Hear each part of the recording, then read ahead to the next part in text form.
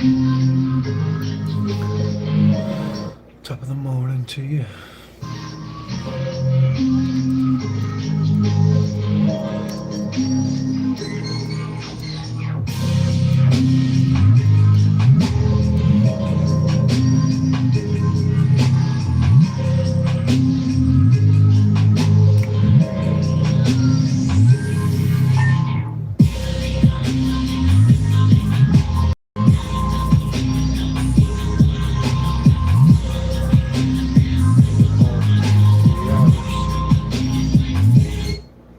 Damn, bro. I hate when they do that.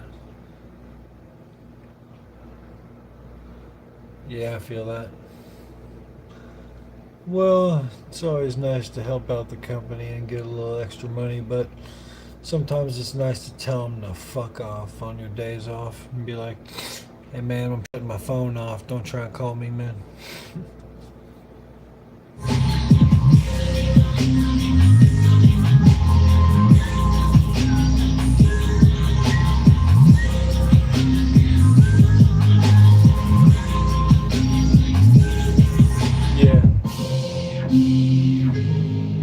Yeah, I feel that. I've done plenty of shifts where they called me in.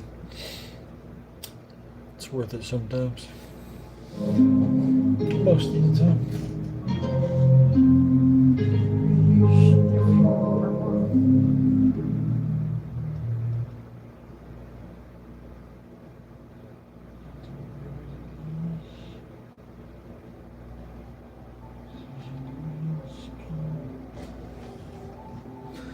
Udip Subhani Sheikh. Good morning.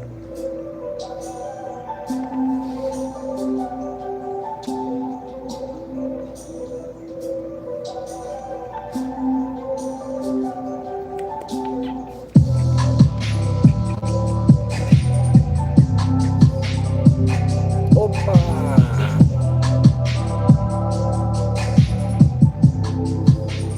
Exactly.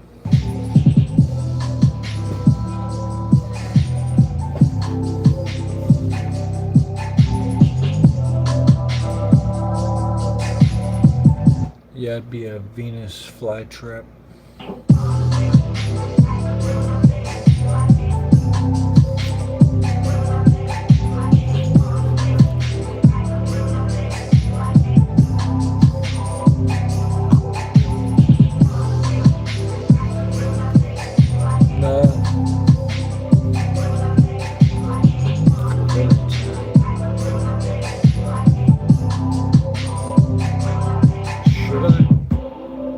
Should I know that?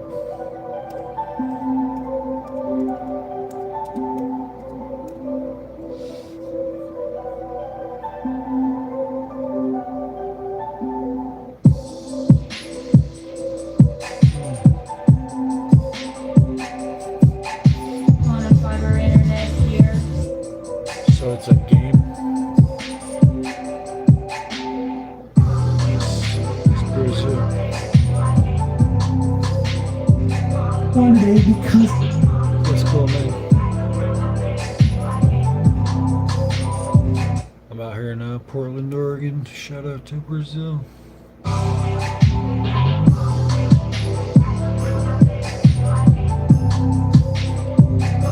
Is Gorilla Tag a good thing to watch? I haven't heard from King in like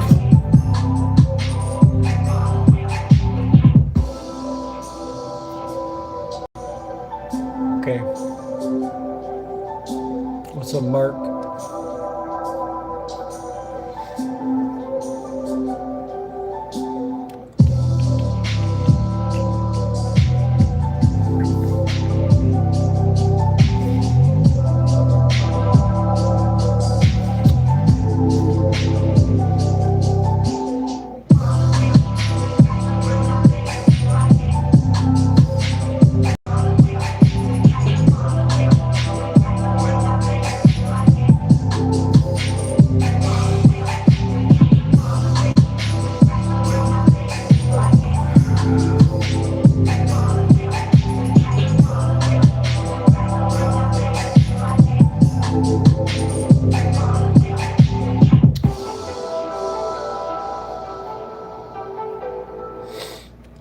taste, bro.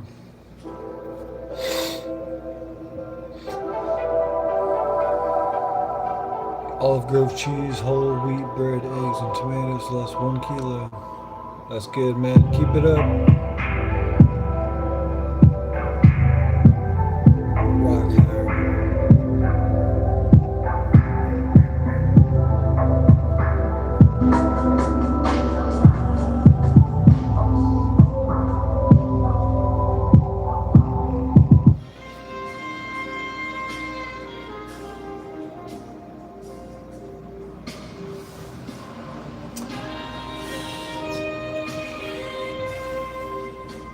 Platypus controlling you. That's cool, man.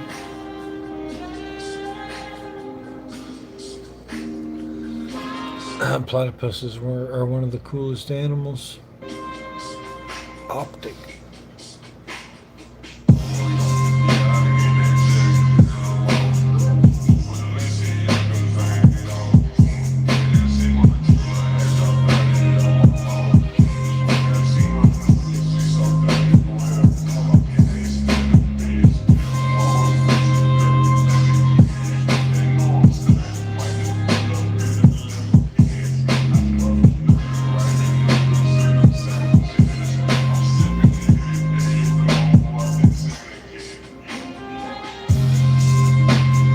I'm in Portland, Oregon, Brody. Yeah, platypus, that's for sure, bro.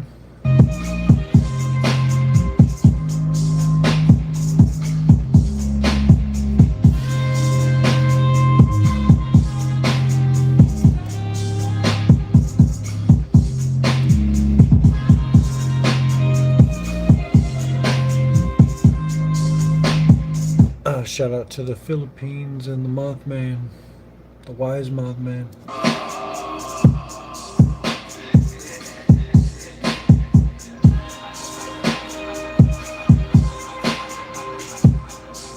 Praise the Mothman.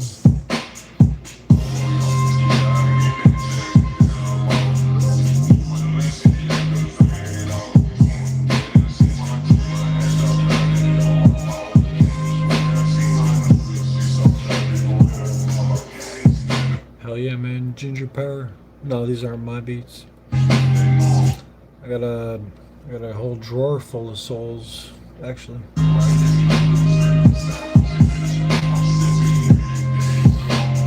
76, 67.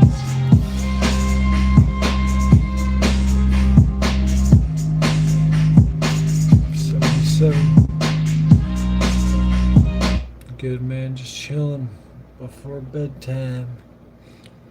Night night.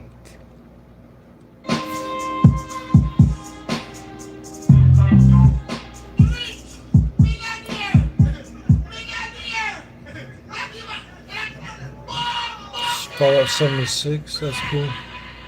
Christ be with you, man. Here's a Optics beat.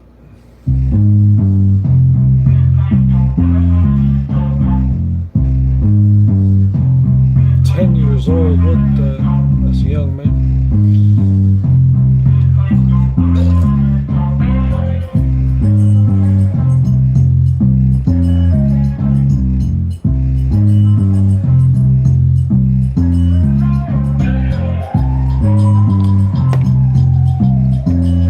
No, I don't have any. Turn my high low. What capacity? I am a Confederate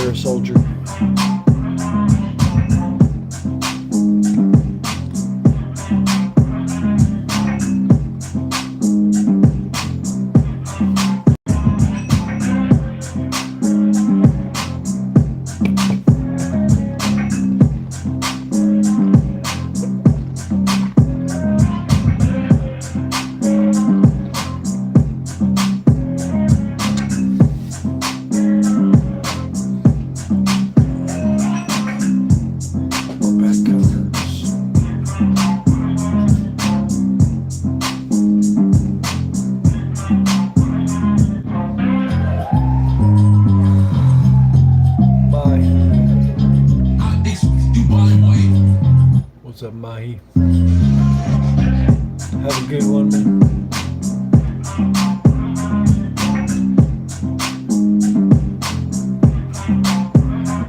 This beat's okay, but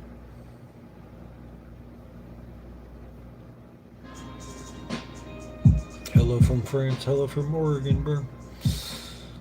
Our Lord and Savior. Growlers are my favorite. Hey, man, that's what's up. They're one of my favorite bands, too. You got good taste. What up, Bryce? Infamous niggas.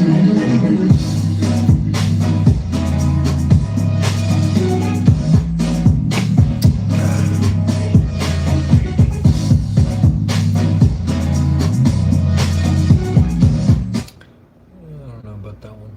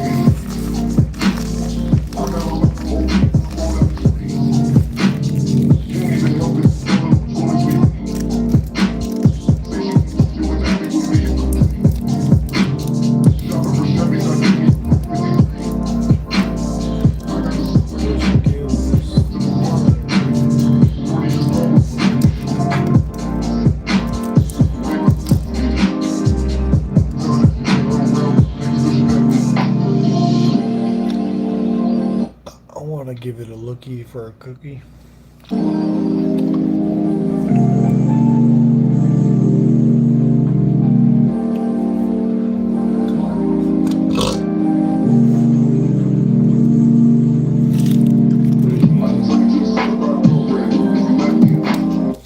It's a cough drop. It's Ricola Max. I actually ripped off the label. It's just a lemon cough drop with a liquid filling.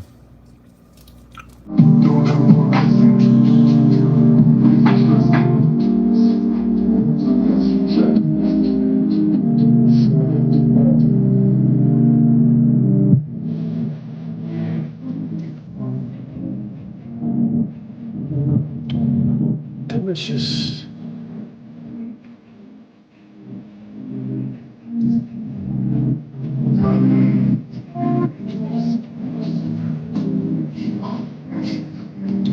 And it's got all these different plants in there. You got your peppermint, elder, wild thyme, horehound, hyssop, sage, linden flower, lemon balm, and there's probably another one that got ripped off.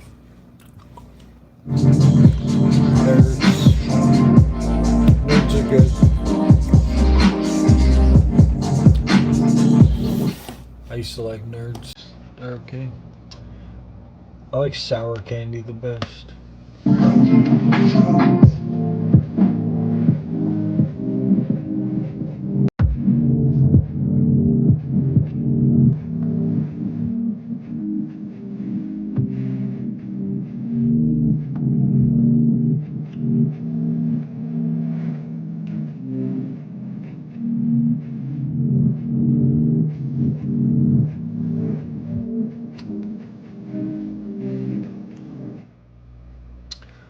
I was gonna play some games earlier, like the new Battlefield 6 maps just came out, or no, they didn't just come out, but they're coming out today. I checked earlier and it says that they don't drop till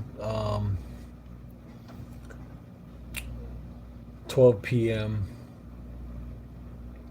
and it's about 4 a.m. here, so I'm pretty sure I'm just gonna go to bed in a little bit, and then when I wake up, then I can play the new maps for Battlefield. I'm excited.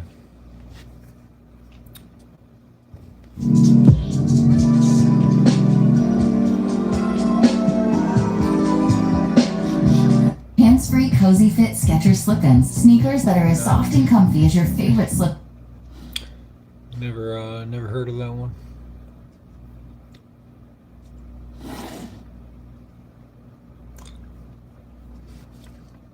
But I'm gonna be playing the new Forza when it comes out on the 19th.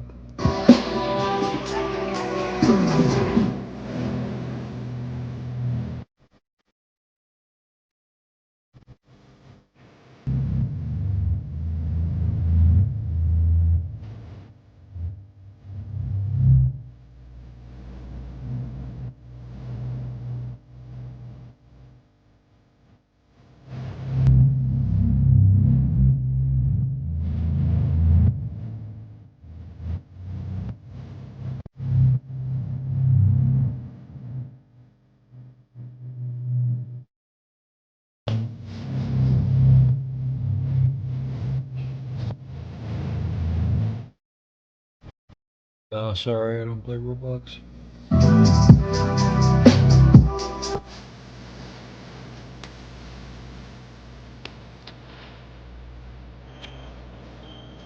All's good in the hood, man. Hope you're doing well, Keith.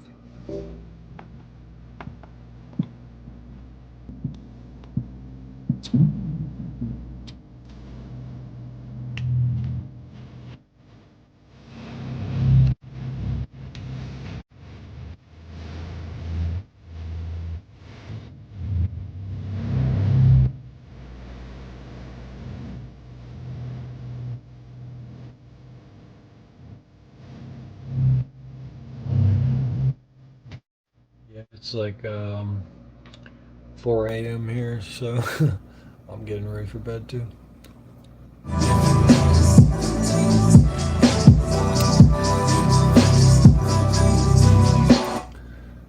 Yeah, I'm baked, ready for bed. Hope you're doing well, OG.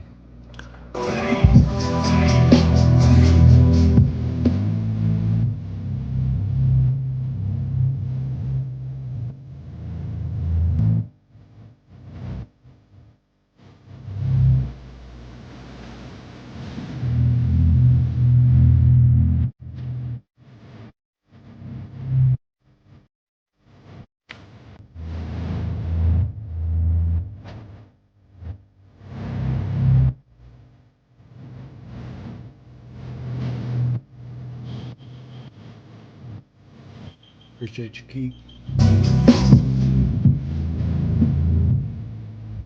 Good night. Yeah, I've only been streaming for like 20 minutes. I might stream for like a little bit more, you know, till I'm fully tired, ready for bed.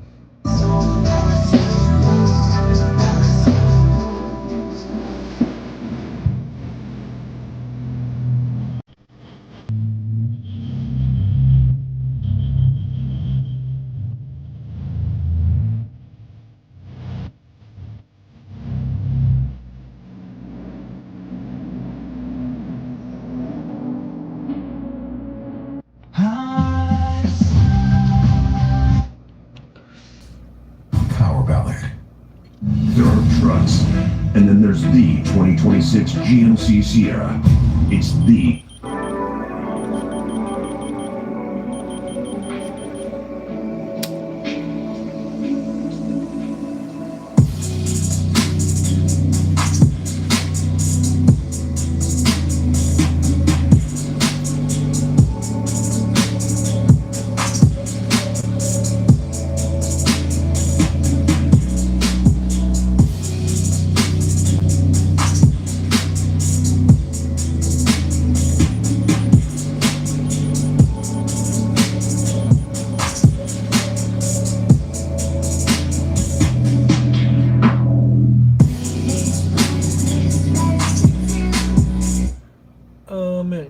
It might be a little funky, might be a little trappy.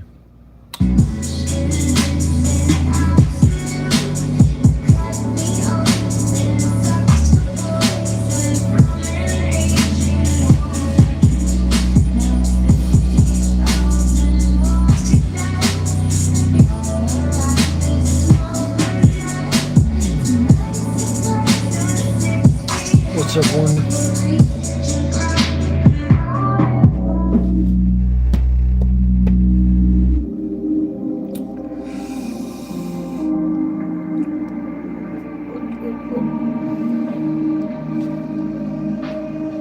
Nuclear on this track.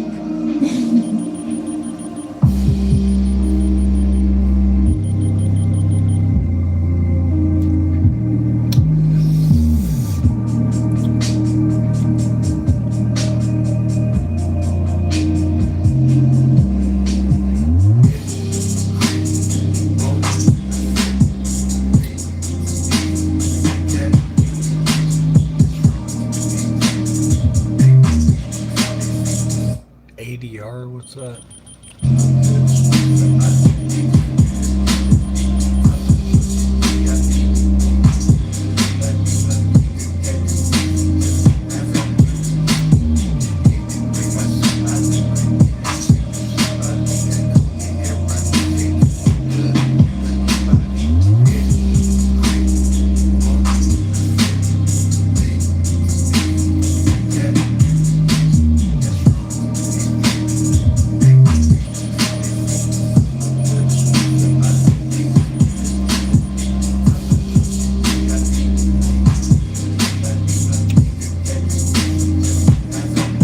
No, I never had before.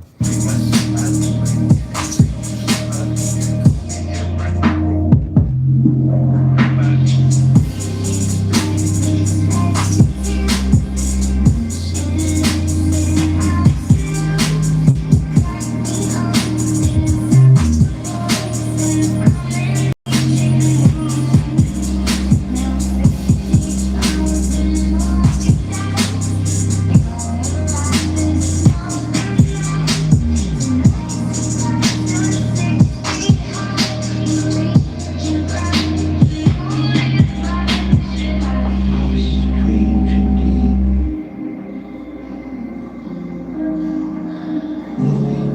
Immortality sought by a mad artist.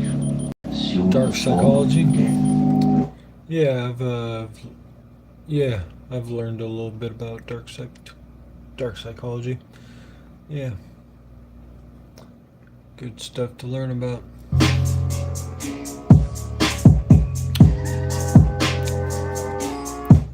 What do you mean the fuck? Just chilling, bro.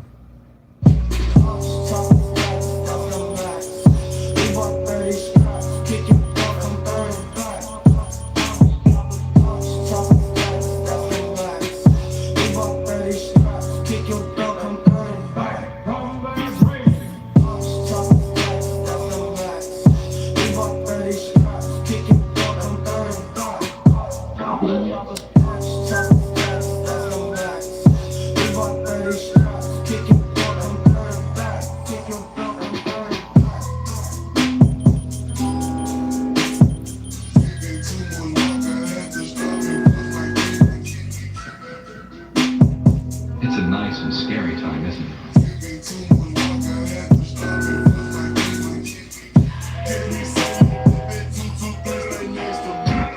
You must have a cool uncle.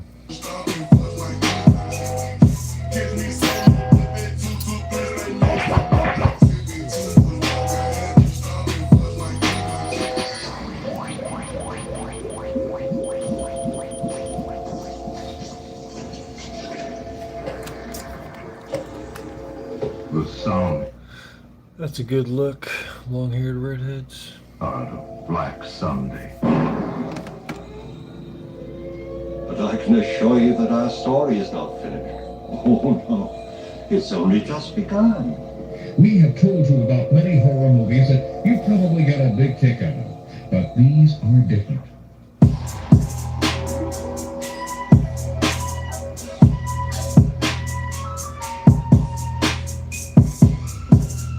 Otherworldly ways.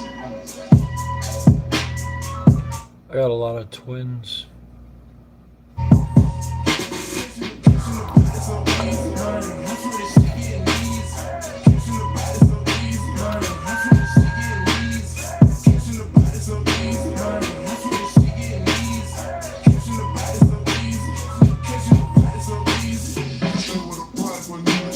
pizza, mom.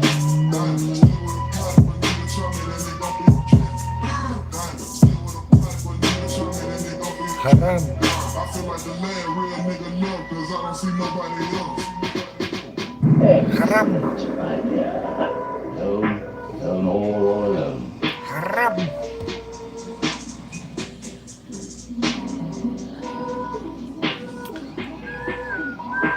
Hi there. It's surprise time.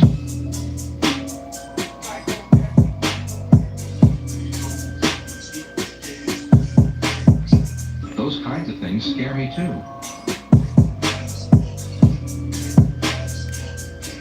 What are you from? I'm from your worst nightmares.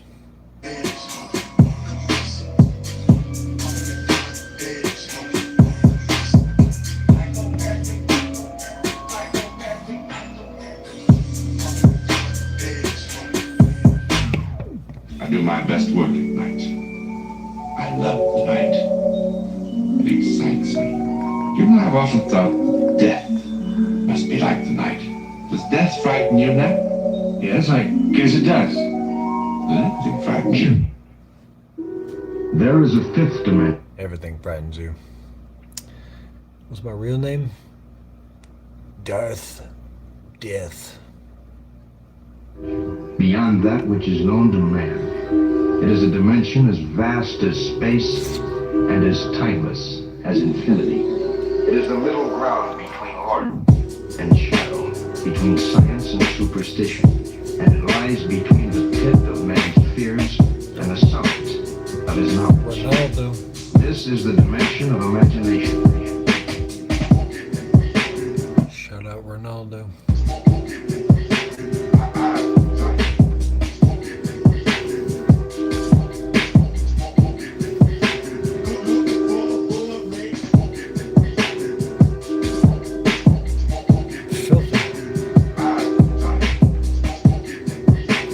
I don't have any filters.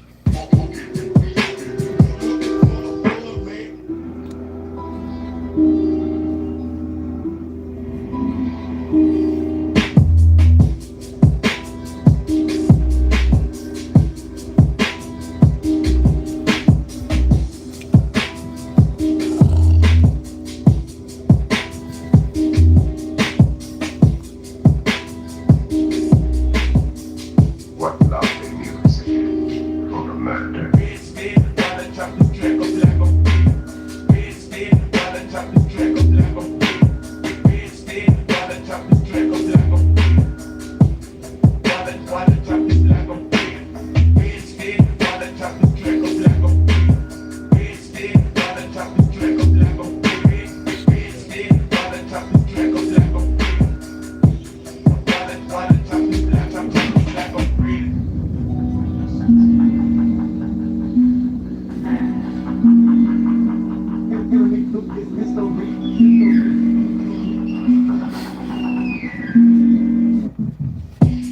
You are interested in the unknown, the mysterious, the unexplainable. That is why you are here. And now, for the first time, we are bringing to you the full story of what happened.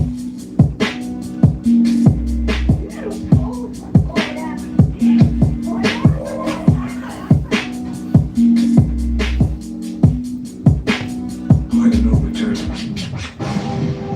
Now I am the Kalidah. The destroyer of worlds.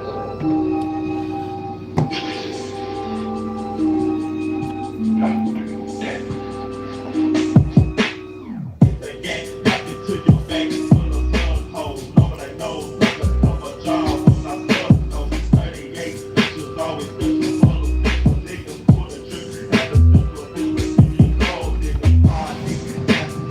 How dare you mention my mortal enemy, Winter? Fight! It's called Vampire Funk Mix.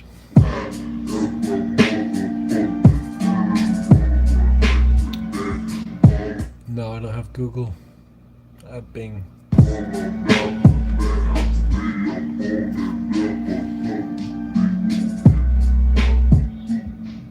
I got Bing and Safari.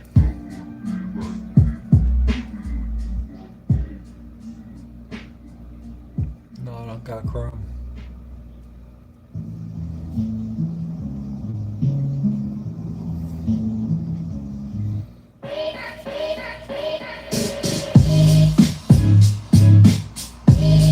Don't trust that shit. Whatever the hell they're trying to sell you.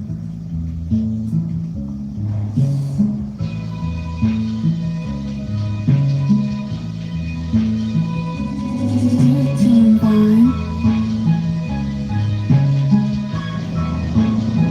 I want nothing to do with it.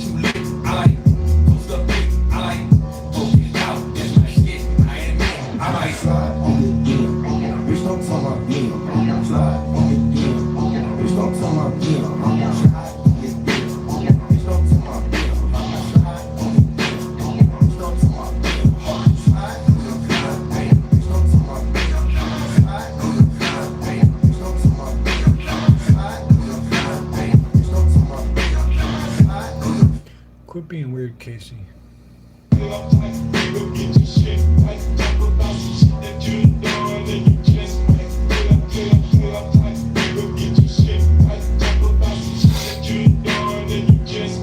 What's up, Eminem?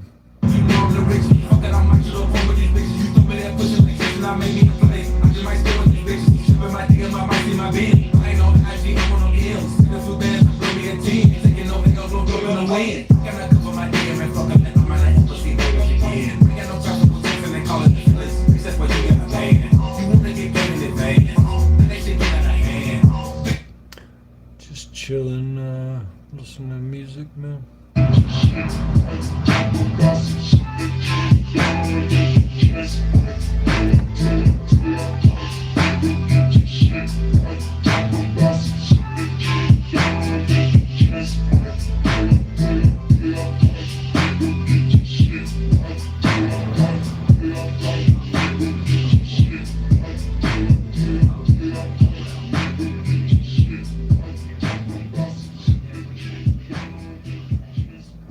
Hey, Ryan Reynolds here from Mint Mobile now. Fuck Ryan Reynolds.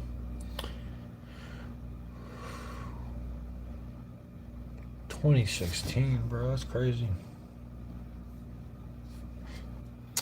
I was born in '84. Personally, I would prefer to have kind of throat week or strangulation day.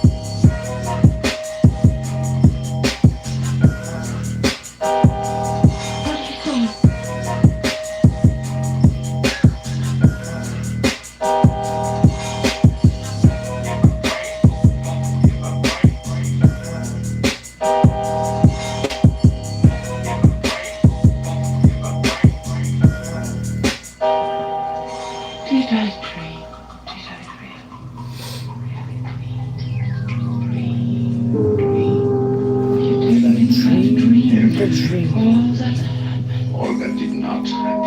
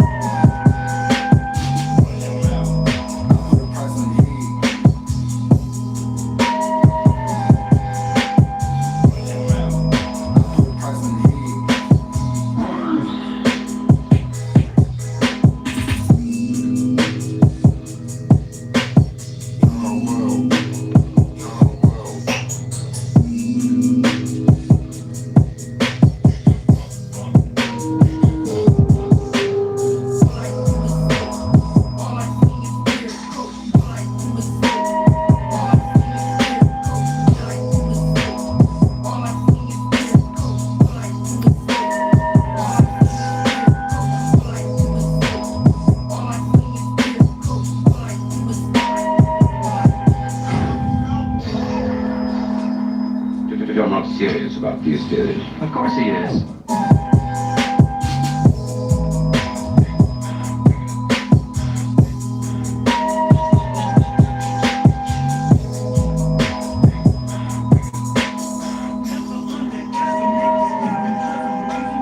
Ah, is it all over? Oh, what a pity. Not yet.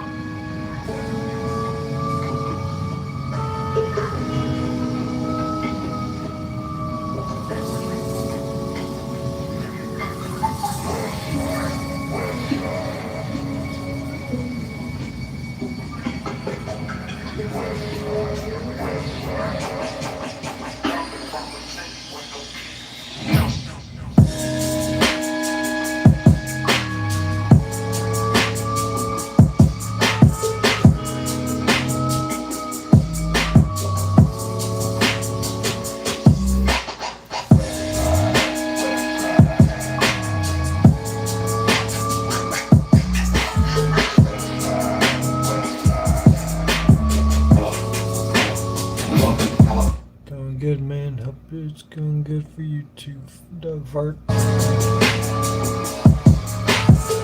What you got going on today, man?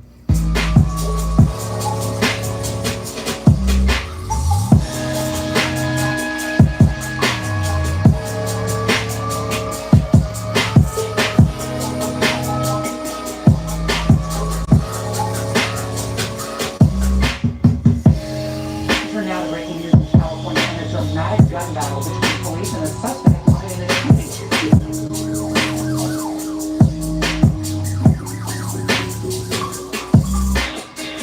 We have confirmed there is no body cam, no dash cam video, and right now the motive is still a mystery.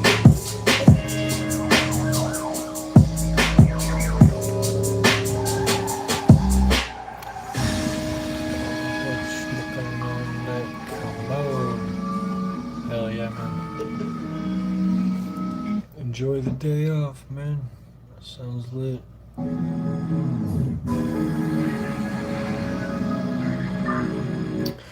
I gotta do laundry tomorrow in the morning. No fun. But yeah, the new Battlefield maps are coming out tomorrow at 12 p.m. So I'm gonna be playing that too.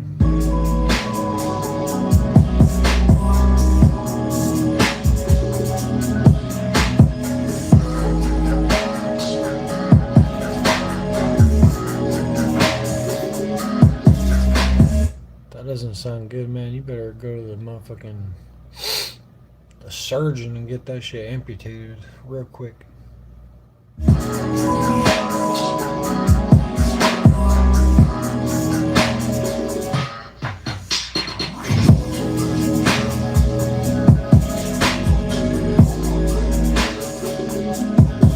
What do you mean? Is what on streaming platforms?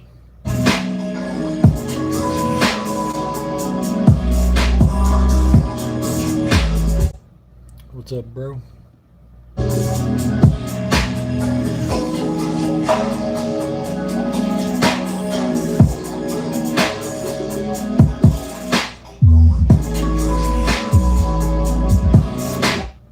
That's cool, man. Shout out to the Philippines, but watch out for mosquitoes, man. That's like one of the deadliest killers in the world.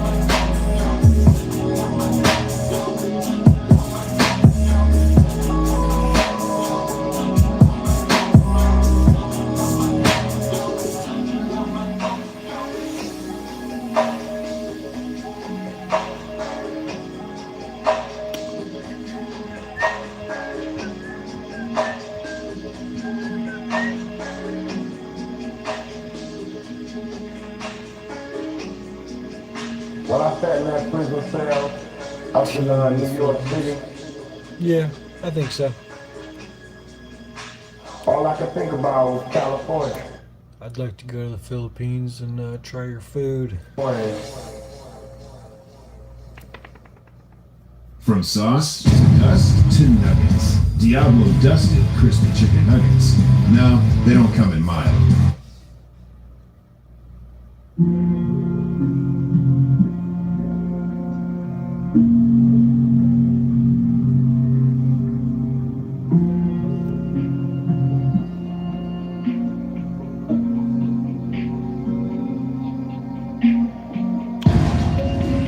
Welcome to my nightmare.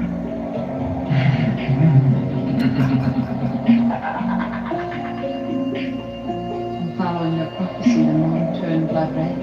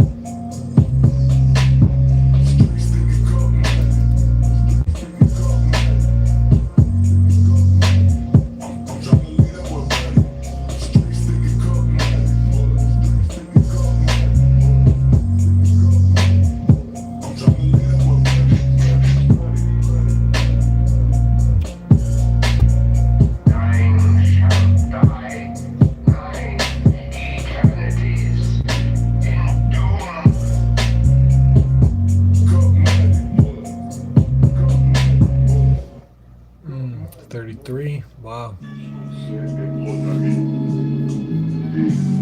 Même ce que je raconte maintenant, c'est notre condamnation. Je crois que tu gagnes. I know you're gonna dig this.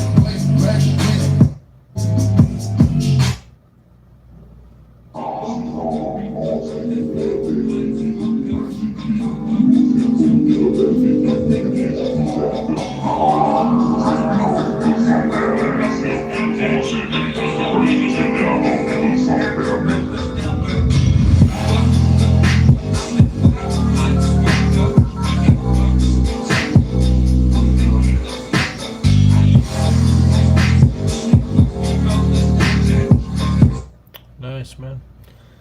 Getting pretty good with history, man. History is like one of my favorite subjects.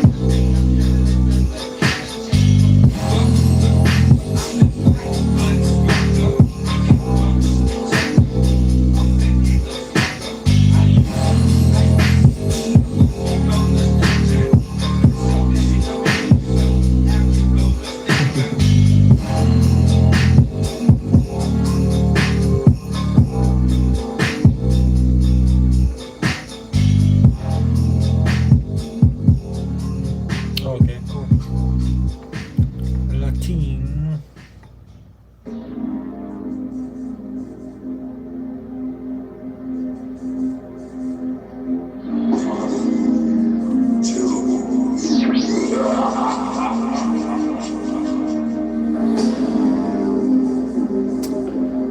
Google it. Smoke on that mighty line.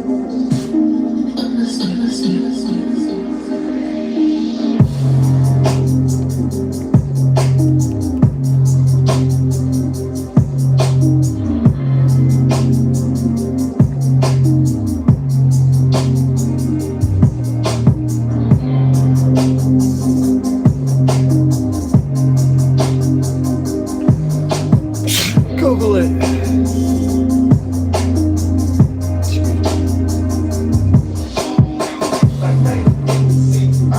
I was Google it.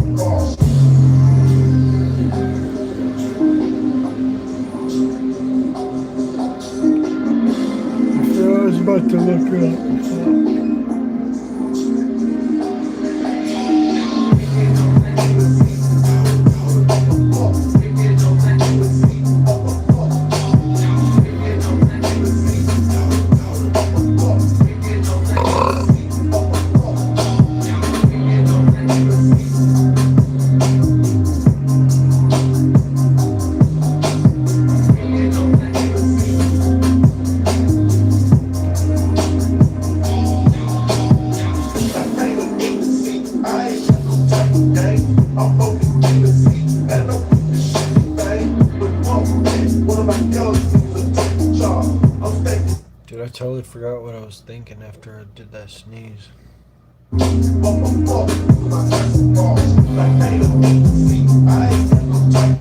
Dream car? I don't know, man. Maybe like a Toyota 4Runner that's like souped up.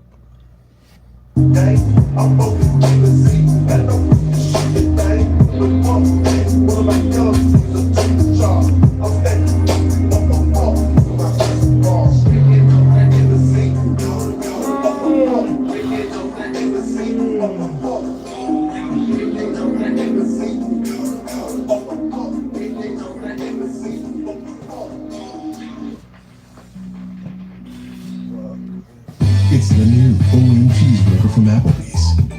Now, My fucking leg fell asleep. Not cool.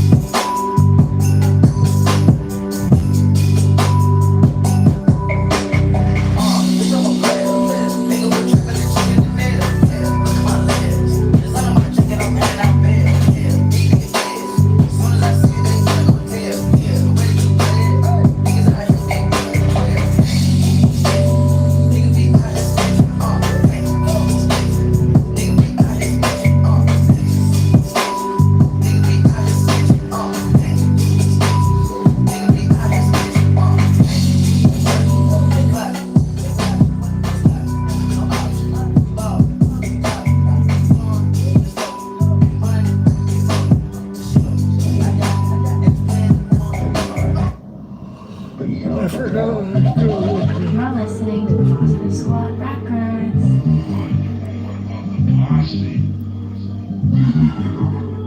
Thought you'd be working on your script. Don't worry about what the fuck he be doing. It's DJ Smokey.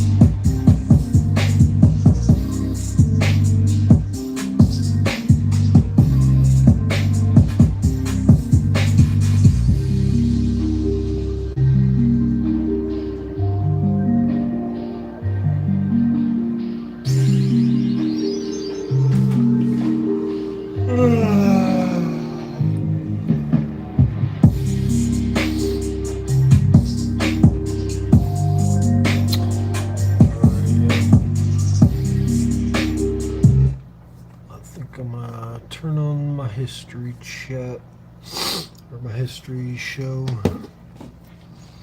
Go and lay down. Sources. Warriors who die defending in.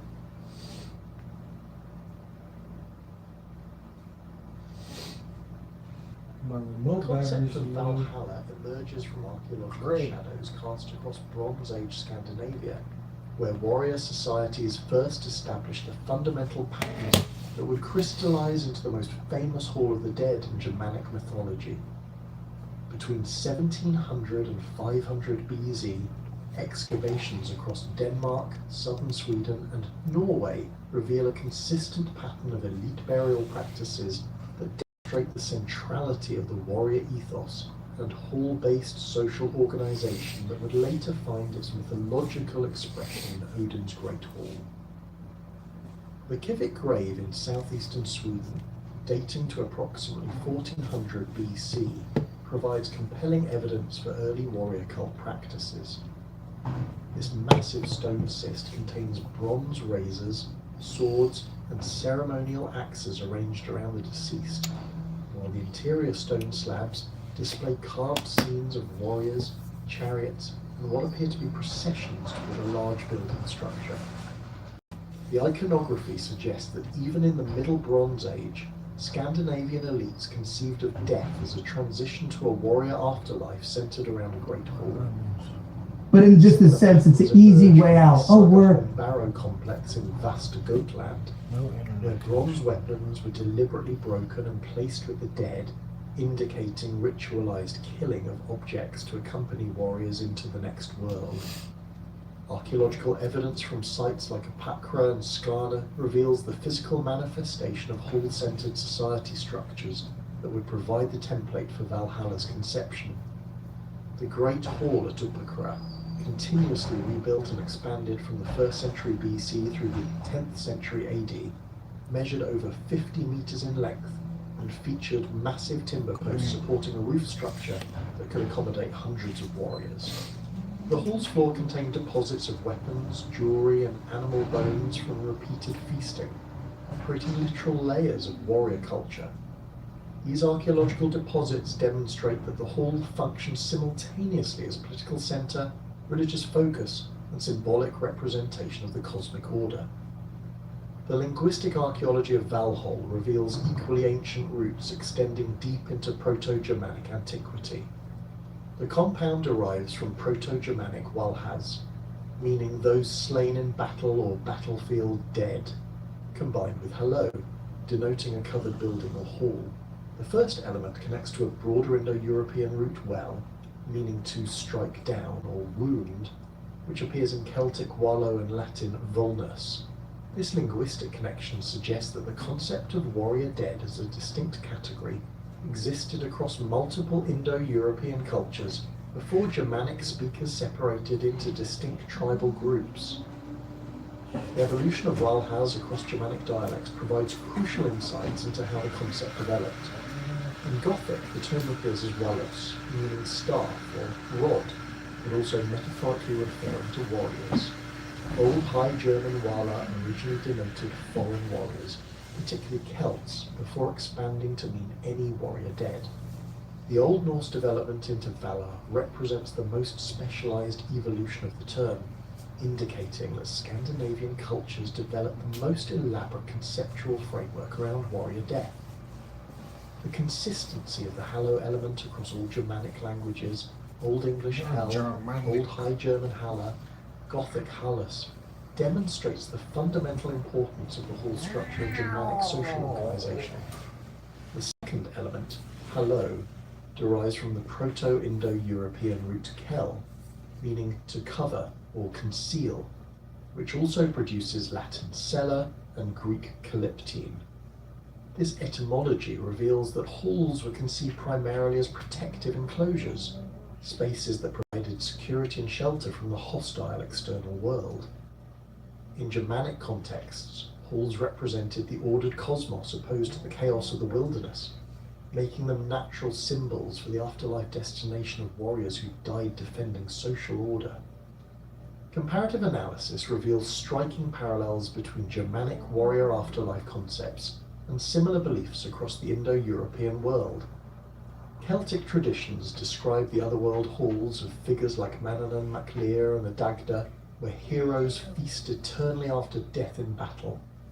The Irish Sidmounds contained halls where the Tuatha De Danann maintained their warrior bands, complete with endless supplies of mead and pork. Welsh traditions preserve similar concepts in the halls of Annan, the otherworld realm where Gwyn ap Nudd leads the eternal hunt. These Celtic parallels suggest a shared Indo-European substrate of beliefs about warrior afterlife centered on hall-based communities. Indo-Iranian traditions provide additional comparative evidence through concepts like the Zoroastrian House of Song, where righteous warriors enjoy eternal feasting and combat. The Avestan texts describe this paradise as a great hall where heroes who died fighting against the forces of darkness continue their struggle in spiritual form. Vedic traditions similarly describe the Hall of Indra, where warriors who died in battle join the god's retinue for eternal warfare against demons and dragons. These parallels indicate that the association between warrior death, halls, and continued martial activity represents an ancient Indo-European religious pattern rather than a uniquely Germanic innovation.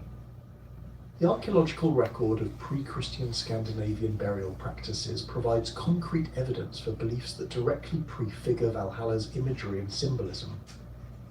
Ship burials, first appearing in the Scandinavian Bronze Age and continuing through the Viking period, demonstrate consistent beliefs about death as a journey to a distant hall. The Hjortspring boat from Als, Denmark, dating to 400-300 BC, contained weapons and shields arranged as if the vessel carried a full warrior crew into the afterlife.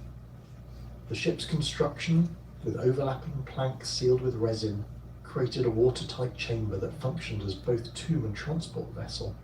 Later ship burials at sites like Sutton Hoo in England and Oseberg in Norway elaborate this pattern with increasingly sophisticated grave goods and architectural elements.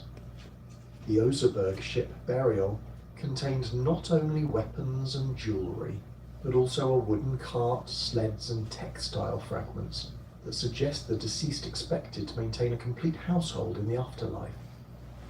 The ship's construction included a burial chamber built into the vessel's centre, creating a hall-like space where the dead could hold court.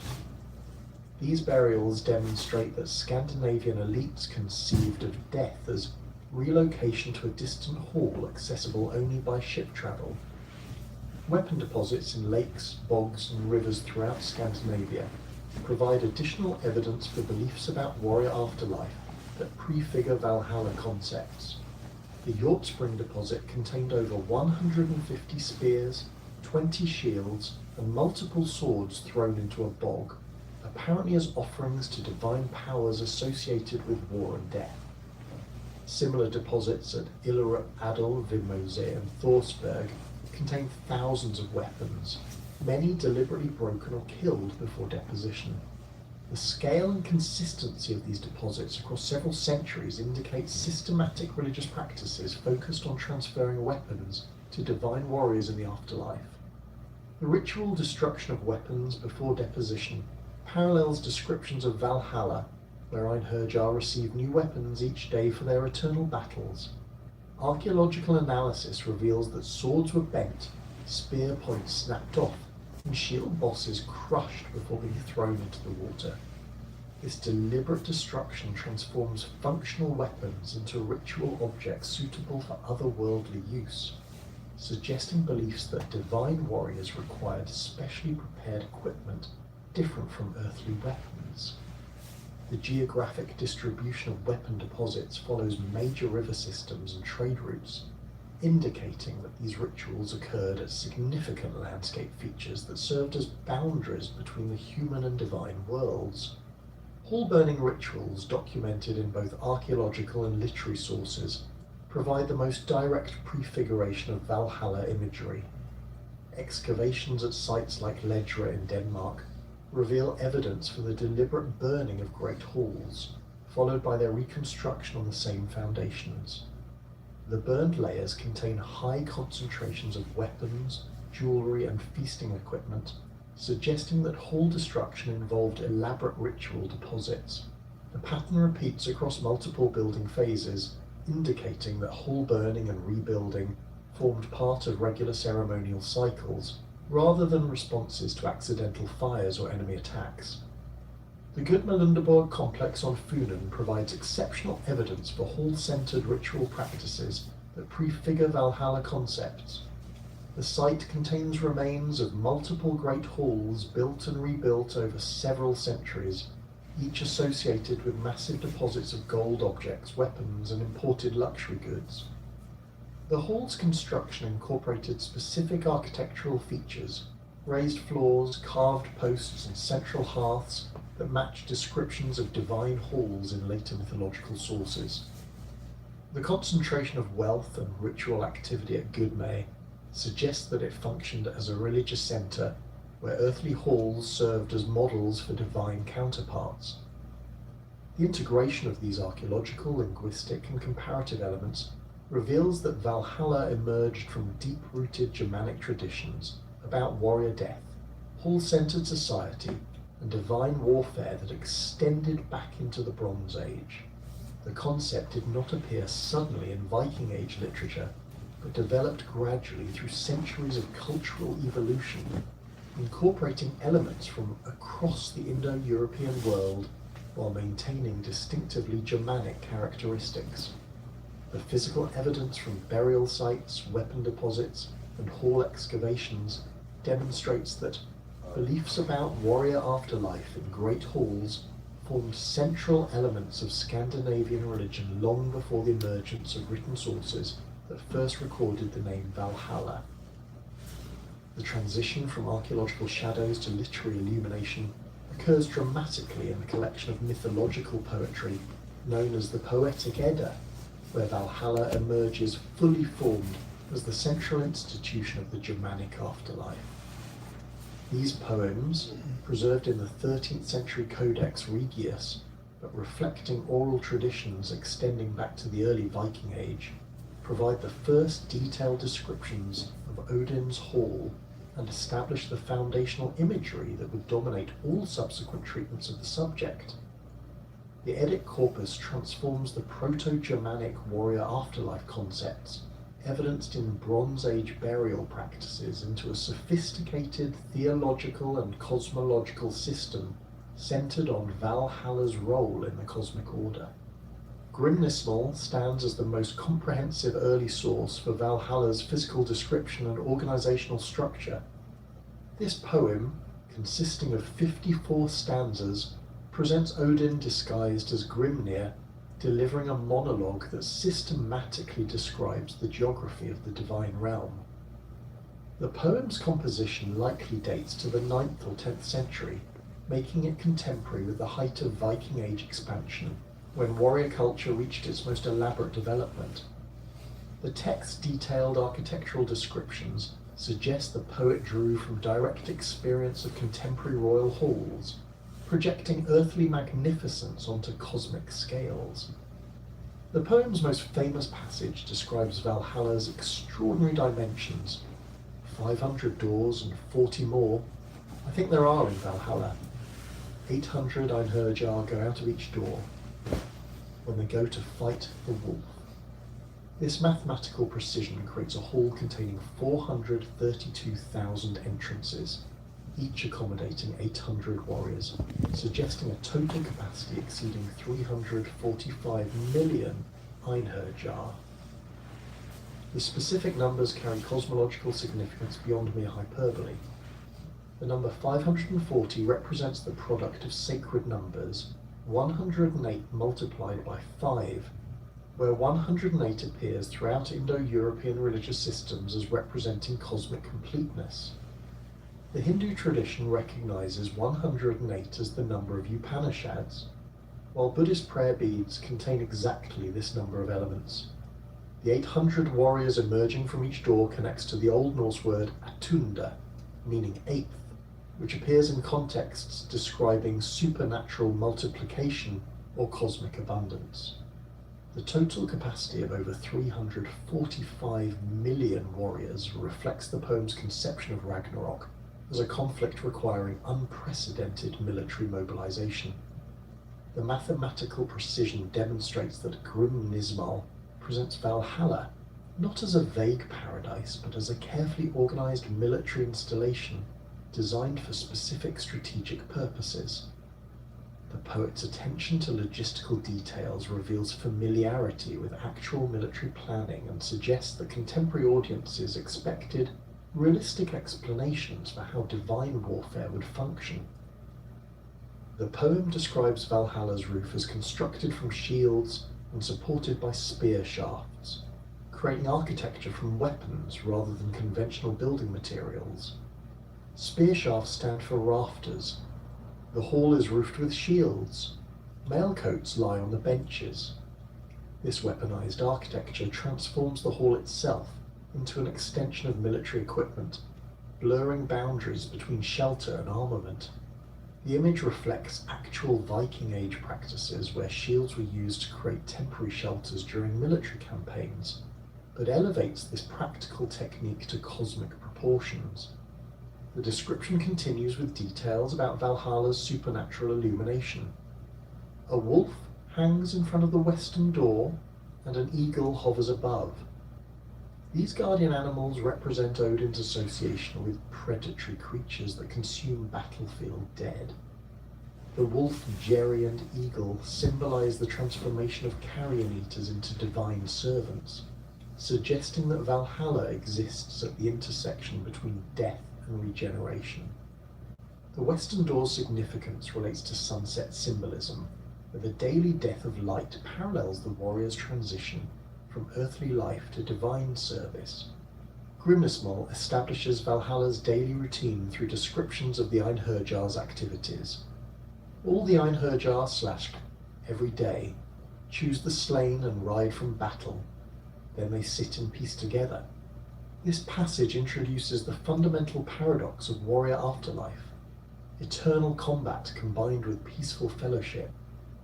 The warriors spend each day fighting until death, then resurrect for evening feasting, creating a cycle that combines the ultimate warrior experience with complete social harmony. The poem presents this routine as the ideal resolution of earthly conflicts between martial prowess and community stability. The feasting descriptions emphasize supernatural abundance. The boar Serimnir is boiled every day and is whole again at evening. The cosmic pig provides unlimited meat for the Einherjar, while the goat Hydron supplies endless mead from her udders. These images transform ordinary feast foods into regenerating resources that eliminate scarcity from the afterlife experience. The supernatural abundance ensures that competition for resources cannot disrupt the warrior's fellowship, creating perfect conditions for eternal military brotherhood. Völuspá, the opening poem of the Edict collection, provides crucial context for Valhalla's role in cosmic history by describing its function during Ragnarok.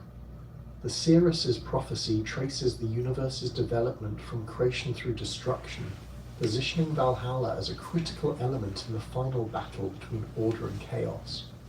The poem's composition probably predates Grim Nismal by several decades, suggesting that Valhalla's apocalyptic significance preceded detailed descriptions of its daily operations. The Seeress describes Odin's recruitment of Einherjar. I see there wading Sverre through heavy streams, men who broke oaths and murderers.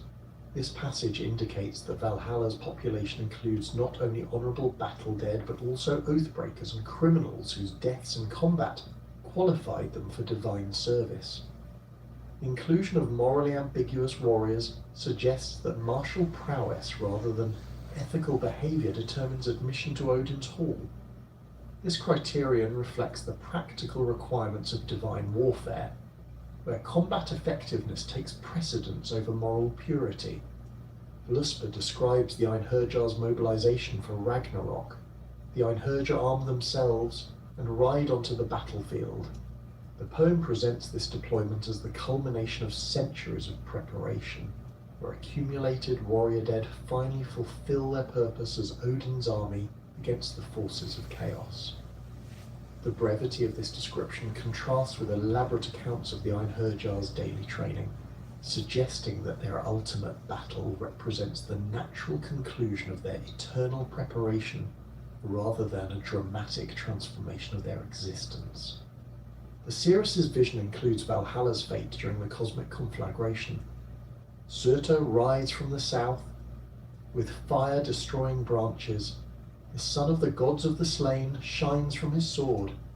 This passage implies that even Valhalla cannot survive Ragnarok's destruction, making the Einherjar's sacrifice meaningful precisely because it occurs within a finite cosmic cycle. The Hall's destruction alongside the rest of the universe demonstrates that divine institutions share mortality with earthly counterparts, creating theological consistency within the mythological system. Vafthrud Nismal contributes additional details about Valhalla's cosmic significance through its wisdom contest between Odin and the giant Vafthrudnir.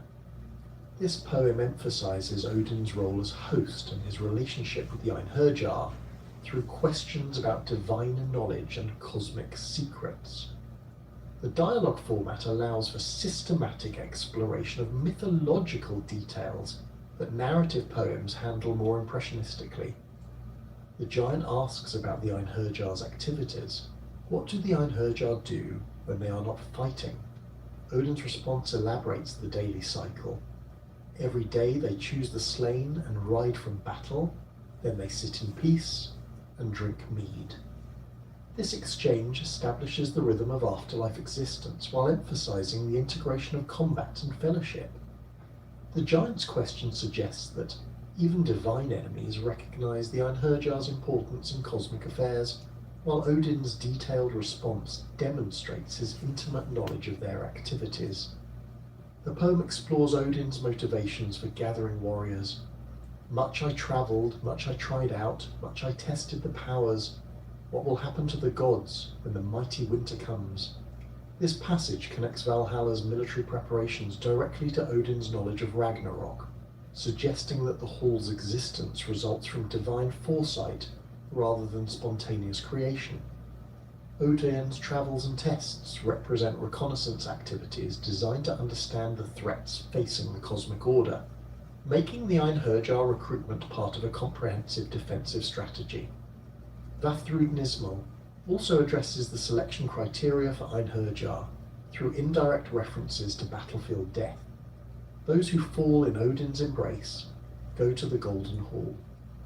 The euphemistic language transforms violent death into divine selection, suggesting that warriors killed in battle receive Odin's personal attention rather than suffering random misfortune. This theological interpretation elevates battlefield casualties from tragic losses to meaningful sacrifices that serve cosmic purposes. The Eddic poems employ sophisticated poetic devices to describe Valhalla and its inhabitants, creating a specialized vocabulary that emphasizes the Hall's unique characteristics. Kennings, metaphorical compound phrases that replace simple nouns, appear throughout these texts to describe warriors, weapons, and divine locations. The Einherjar receive numerous kennings: Odin's guests, choosers of the slain, wolf feeders, and raven gladdeners. These phrases emphasize different aspects of warrior identity while connecting them to Odin's broader mythological associations. Valhalla itself receives elaborate kenning treatment: Hall of the Slain, Odin's Hall, Shield Hall, and Spear Hall. These metaphorical descriptions emphasize the building's military character while avoiding repetitive use of the proper name. The kenning system creates semantic networks that link Valhalla to weapons, death, divine authority, and cosmic warfare through poetic association rather than direct statement. This technique allows poets to explore complex theological concepts through accumulated metaphorical layers rather than systematic exposition. The poems utilize alliterative verse patterns that emphasize key concepts through sound repetition. Lines describing Valhalla consistently place stressed syllables on words related to warfare, death, and divine power. Glittering weapons gleam in the golden hall, or spear shafts stand supporting the shield roof. The alliterative structure reinforces semantic content through acoustic emphasis, creating memorable phrases that facilitate oral transmission while highlighting important theological concepts. Eddic poetry also employs systematic imagery patterns that connect Valhalla to broader mythological themes. Light imagery appears consistently in descriptions of the hall's appearance. Golden walls, gleaming weapons, and bright shields create visual associations with divine radiance and supernatural power. This luminous quality distinguishes Valhalla from earthly halls, while connecting it to other divine locations described in similar terms throughout the mythological corpus. Animal imagery provides another systematic element in Valhalla descriptions. Ravens, wolves, eagles, and boars appear repeatedly in connection with the hall and its inhabitants, creating a bestiary of creatures associated with war and death. These animals serve multiple functions, as Odin's servants and messengers, as symbols of battlefield scavenging, and as sources of supernatural sustenance for the Einherjar. The consistent animal imagery creates thematic unity across different poems, while reinforcing Valhalla's connection to the natural world's predatory relationships. The Eddic treatment of time in Valhalla descriptions reveals sophisticated theological thinking about eternity and cyclical renewal. The Einherjar's daily routine of combat, death, and resurrection creates a temporal pattern that combines linear progression with circular repetition. Each day brings new battles and experiences, satisfying the linear desire for continued existence, while the cyclical structure ensures that no day differs fundamentally from any other, creating the stability associated with eternal paradise. This temporal structure reflects broader Germanic concepts about cosmic cycles, where creation and destruction alternate in endless repetition. Valhalla exists within this cyclical framework, serving its purpose during each cosmic age, before being destroyed and presumably recreated for the next cycle. The hall's temporal existence thus mirrors the universe's own rhythm of birth, growth, decay, and renewal, integrating the warrior afterlife into the broadest possible cosmological context. The Eddic poems establish Valhalla as far more than a simple warrior paradise, presenting it instead as a crucial institution within a complex theological system that addresses fundamental questions about death, duty, cosmic order, and divine justice. The detailed descriptions in Grimnismal, the apocalyptic context provided by Völuspá, and the systematic exploration in Vafthrudnismal create a comprehensive literary foundation that subsequent treatments of Valhalla would elaborate and modify but never entirely replace.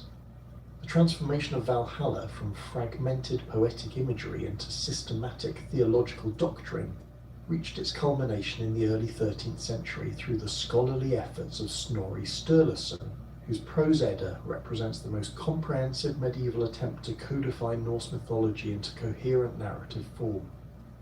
Writing from his estate at Reykholt around 1220, Snorri possessed unique qualifications for this monumental task: aristocratic birth that provided access to extensive manuscript collections, legal training that emphasized systematic organization of complex information, and poetic expertise that enabled sophisticated interpretation of skaldic verse.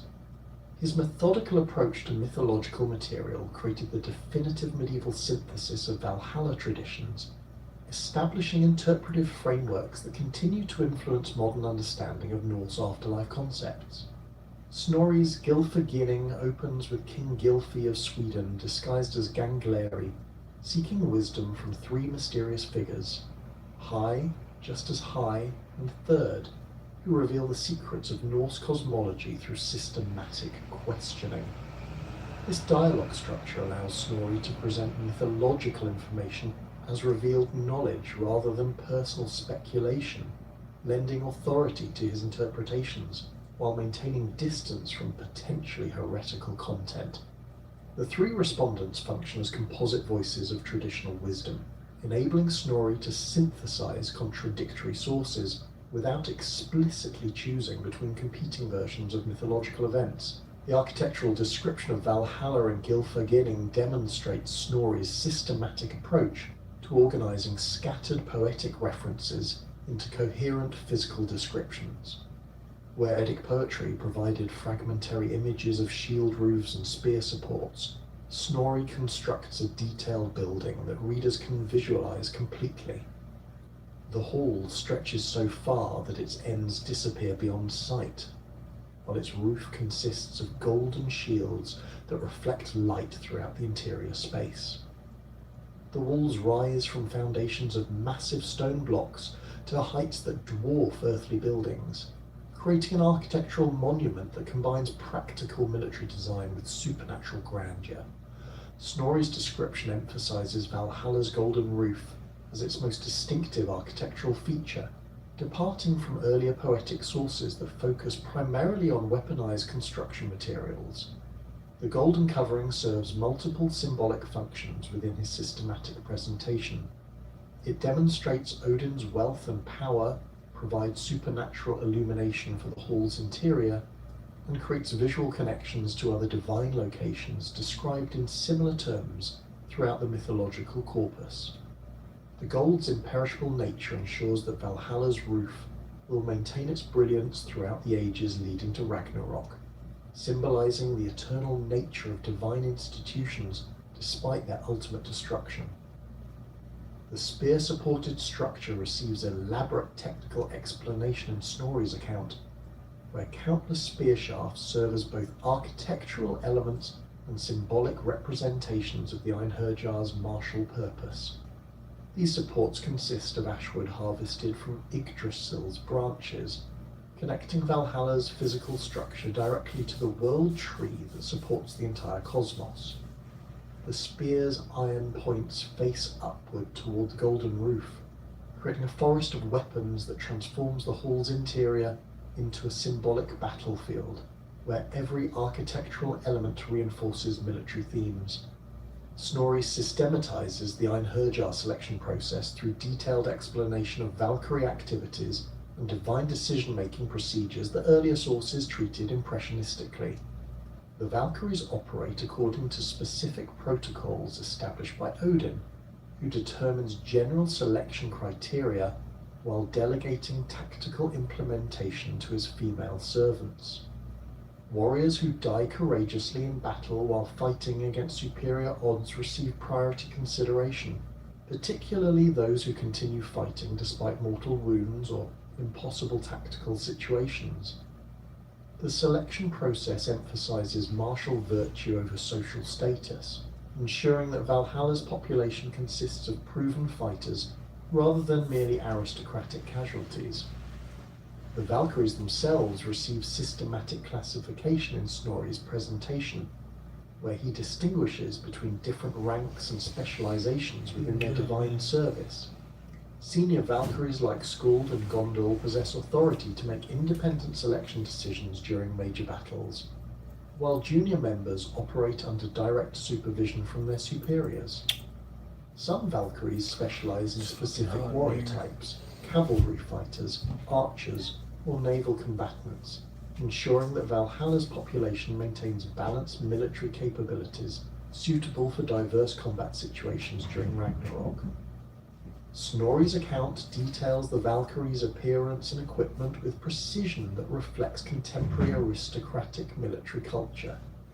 They wear mail coats constructed from silver rings that provide complete protection without restricting movement, while their helmets feature golden decorations that identify their divine status to both living warriors and the battlefield dead. Their weapons include spears forged from meteoric iron and swords that never dull or break, emphasizing their supernatural nature while maintaining recognizable connections to earthly military equipment. The transportation of selected warriors to Valhalla receives systematic explanation through Snorri's description of Valkyrie horses and their supernatural capabilities. These mounts possess the ability to travel instantly between battlefields and the divine realm, carrying both Valkyries and the newly selected Einherjar across cosmic distances without temporal delay. The horse's supernatural nature allows them to bear multiple passengers simultaneously while maintaining perfect speed and stability, ensuring efficient collection of battle casualties from across the mortal world. Snorri's Skaldska Parmal provides the most detailed account of daily life within Valhalla, systematizing scattered poetic references into comprehensive descriptions of the Einherjar's routine activities. The warriors wake each morning at dawn to the sound of Gjallarhorn, then arm themselves with weapons that appear automatically beside their sleeping places. These arms surpass earthly equipment in every respect. Swords that cut through any material, spears that never miss their targets, and shields that cannot be penetrated by any weapon. The supernatural quality of this equipment ensures that combat training achieves maximum effectiveness while eliminating concerns about weapon maintenance or replacement. The daily combat exercises follow structured patterns designed to prepare the Einherjar for their ultimate battle against the forces of chaos. Morning sessions focus on individual weapons training, where warriors perfect their skills with swords, spears, axes and bows under the supervision of veteran Einherjar who died in earlier ages. Afternoon activities involve unit tactics, where groups practice formation fighting, cavalry charges, and coordinated maneuvers that will prove essential during Ragnarok's complex battle scenarios. The most distinctive aspect of Valhalla's training regimen involves combat sessions where Einherjar fight each other to actual death, then resurrect for evening feasting. This practice allows warriors to experience the full intensity of mortal combat without permanent consequences, creating training conditions that perfectly replicate battlefield reality. The daily death and resurrection cycle also serves theological purposes within Snorri's systematic presentation, demonstrating divine power over mortality while ensuring that aggressive impulses find appropriate outlets that do not disrupt the hall's social harmony. Snorri systematizes the evening feasting through detailed descriptions of supernatural food sources and service procedures that transform scattered mythological references into coherent institutional practices. The boar Saehrimnir provides unlimited meat through daily regeneration, while the goat Heidrun supplies endless mead from udders that never empty. The automatic renewal of these food sources eliminates scarcity from Valhalla's economy, creating perfect conditions for generous hospitality that reinforces social bonds among the Einherjar. The meat-serving Valkyries operate according to strict protocols that ensure efficient service while maintaining appropriate ceremonial dignity. Senior Valkyries serve Odin and the most distinguished Einherjar at the high table, while junior members attend to the general warrior population throughout the hall's vast interior. The serving procedures follow elaborate etiquette rules that demonstrate respect for martial achievement while reinforcing hierarchical relationships based on combat experience and divine favor. Snorri's systematic approach extends to detailed explanations of seating arrangements within Valhalla that reflect both military organization and social status among the Einherjar. Warriors who died in particularly famous battles receive places of honor near Odin's high seat, while more recent arrivals occupy positions further from the center of ceremonial activity. This arrangement creates incentives for distinguished service while ensuring that all Einherjar receive appropriate recognition for their sacrificial deaths in battle. The integration of Christian theological concepts into Snorri's presentation of Valhalla represents his most sophisticated interpretive achievement, where he transforms pagan afterlife beliefs into forms compatible with medieval Christian cosmology without completely abandoning their distinctive Norse characteristics. Snorri presents Odin as a powerful but ultimately finite being who operates within cosmic limitations rather than exercising absolute divine authority. This theological framework allows Christian readers to appreciate Norse mythology as a historical curiosity rather than competing religious system while preserving the dramatic tension essential to mythological narrative. Snorri's Christian influences appear most clearly in his moral interpretation of the Einherjar selection process, where he emphasizes divine justice and ethical considerations that receive minimal attention in earlier sources. Warriors who die defending innocent people or protecting their communities receive preferential consideration for Valhalla admission, while those killed during raids or aggressive warfare face more stringent evaluation of their motivations and conduct. This moral framework transforms Valhalla from a simple warrior paradise into an institution that rewards virtuous behavior rather than mere combat effectiveness. The concept of divine judgment permeates Snorri's systematic presentation through repeated emphasis on Odin's wisdom and moral authority in selecting Einherjar candidates. Odin possesses complete knowledge of each warrior's thoughts, motivations, and past actions, enabling perfectly just decisions about afterlife destinations. This omniscient divine authority reflects Christian theological concepts while maintaining distinctively Norse characteristics that prevent complete assimilation to medieval Christian doctrine. Snorri's methodology in reconstructing Valhalla mythology demonstrates sophisticated scholarly techniques that anticipate modern historical and philological approaches to ancient sources. He systematically collected skaldic poetry from multiple periods and regions, comparing different versions of mythological references to identify consistent elements while noting significant variations.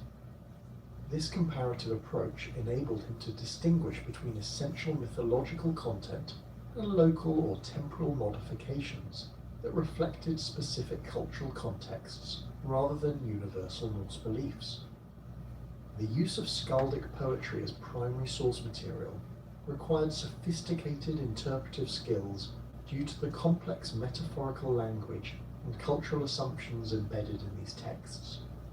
Snorri's legal training provided essential background for analysing the precise terminology and technical vocabulary that skalds employed when describing mythological subjects.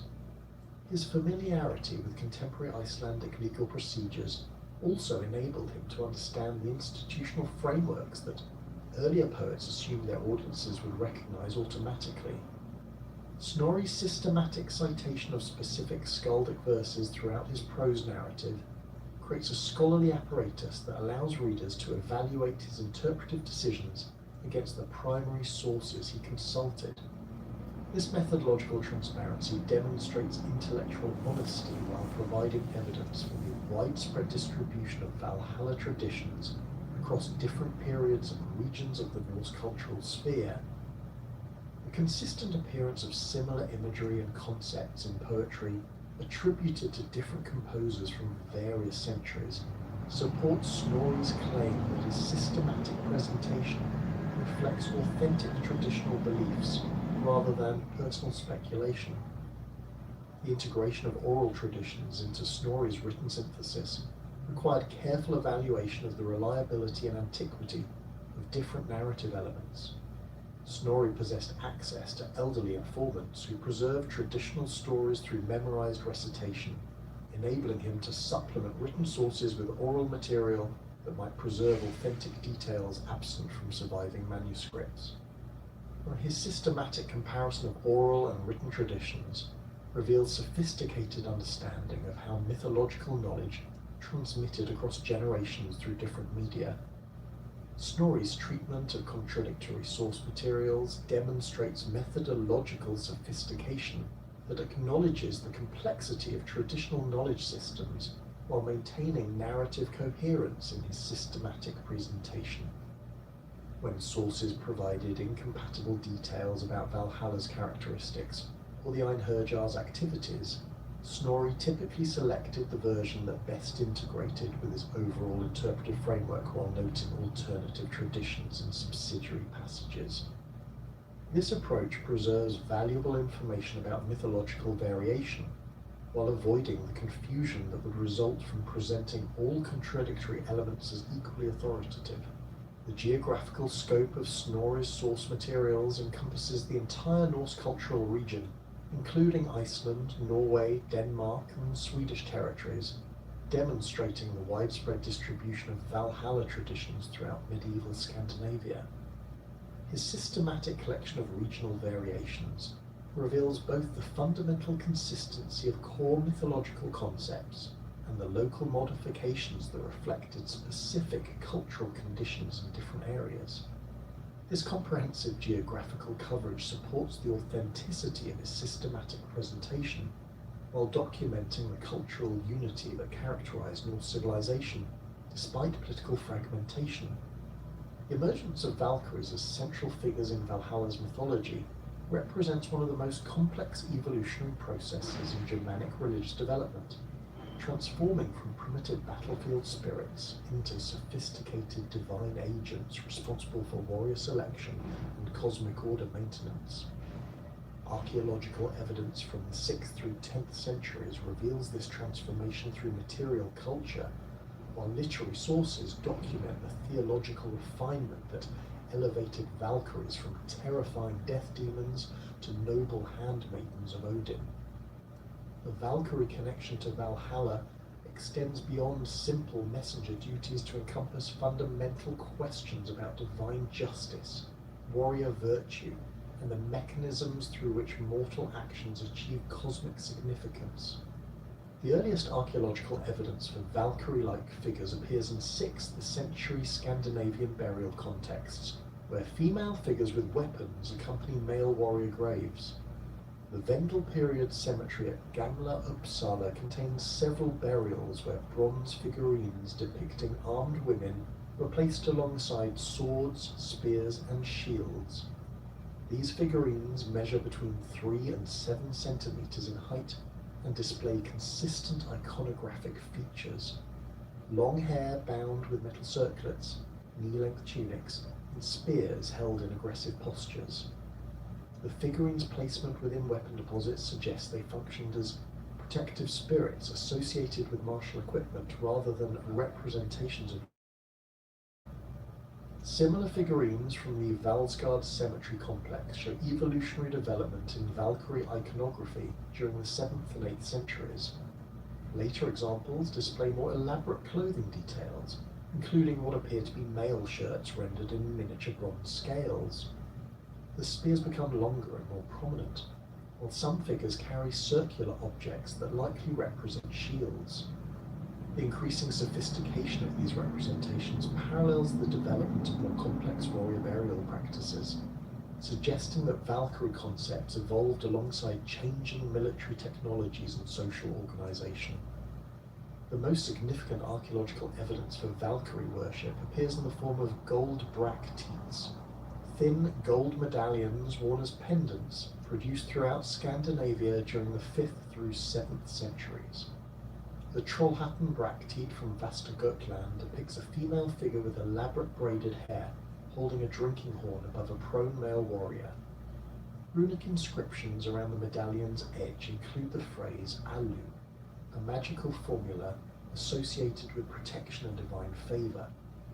The scene's composition suggests the female figure serves as an intermediary between divine and mortal realms, offering spiritual sustenance to fallen warriors. The Funen bracteate collection provides extensive evidence for systematic Valkyrie iconography across multiple production centres. Over 40 examples from various Danish sites display consistent imagery, female figures with bird attributes, typically ravens or eagles, attending to warriors in various states of combat or death. The bird associations connect these figures to Odin's ravens, Hugin and Munin, suggesting that Valkyries functioned as extensions of divine surveillance and communication systems. The standardization of this imagery across different regions indicates widespread cultural recognition of Valkyrie roles in warrior afterlife beliefs. Bracteate runic inscriptions provide linguistic evidence for Valkyrie terminology during the migration period. The Sealand bracteate contains the inscription Walkyrja, representing the earliest written form of the word that would develop into Old Norse Valkyria. The term's consistent appearance across different Bracteate finds demonstrates the widespread distribution of Valkyrie concepts throughout the Germanic cultural sphere before the Viking Age consolidation of Norse mythology. The runic evidence supports the antiquity of Valkyrie beliefs, while documenting their integration into broader systems of divine nomenclature.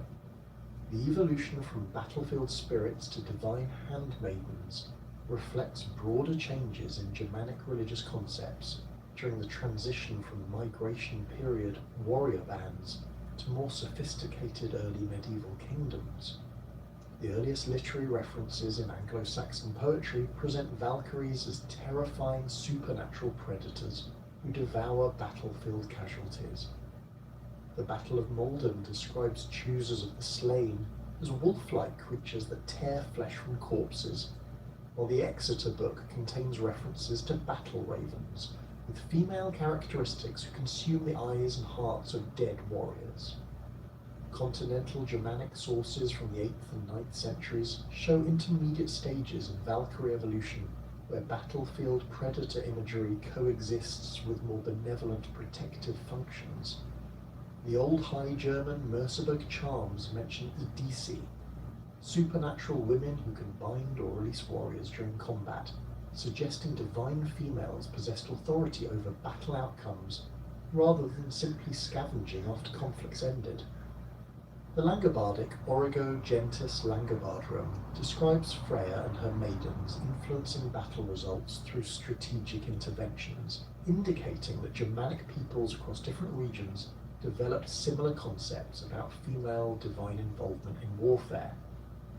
The transformation accelerated during the 9th and 10th centuries as Scandinavian political structures became more centralized and warfare more organized. The development of professional warrior bands serving royal courts created demand for more sophisticated theological explanations of military service and death in battle. Valkyries evolved to fill this explanatory gap by providing divine sanction for warrior culture while offering consolation for battlefield losses through promises of continued service in Valhalla. The individual Valkyrie figures documented in skaldic and Eddic poetry reveal the complexity of their mythological development and their specific connections to Valhalla's warrior recruitment system. Brynhild represents the most fully developed Valkyrie character in Norse literature, appearing in multiple poem cycles that trace her evolution from divine servant to tragic heroine. The Volsunga saga presents her as a Valkyrie punished by Odin for disobeying his battle selection commands, transformed from divine agent into mortal woman as punishment for excessive independence. Brynhild's disobedience involved protecting a warrior whom Odin had marked for death, reflecting theological tensions between divine will and individual moral judgment.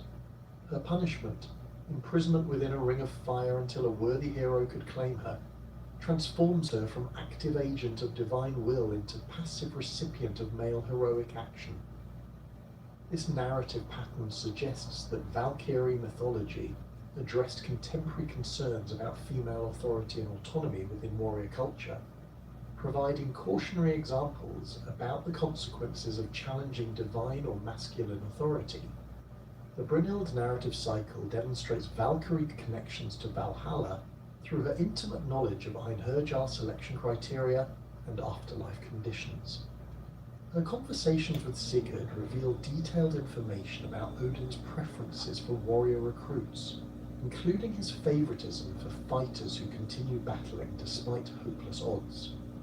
She describes Valhalla's daily routine with authority that suggests personal experience, indicating that Valkyries possessed insider knowledge of divine institutions that enabled them to function as reliable guides for prospective Einherjar. Brynhild's magical abilities include the power to determine battle outcomes through runic spells and protective charms, connecting Valkyrie authority to the broader system of Germanic magic and divination. Her teaching of battle runes to Sigurd demonstrates that Valkyries served educational functions beyond simple warrior selection, transmitting specialized military knowledge that enhanced mortal combat effectiveness. This pedagogical role suggests that Valkyries functioned as intermediaries between divine wisdom and human application, making them essential components of the theological system that connected earthly warfare to cosmic purposes. Sigrun appears in the Helgi poems as a Valkyrie whose love for the hero Helgi creates conflicts between personal desire and divine duty. Her relationship with Helgi begins when she selects him for death in battle, but her attraction to his martial prowess leads her to protect rather than collect him. This narrative explores the tension between Valkyrie professional obligations and individual emotional responses, suggesting that even divine beings experienced conflicts between duty and personal preference. The Sigrun-Helgi relationship demonstrates Valkyrie authority over life and death through her ability to postpone Helgi's destined death through magical protection. Her interventions enable him to survive multiple battles where he should have died, indicating that Valkyries possessed considerable discretionary authority in implementing Odin's selection decisions. This flexibility in divine administration suggests that the mythological system accommodated individual agency within predetermined cosmic patterns. Sigrun's continued relationship with Helgi after his eventual death illustrates Valkyrie connections to the boundary between life and death. She visits his burial mound for nocturnal meetings, where they resume their earthly relationship in spiritual form, demonstrating that Valkyrie authority extended beyond the moment of death to encompass ongoing relationships with the deceased. These supernatural visitations suggest that Valkyries served as permanent intermediaries between living and dead, rather than simply functioning as one-time psychopomps. The poem cycle presents Sigrun's eventual fate as transformation into a new Valkyrie identity, Kara, who serves Helgi's reincarnated form in subsequent adventures. This recycling of Valkyrie personas through multiple heroic generations indicates that individual Valkyrie identities possessed flexibility that enabled them to adapt to changing mythological requirements while maintaining essential characteristics. The reincarnation pattern also suggests that Valkyrie hero relationships possessed cosmic significance that transcended individual lifetimes. Svava represents the most ancient Valkyrie figure in Norse literature, appearing in poems that preserve archaic features absent from later Valkyrie developments. Her name derives from the Old Norse verb svær, meaning to sleep or to die, connecting her directly to death-bringing functions that characterized early Valkyrie concepts. The first lay of Helgi Hundingsbane presents her as a more primitive figure than either Brynhild or Sigrun, emphasizing her supernatural nature through bird transformation abilities and prophetic powers. Svava's relationship with the hero Helgi Hjorvardsson demonstrates early Valkyrie selection procedures where personal attraction influenced divine decision-making. Her choice to protect rather than collect Helgi reflects individual agency within divine service. But the poem presents this decision as natural rather than transgressive, suggesting that earlier Valkyrie concepts allowed greater personal discretion than later systematized versions. This flexibility indicates that primitive Valkyrie mythology emphasized individual relationships over institutional obligations. The poem describes Svave's transformation between human and bird forms during battle, where she appears as a swan or raven to observe combat while maintaining her beautiful woman appearance for interactions with chosen heroes. These shape-shifting abilities connect her to broader Germanic traditions about supernatural women who possessed animal characteristics, particularly birds associated with battlefields and death. The transformation imagery suggests that Valkyries existed at the boundary between human and animal realms, possessing characteristics of both without being limited to either. Svava's prophetic abilities enable her to warn Helgi about future dangers and provide strategic advice for upcoming battles. Her foreknowledge derives from divine sources that remain mysterious within the poem, but her accurate predictions demonstrate supernatural access to information unavailable to mortal intelligence. This prophetic function suggests that Valkyries served as divine communication channels, that transmitted cosmic knowledge to earthly heroes, making them essential components of the information systems that connected divine and mortal realms. Archaeological evidence for Valkyrie worship extends beyond bracteates and figurines to include runestone depictions that document the integration of Valkyrie imagery into public memorial contexts. The Ramsund runestone in Sudermanland depicts scenes from the Sigurd legend that include a female figure offering a drinking horn to the hero. The figure's elaborate dress and prominent position within the carved narrative suggest divine status, while her association with the drinking horn connects her to Valkyrie's serving functions within Valhalla's feasting halls. The Gok runestone from Sodermanland contains runic inscriptions that invoke Valkyrie protection for the deceased warrior commemorated by the monument.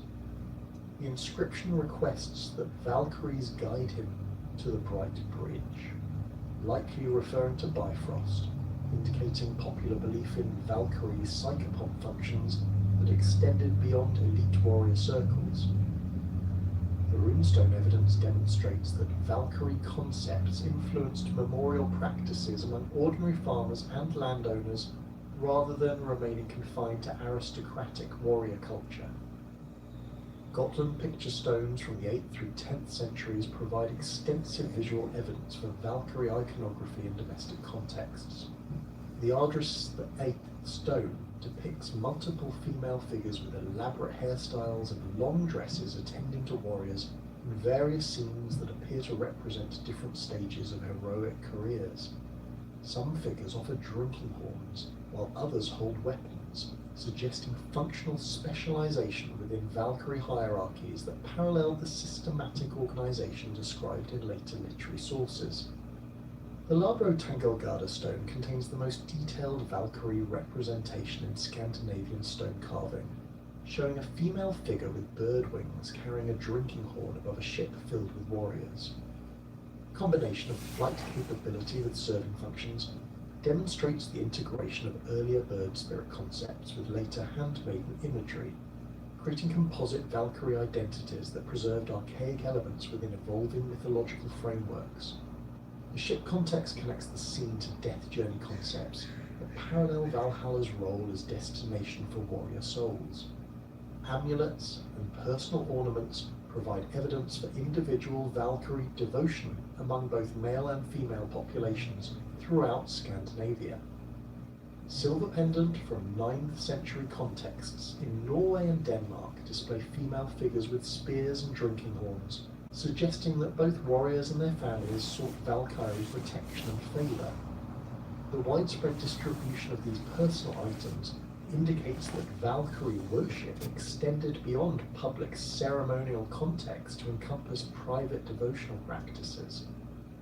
The transformation of Valkyrie imagery from fierce battle demons to noble shield maidens reflects broader cultural changes in medieval Scandinavian society as Christian influences modified traditional mythological concepts. The earliest literary sources present Valkyries as terrifying supernatural predators whose primary function involved consuming battlefield casualties. The Anglo-Saxon Exodus describes choosers of the slain as wolf-like creatures with iron teeth who devour corpses, while early skaldic poetry employs kennings that emphasize Valkyrie associations with carrion-feeding animals. The gradual refinement of Valkyrie imagery parallels the development of courtly culture in medieval Scandinavia, where aristocratic women gained increased social prominence and influence. The transformation from battlefield scavengers to elegant serving women reflects contemporary ideals about feminine behavior and appropriate female roles within warrior society. This evolution demonstrates how mythological concepts adapted to changing social conditions while maintaining essential religious and cultural functions. The medieval literary presentation of Valkyries as beautiful, noble women wearing elaborate clothing and jewelry contrast sharply with earlier depictions that emphasize their monstrous or animal characteristics. Snorri's systematic description in the Prose Edda presents Valkyries as dignified divine servants whose appearance reflects their elevated status within Odin's court. This idealization process removed threatening elements from Valkyrie imagery while preserving their essential functions as divine agents and warrior guides.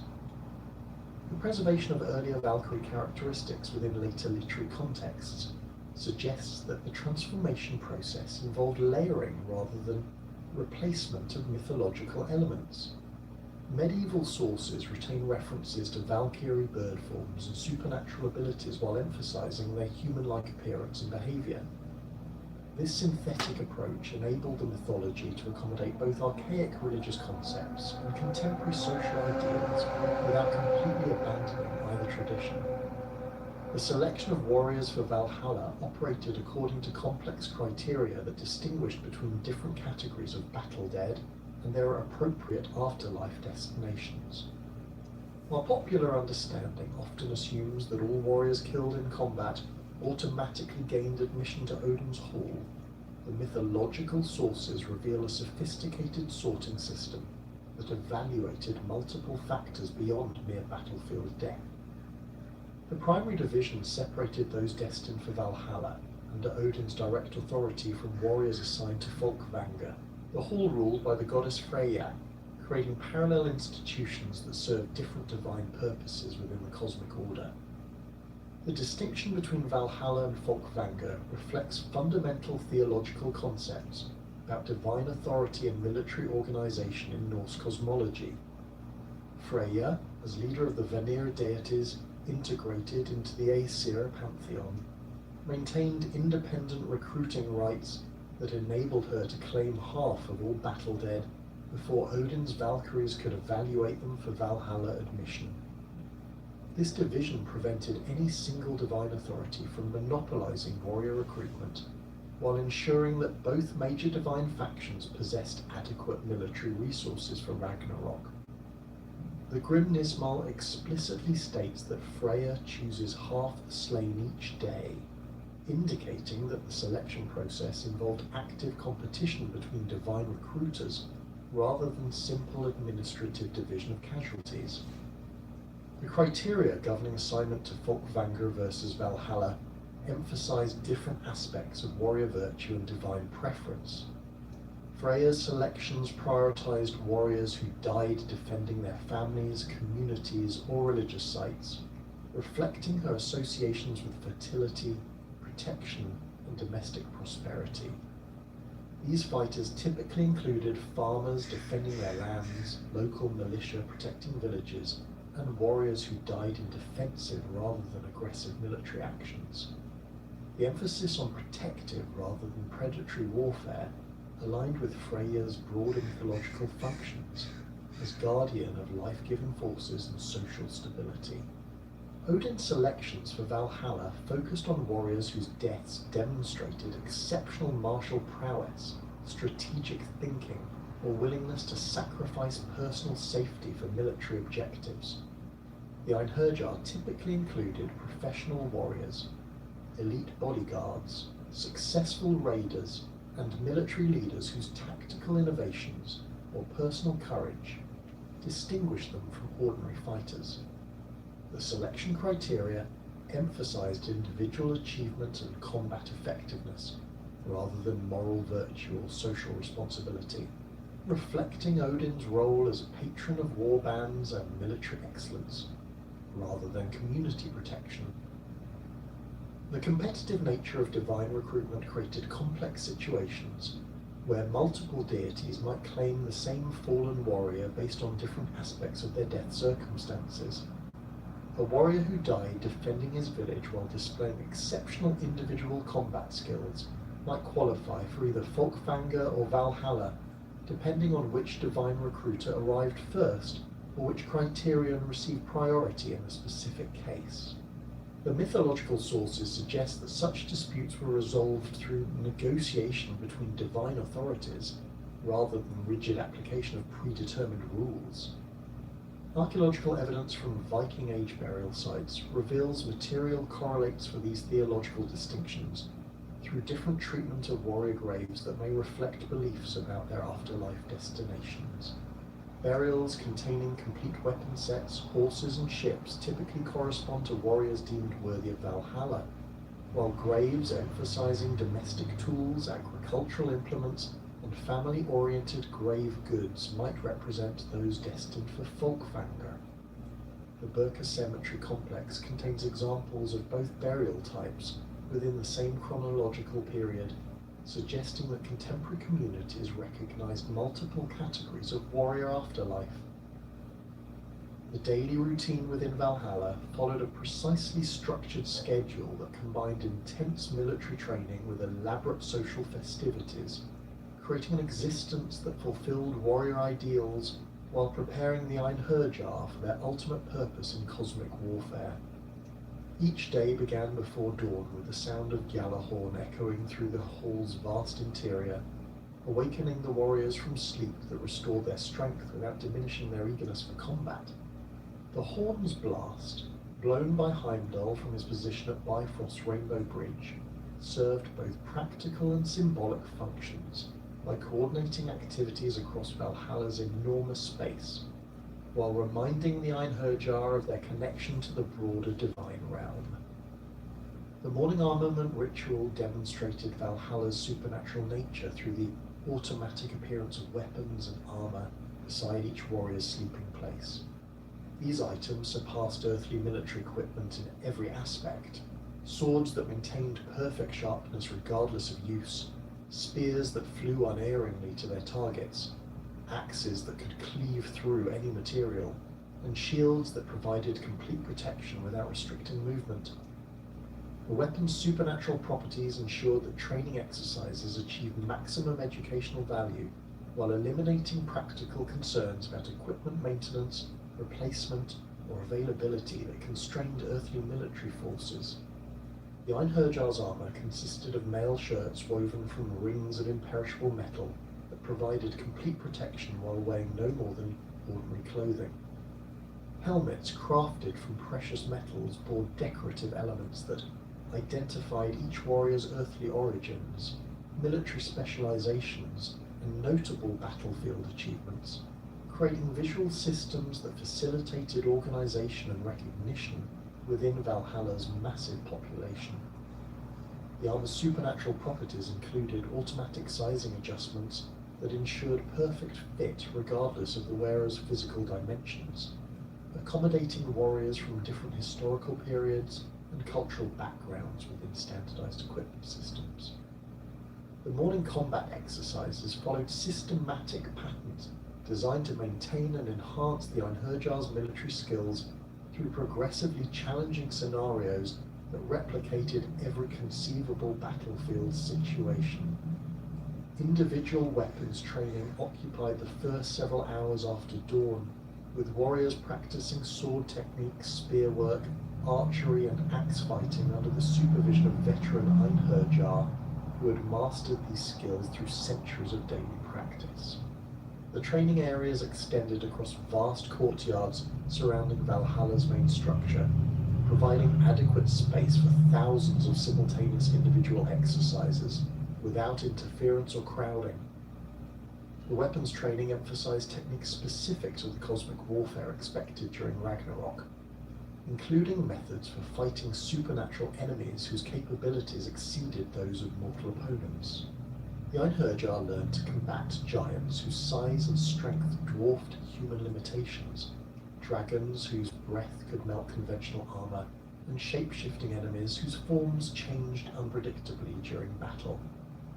These specialized techniques required modifications of standard fighting methods that earthly warriors never encountered, making Valhalla's training regimen essential preparation for cosmic combat conditions. Unit formation exercises occupied the middle portion of each day's training schedule, where groups of Einherjar practiced coordinated maneuvers that would prove essential during Ragnarok's large-scale battles. These exercises included cavalry charges using supernatural horses that could travel instantly across any terrain, infantry formations designed to maintain cohesion against overwhelming numerical odds, and combined arms tactics that integrated different weapon types into unified combat systems. The formations accommodated warriors from different historical periods, whose earthly military experience involved varying tactical doctrines and technological capabilities. The most distinctive aspect of Valhalla's training involved combat sessions, where Einherjar fought each other with full intensity until death, then immediately resurrected to continue their activities without permanent injury or psychological trauma. This practice enabled warriors to experience the complete spectrum of combat situations, including their own deaths, without the permanent consequences that limited earthly training effectiveness. The daily death and resurrection cycle served multiple purposes. It maintained combat edge through constant exposure to mortal danger, eliminated fear of death that could compromise battlefield performance, and demonstrated divine power over mortality that reinforced the Einherjar's confidence in their supernatural status. The resurrection process occurred instantaneously upon death, with fallen warriors immediately returning to full health and vigor without memory of pain or suffering from their fatal wounds. This supernatural healing eliminated the psychological trauma typically associated with violent death, while preserving the educational value of experiencing combat's ultimate consequences. The Einherjar retained complete tactical memory of their deaths, enabling them to analyze their mistakes and improve their performance in subsequent training sessions. The combat exercises included scenarios designed to replicate specific threats expected during Ragnarok, based on prophetic knowledge available to Odin through his ravens, his eight-legged horse Sleipnir's travels, and his personal reconnaissance missions throughout the Nine Worlds. The Einherjar practiced fighting the wolf Fenrir, whose size and ferocity exceeded any earthly predator, the Midgard serpent Jormungandr, whose poison breath could kill even divine beings, and the fire giant Surta, whose flaming sword could destroy entire worlds. These specialized training scenarios required tactical innovations and equipment modifications that distinguished Ragnarok warfare from ordinary military conflicts. The evening transition from combat training to festive celebration demonstrated Valhalla's dual nature as both military installation and social paradise, where the same warriors who spent their days in deadly combat gathered each evening for elaborate feasts that reinforced their bonds of fellowship and shared purpose. The transformation from battlefield to banquet hall occurred automatically at sunset, when the training areas cleared and the Einherjar assembled within Valhalla's main structure for meals that combined supernatural abundance with ceremonial dignity appropriate to their divine status. The evening feast centered around consumption of the boar Saehrimnir, whose flesh provided unlimited meat through daily regeneration that ensured every warrior received adequate nourishment, regardless of Valhalla's enormous population. The boar's supernatural nature enabled it to feed millions of Einherjar each evening, while returning to life each morning for the next day's slaughter, creating a renewable food source that eliminated scarcity from Valhalla's economy. The meat possessed supernatural properties that satisfied hunger completely, while providing strength and vigor that enhanced the warrior's combat capabilities. The preparation and serving of Saehrimnir followed elaborate ceremonial procedures that honored the boar's sacrifice, while demonstrating proper respect for the divine gift of unlimited sustenance. The cook Einherjar possessed supernatural culinary skills that ensured perfect preparation regardless of the quantity required, while the serving process involved hundreds of Valkyries who distributed portions according to strict protocols that reflected military hierarchy and social status within the Einherjar community. The ceremonial aspects transformed simple feeding into religious observance that reinforced theological concepts about divine providence and warrior worthiness. The meat service provided by the goat Heidrun complemented the meat course through unlimited supplies of fermented honey beverage that possessed supernatural properties enhancing fellowship and martial spirit. The goat's udders produced streams of mead rather than milk, creating an endless supply of alcoholic refreshment that eliminated concerns about quantity or quality control. The Mead's supernatural nature enabled warriors to consume large quantities without experiencing negative effects such as impaired judgment, physical weakness, or behavioral problems that affected mortal drinkers. The meat-serving Valkyries operated according to sophisticated hierarchical systems that reflected both their divine status and the military organization of Valhalla's population. Senior Valkyries like Skuld, Gondel, and Hilda served Odin and the most distinguished Einherjar at elevated tables that provided clear views of the entire hall, while junior Valkyries attended to the general warrior population throughout the building's vast interior spaces. The serving procedures followed precise etiquette rules that demonstrated respect for martial achievement while maintaining appropriate ceremonial dignity. The military hierarchy within Valhalla reflected both earthly accomplishments and performance during divine service, creating organizational systems that accommodated warriors from different historical periods, while maintaining effective command structures for cosmic warfare. The highest-ranking Einherjar included legendary heroes whose earthly exploits earned them permanent positions of authority within Valhalla's military organization. These figures served as unit commanders, training supervisors, and strategic advisors whose experience and proven leadership capability for continued command responsibilities in the afterlife.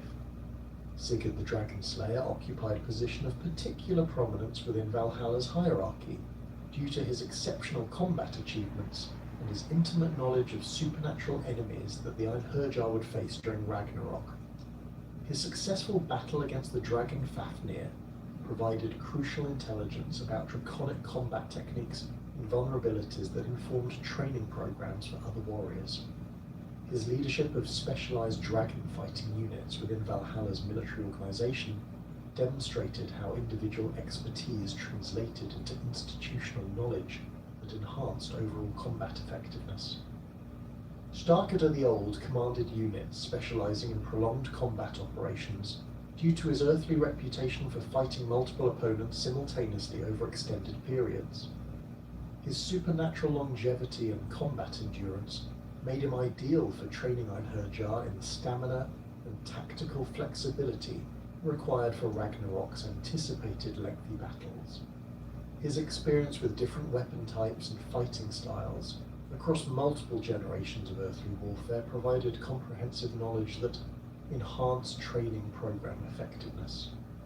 The integration of warriors from different historical periods created unique organizational challenges that required sophisticated solutions, accommodating varying military technologies, tactical doctrines, and cultural expectations. Bronze Age warriors needed training in iron weapons, while early medieval fighters required instruction in specialized techniques for supernatural opponents. The hierarchy accommodated these differences through specialized training units that preserved valuable traditional knowledge while ensuring all Einherjar achieved competency in standardized combat methods. The psychological significance of eternal warrior training extended beyond simple military preparation to encompass fundamental questions about identity, purpose, and meaning within cosmic frameworks that transcended individual mortality. The Einherjar's daily routine provided clear structure and purpose that eliminated existential uncertainty while offering unlimited opportunities for skill development and social advancement based on merit and achievement. A combination of challenging training, meaningful fellowship, and divine purpose created psychological conditions that fulfilled warrior aspirations while serving broader cosmic functions. The elimination of death as a permanent consequence transformed the psychological experience of combat from anxiety-provoking survival struggle into educational opportunity that enhanced rather than threatened personal development. The Einherjar could explore their full combat potential without fear of permanent injury or death, enabling psychological growth and tactical innovation that earthly limitations prevented. This psychological freedom enhanced both individual performance and unit cohesion by removing competitive tensions and survival anxieties that disrupted earthly military organizations. The cultural significance of Valhalla's training regimen reflected broader Germanic values about warrior virtue, social obligation, and cosmic participation that connected individual actions to universal purposes. The Einherjar's preparation for Ragnarok transformed personal combat skills into contributions to cosmic order maintenance, elevating individual warrior identity into participation in divine purposes that transcended temporal limitations. This cultural framework provided meaning and dignity to martial activities that might otherwise appear as mere violence or aggression. The eternal nature of the preparation process emphasized Germanic concepts about cyclical time and cosmic renewal that connected individual warrior service to universal patterns of creation, destruction, and regeneration. The Einherjar's daily cycle of combat, death, and resurrection mirrored cosmic cycles of seasonal change, generational succession, and universal renewal that characterized Germanic cosmological thinking. This temporal framework transformed individual warrior training into participation in eternal patterns that connected mortal actions to immortal purposes. The transition from mythological concepts to material reality becomes tangible through archaeological discoveries that reveal how Valhalla beliefs shaped physical practices across Scandinavia during the migration period and early Viking Age. The excavation of great halls, weapon deposits, burial sites, and carved monuments provides concrete evidence of the cultural importance of warrior afterlife concepts that found their ultimate expression in Odin's mythical hall. These material remains demonstrate that Valhalla represented more than literary fantasy. It reflected deeply held beliefs about death, honor, and cosmic purpose that influenced how Germanic peoples structured their societies, conducted their rituals, and commemorated their dead. The Great Hall excavations at Upper Kranskana provide the most comprehensive archaeological evidence for the physical manifestations of beliefs that would crystallize into Valhalla mythology. This remarkable site, occupied continuously from the 1st century BC through the 10th century AD, contained a succession of timber halls that grew progressively larger and more elaborate over nearly a millennium of use. The final hall measured 52 meters in length and 12 meters in width, creating an interior space capable of accommodating over 300 people for feasting and ceremonial activities. The building's massive oak posts, some measuring over a meter in diameter, supported a roof structure that rose to heights exceeding 15 meters, creating an architectural monument that dominated the surrounding landscape. The Upper Kara Hall's interior contained stratified deposits of material culture that document centuries of ritual activity directly relevant to Valhalla concepts. The floor layers yielded thousands of weapon fragments, including sword hilts, spear points, shield bosses, and arrowheads that had been deliberately deposited during ceremonial events. Many of these weapons showed evidence of ritual destruction, bent blades, broken points, and crushed fittings that paralleled the killing of grave goods found in contemporary burial contexts. The weapon deposits appeared concentrated around the hall's central hearth and near the high seat area, suggesting that ritual destruction of military equipment formed part of regular ceremonial observances. Animal bone deposits within the Apakra Hall revealed feasting practices that directly paralleled descriptions of Valhalla's supernatural abundance. Archaeological analysis identified remains from hundreds of cattle, pigs, sheep, and horses that had been butchered and consumed during large-scale communal meals. The bone assemblages showed evidence for systematic meat distribution that ensured all participants received appropriate portions regardless of the feast's size, creating earthly approximations of the unlimited sustenance provided by Sarimnir in Odin's Hall. The recurring pattern of massive animal sacrifice and consumption demonstrated that hall-based feasting formed a central element of Germanic religious practice. The discovery of complete horse skeletons buried beneath the Apakra Hall's foundation provides direct archaeological evidence for beliefs about supernatural transportation that connected earthly halls to divine counterparts. These horses, buried with full riding equipment including bits, stirrups and decorative harness fittings, appear to have been sacrificed during the hall's construction to provide spiritual transportation for the building's occupants. The practice parallels mythological descriptions of the eight-legged horse Sleipnir and the supernatural mounts used by Valkyries to travel between earthly battlefields and Valhalla.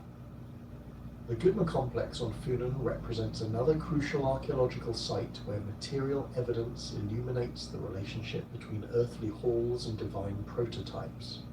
This settlement, active from the 3rd through 10th centuries AD, contained multiple great halls surrounded by extensive craft production areas and ritual deposits that suggest it functioned as a major religious and political centre.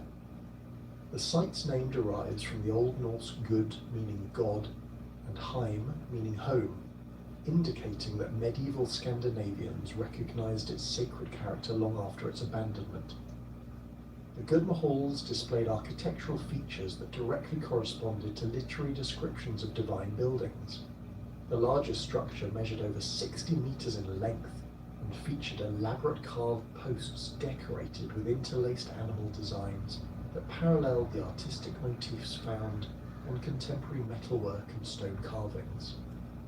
The building's interior contained raised platforms at both ends that provided elevated seating for high-status individuals, creating spatial hierarchies that matched descriptions of Valhalla's seating arrangements, where the most distinguished Einherjar occupied positions near Odin's high seat. The ritual deposits surrounding the Gudma halls included some of the largest concentrations of gold objects ever discovered in Scandinavia. Over 1.5 kilograms of gold artifacts, including bracteates, arm rings, and miniature weapons, were found scattered throughout the site's occupation layers. Many of these objects showed evidence of deliberate destruction or deformation before deposition, suggesting they had been killed to transfer their spiritual essence to divine realms. The gold's exceptional purity and the sophisticated craftsmanship of individual pieces indicate that these deposits represented enormous wealth deliberately removed from circulation for religious purposes. The weapon deposits at Gudma included complete sets of military equipment that had been carefully arranged before burial in specific locations around the hall complex. One deposit contained 15 swords, 30 spearheads, 12 shield bosses, and numerous arrow points arranged in precise geometric patterns that suggested ritual significance beyond simple disposal of damaged equipment. The weapons' high quality and excellent preservation indicated they were functional items deliberately sacrificed, rather than worn-out equipment discarded after use. The systematic arrangement and exceptional preservation suggest these deposits were intended to equip divine warriors in the afterlife. Archaeological investigation of migration period, weapon deposits in Scandinavian bogs and lakes reveal systematic patterns of ritual offering that directly relate to beliefs about warrior afterlife and divine military service. These deposits, numbering in the hundreds across Denmark, southern Sweden, and Norway, contain thousands of weapons that were deliberately destroyed and thrown into water during ceremonial events spanning several centuries. The scale and consistency of these practices demonstrate that weapon sacrifice formed a central element of Germanic religious observance that connected earthly military activities to cosmic warfare. The Illarapadal deposits in Jutland provide the most comprehensive evidence for systematic weapon sacrifice related to warrior afterlife beliefs. This site contained the remains of at least 4 separate armies' worth of military equipment deposited over a period of 150 years during the 2nd through 4th centuries AD. Each deposit contained 300 complete weapon sets that had been systematically destroyed through bending, breaking, and crushing before being thrown into the bog.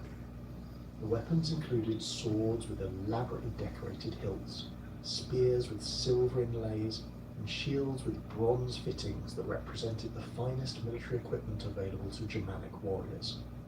The ritual destruction patterns at Ila Badal followed specific procedures that transformed functional weapons into spiritual offerings suitable for divine recipients. Sword blades were bent into S-curves or figure-8 patterns that rendered them useless for earthly combat, while creating symbolic forms that may have possessed magical significance. Spear points were snapped from their shafts, and the wooden handles were split lengthwise, separating the weapon's components in ways that paralleled the separation of soul from body at death. Shield bosses were crushed flat, and their wooden backing boards were broken into fragments, completing the transformation from protective equipment into ritual offering. The Vimmersborg deposits in Denmark revealed evidence for ceremonial procedures that accompanied weapon sacrifice, and connected these practices to broader beliefs about divine warfare. The site contained not only destroyed weapons, but also personal ornaments, tools, and clothing that had been deposited alongside the military equipment. The inclusion of complete costume sets suggests that the offerings represented entire warriors rather than simply their equipment, indicating beliefs that weapon sacrifice could transfer complete military units to divine service. The ceremonial aspects of these deposits parallel mythological descriptions of how Valkyries selected and transported fallen warriors to Valhalla. The Thorsberg Bog in Schleswig contained weapon deposits that included runic inscriptions, providing direct evidence for the religious motivations behind these practices. Several spearheads bore runic texts that identified them as offerings to specific deities, including inscriptions that may reference Odin in his role as leader of the Divine Warband. The runic evidence demonstrates that weapon sacrifice was conducted with explicit religious purposes rather than representing simple disposal of damaged equipment or symbolic burial of defeated enemies. The geographical distribution of bog deposits follows major river systems and ancient travel routes, suggesting that weapon sacrifice occurred at locations that possess special significance as boundaries between earthly and divine realms. Many sites occupy positions near important political centres or at confluences of major waterways where different tribal territories met. The strategic positioning of these ritual locations indicates that weapon sacrifice served political and diplomatic functions in addition to religious purposes, creating neutral ground where different groups could participate in common ceremonial activities. The Gotland picture stones provide the most extensive visual evidence for beliefs about warrior afterlife and divine halls that directly relate to Valhalla concepts. These carved limestone monuments, erected between the 5th and 12th centuries AD, display complex narrative scenes that combine mythological themes with contemporary cultural practices. Over 400 picture stones survive on Gotland, with approximately 40 containing imagery that appears to depict scenes related to warrior death, divine transportation, and afterlife destinations that correspond to literary descriptions of Valhalla. The Ardred stone presents the most comprehensive visual narrative of warrior afterlife beliefs through its multi-panel composition that traces the journey from earthly death to divine destination. The stone's lower panel depicts a battle scene where warriors fight with swords and spears, while ravens and eagles circle overhead, establishing the connection between combat death and supernatural attention. The middle panel shows a ship filled with armed figures sailing across stylized waves, representing the transportation of battle dead to their afterlife destination.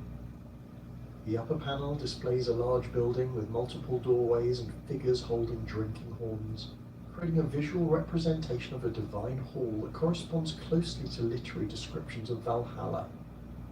The Labro Tangelgarda stone contains imagery that specifically relates to Valkyrie activities and their role in warrior selection.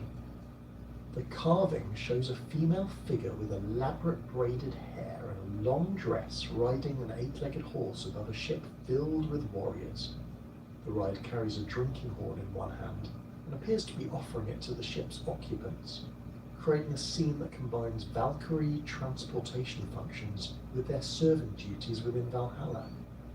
The eight-legged horse clearly references Sleipnir, Odin's supernatural mount, suggesting that the female figure represents a Valkyrie operating under direct divine authority. The Alskog Tianvida stone depicts a warrior's arrival at what appears to be a divine hall through imagery that combines architectural and ceremonial elements. The carving shows a large building with elaborate doorways and decorative elements that suggest supernatural rather than earthly construction. Figures within the building hold drinking horns and weapons, indicating that the structure serves both military and social functions.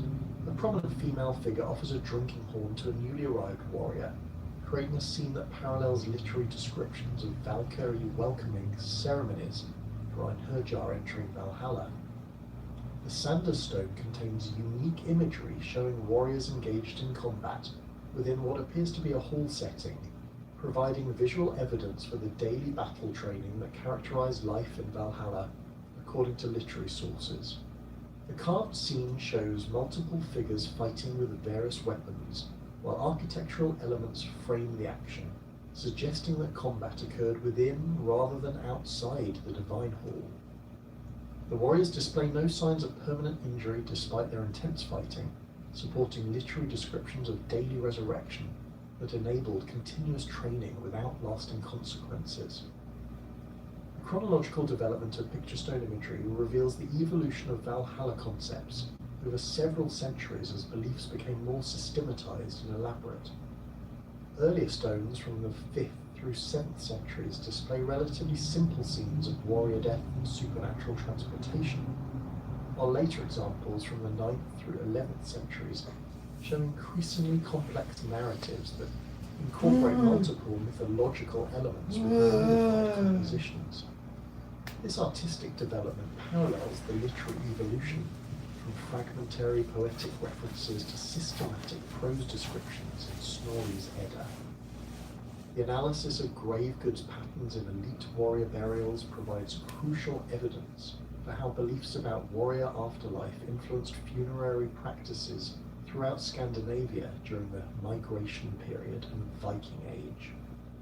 The systematic examination of burial assemblages reveals consistent patterns in the selection, arrangement, and treatment of objects placed with deceased warriors, demonstrating that funeral practices reflected specific beliefs about the requirements and conditions of afterlife existence that corresponded to Valhalla concepts. The Valsgard Cemetery complex in Uppland contains a series of boat burials spanning the 6th through 10th centuries to demonstrate the evolution of warrior burial practices in response to developing afterlife beliefs. The earliest burials contained relatively simple assemblages of weapons, personal ornaments, and domestic equipment arranged within wooden boats that served as coffins. Later burials displayed increasingly elaborate grave goods arrangements that included complete household assemblages, gaming pieces, and imported luxury items that suggested beliefs about maintaining earthly lifestyle patterns in the afterlife. The Vendel Cemetery provides parallel evidence for elite warrior burial practices that reflected beliefs about divine military service after death. The site's boat burials contained weapon assemblages that exceeded practical military requirements, including multiple swords, dozens of spears, and elaborate helmets decorated with scenes of divine warfare. The excessive quantity and exceptional quality of military equipment suggests that these items were intended to equip the deceased for supernatural rather than earthly combat, supporting beliefs about continued warrior service in divine halls. The distribution patterns of grave goods within individual burials reveal systematic arrangements that reflected beliefs about afterlife, organization, and hierarchy. Weapons typically occupied positions near the deceased's right hand or along the body's length, maintaining the spatial relationships that characterize living warrior equipment arrangements. Personal ornaments and drinking vessels were placed near the head or chest area, suggesting their importance for social recognition and ceremonial participation in the afterlife. The careful positioning of grave goods indicates that burial assemblages were intended to recreate complete warrior identity rather than simply honoring the deceased's memory. The ritual treatment of weapons in warrior burials parallel the destruction practices documented in bog deposits, suggesting shared beliefs about the transformation required for earthly objects to function in divine realms. Any burial weapons showed evidence of deliberate damage, bent sword blades, broken spear points, or crushed shield bosses that rendered them non-functional for earthly use, while potentially enabling their spiritual transportation to supernatural destinations. The systematic nature of this destruction indicates that weapon killing formed an essential element of proper funeral procedure rather than representing accidental damage or enemy action. The inclusion of gaming pieces in warrior burials provides evidence for beliefs about recreational activities that would continue in the afterlife, supporting literary descriptions of social fellowship that complemented military training in Valhalla. Archaeological analysis has identified over 200 gaming sets from Scandinavian warrior graves, including elaborate examples with pieces carved from amber, jet, and precious metals. The game's complexity and the skill required for their manufacture suggest that gaming formed an important element of aristocratic culture that warriors expected to continue after death. The presence of complete horse skeletons in warrior burials demonstrates beliefs about supernatural transportation that connected earthly death to divine destinations. These horses, typically buried with full riding equipment including bits, stirrups, and decorative harness fittings, appear to have been sacrificed to provide transportation for the deceased's journey to the afterlife. The practice directly parallels mythological descriptions of supernatural horses used by Valkyries and divine messengers to travel between different cosmic realms, suggesting that earthly burial practices attempted to replicate divine transportation systems. Human sacrifice evidence in elite warrior burials provides the most direct archaeological support for beliefs about retinue service that would continue in divine halls. Several Scandinavian burial sites contain evidence for the deliberate killing of servants, retainers, or slaves who were buried alongside their masters to provide continued service in the afterlife. The Oseberg ship burial contained 2 female skeletons that showed signs of violent death, while several male warrior graves included additional human remains that appeared to represent sacrificed attendants. These practices suggest beliefs that social relationships and service obligations would continue in the afterlife, supporting literary descriptions of hierarchical organization within Valhalla. The archaeological evidence for warrior afterlife beliefs extends far beyond Scandinavia proper, revealing a complex network of interconnected Germanic traditions that shared fundamental concepts while developing distinctive regional characteristics. The Gothic migrations across Eastern Europe during the 3rd and 4th centuries carried warrior cult practices from their Scandinavian origins into territories stretching from the Black Sea to the Iberian Peninsula, creating archaeological signatures that demonstrate both cultural continuity and adaptive modification.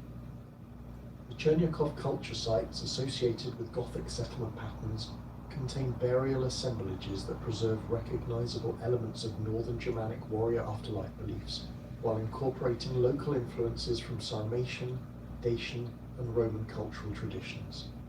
The Pietrasel treasure from Romania, discovered in association with a Gothic princely burial, contains gold vessels decorated with scenes that parallel Scandinavian mythological imagery, while displaying distinctively Eastern European artistic influences. The treasure's centerpiece, a massive gold tray weighing over 1.5 kilograms, depicts figures engaged in ritual activities around what appears to be a large hall structure. The architectural details include elevated platforms, carved posts, and ceremonial hearths that correspond closely to archaeological evidence from Scandinavian great halls, suggesting that Gothic elites maintained traditional concepts about divine hall architecture despite their geographical separation from Scandinavian cultural centres. The Gothic historian Jordanus, writing in the 6th century, preserve traditions about warrior afterlife beliefs that demonstrate continuity with Scandinavian concepts while reflecting Gothic cultural adaptations. His account describes Gothic warriors who died in battle joining the ancestral heroes in eternal combat. They prepare for a final cosmic battle against the forces of chaos. The terminology employed in these descriptions includes cognates of Scandinavian mythological vocabulary, indicating that Gothic oral traditions preserved linguistic connections to their northern origins despite centuries of geographical separation and cultural contact with non-Germanic populations. Archaeological evidence from Gothic burial sites in the Crimean Peninsula reveals weapon deposit practices that parallel Scandinavian bog offerings, while incorporating local variations that reflect adaptation to different geographical and cultural conditions. The Inkerman Cemetery contained over 200 warrior graves spanning the 4th through 6th centuries, with burial assemblages that included systematically destroyed weapons placed in specific arrangements around the deceased. The destruction patterns followed procedures similar to those documented at Iller Adel and other Scandinavian sites, but incorporated additional elements such as fire-damaged spear points and deliberately fragmented sword hilts that may reflect local ritual innovations. The Lombard migration from Scandinavia through Central Europe to northern Italy created another pathway for the transmission and modification of warrior afterlife beliefs across continental Germanic territories. The archaeological record of Lombard settlement sites documents the persistence of northern Germanic burial practices, combined with gradual adoption of local cultural elements that created hybrid traditions reflecting both ancestral beliefs and contemporary influences. The Lombard cemetery at Castel Trocino in central Italy contained warrior burials that preserved Scandinavian-style weapon arrangements while incorporating Mediterranean grave goods such as Byzantine coins, Italian ceramics, and locally produced metalwork. The Origogentis Langobardorum preserves Lombard traditions about divine warfare and supernatural warriors that demonstrate clear connections to Scandinavian Valhalla concepts while reflecting distinctively Lombard cultural elements. The text describes how fallen Lombard warriors join the divine warband of Woden in preparation for cosmic battle, where they engage in daily combat training and evening feasting that parallels Eddic descriptions of Einherjar activities. The Lombard version emphasizes the role of divine women in selecting and transporting battle dead, but identifies these figures as servants of Freya rather than independent Valkyrie agents, suggesting theological modifications that reflected Lombard cultural preferences. Lombard metalwork from Italian archaeological context displays iconographic elements that connect to broader Germanic traditions about warrior afterlife while incorporating local artistic influences. The Golden Cross of Ogilulf, created in the early 7th century, contains decorative panels that depict warriors engaged in combat scenes, reminiscent of Gotland picture stone imagery, but executed in the Cloisonne technique characteristic of Mediterranean luxury craftsmanship. The combination of northern Germanic mythological themes with southern European artistic traditions demonstrates the cultural synthesis that characterized Lombard adaptation to their Italian territories. The Anglo-Saxon settlement of Britain created perhaps the most extensively documented example of continental Germanic warrior afterlife beliefs adapting to new geographical and cultural conditions while maintaining recognizable connections to Scandinavian prototypes. The archaeological record of Anglo-Saxon England contains thousands of warrior burials spanning the 5th through 11th centuries that preserve evidence for beliefs about posthumous warrior service while reflecting gradual modification through contact with Romano-British, Celtic, and eventually Scandinavian Viking cultural traditions. The Sutton Hoo ship burial represents the most spectacular archaeological evidence for Anglo-Saxon beliefs about warrior afterlife and divine halls that directly parallel Scandinavian Valhalla concepts. The burial assemblage contained a complete royal household arranged within a 27-metre ship that functioned simultaneously as tomb, transport vessel, and symbolic hall. The grave goods included weapons that exceeded practical military requirements, ceremonial equipment suitable for divine court service, and imported luxury items that demonstrated the deceased's wealth and status. The ship's interior arrangement created spatial divisions that paralleled the hierarchical organization described in literary sources about divine halls. The Sutton Hoo helmet represents one of the most sophisticated examples of Anglo-Saxon metalwork that incorporates mythological imagery directly relevant to warrior afterlife beliefs. The helmet's decorative panels depict scenes of warriors engaged in combat, supernatural figures with bird characteristics, and architectural elements that appear to represent divine buildings. The craftsmanship required for the helmet's construction indicates that it was created specifically for burial rather than practical use, suggesting that it was intended to identify the deceased as worthy of divine military service, rather than simply demonstrating earthly martial prowess. Anglo-Saxon poetry, preserved in manuscripts such as the Exeter Book and the Vercelli Book, contains extensive evidence for warrior afterlife beliefs that demonstrate clear connections to Scandinavian traditions, while reflecting distinctively Anglo-Saxon cultural modifications. The Wanderer describes the psychological experience of a warrior who has lost his lord and hall companions, creating a poetic exploration of the social relationships that warriors expected to continue in the afterlife. The poem's descriptions of hall joy and warrior fellowship correspond closely to literary descriptions of Valhalla's social aspects, while reflecting the specific political conditions of Anglo-Saxon England. The Battle of Maldon preserves Anglo-Saxon concepts about battlefield death and posthumous warrior service that parallel Scandinavian Einherjar beliefs, while incorporating distinctively English cultural elements. The poem describes warriors who die defending their lord as joining the host of the blessed, where they continue their military service under divine leadership. The terminology employed in these descriptions includes cognates of Scandinavian mythological vocabulary, but the emphasis on loyalty to earthly lords rather than divine selection criteria reflects Anglo-Saxon political values that modify traditional Germanic warrior afterlife concepts.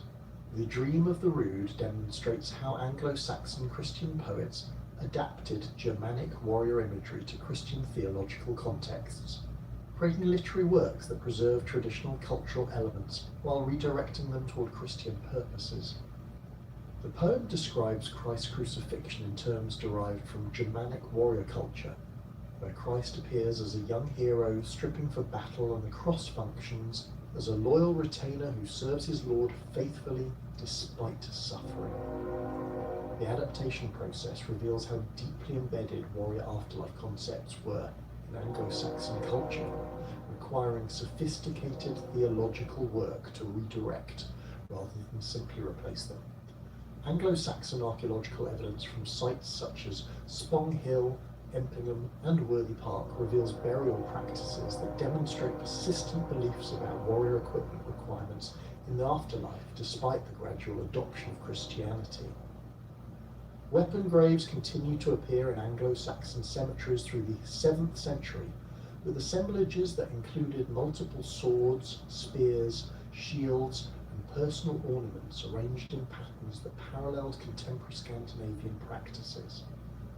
The persistence of these burial customs, despite official Christian conversion, indicates that warrior afterlife beliefs possessed deep cultural significance that resisted easy modification. The Beowulf epic represents the most comprehensive Anglo-Saxon literary treatment of warrior hall culture and its connections to beliefs about posthumous warrior service. The poem's descriptions of Heorot, Hrothgar's Great Hall, provide detailed architectural and social information that corresponds closely to archaeological evidence from contemporary Anglo-Saxon royal centres, while incorporating supernatural elements that connect earthly halls to divine prototypes. The hall's construction from timber and iron, its elaborate decorations, and its function as the centre of warrior society create a literary representation of the physical and cultural foundations that supported beliefs about divine warrior halls. Heorot's nightly destruction by the monster Grendel creates a narrative framework that explores the vulnerability of earthly halls and the temporary nature of human social institutions, while the poem's resolution through heroic combat demonstrates how warrior virtue can restore social order despite supernatural threats. The hall's eventual burning and the dynasty's extinction provide a meditation on the cyclical nature of human achievement that parallels mythological concepts about cosmic destruction and renewal. The poem's treatment of these themes demonstrates sophisticated Anglo-Saxon thinking about the relationship between earthly warrior culture and eternal cosmic patterns. The Frankish territories of continental Europe preserved Germanic warrior afterlife traditions through different pathways that reflected their unique political and cultural development as the dominant power in post-Roman Western Europe. Frankish archaeological sites contain evidence for warrior burial practices that maintained recognizable connections to broader Germanic traditions, while incorporating Roman, Celtic, and Christian influences that created distinctively Frankish cultural syntheses. The Merovingian cemeteries at sites such as Krefeld Gelle and Lavoie contained warrior graves with weapon assemblages that preserved traditional Germanic burial customs while reflecting the cultural complexity of Frankish territorial expansion. The Frankish historian Gregory of Tours preserved accounts of warrior beliefs and practices that demonstrate continuity with broader Germanic traditions about posthumous military service, while reflecting the Christian theological framework that increasingly dominated Frankish intellectual culture.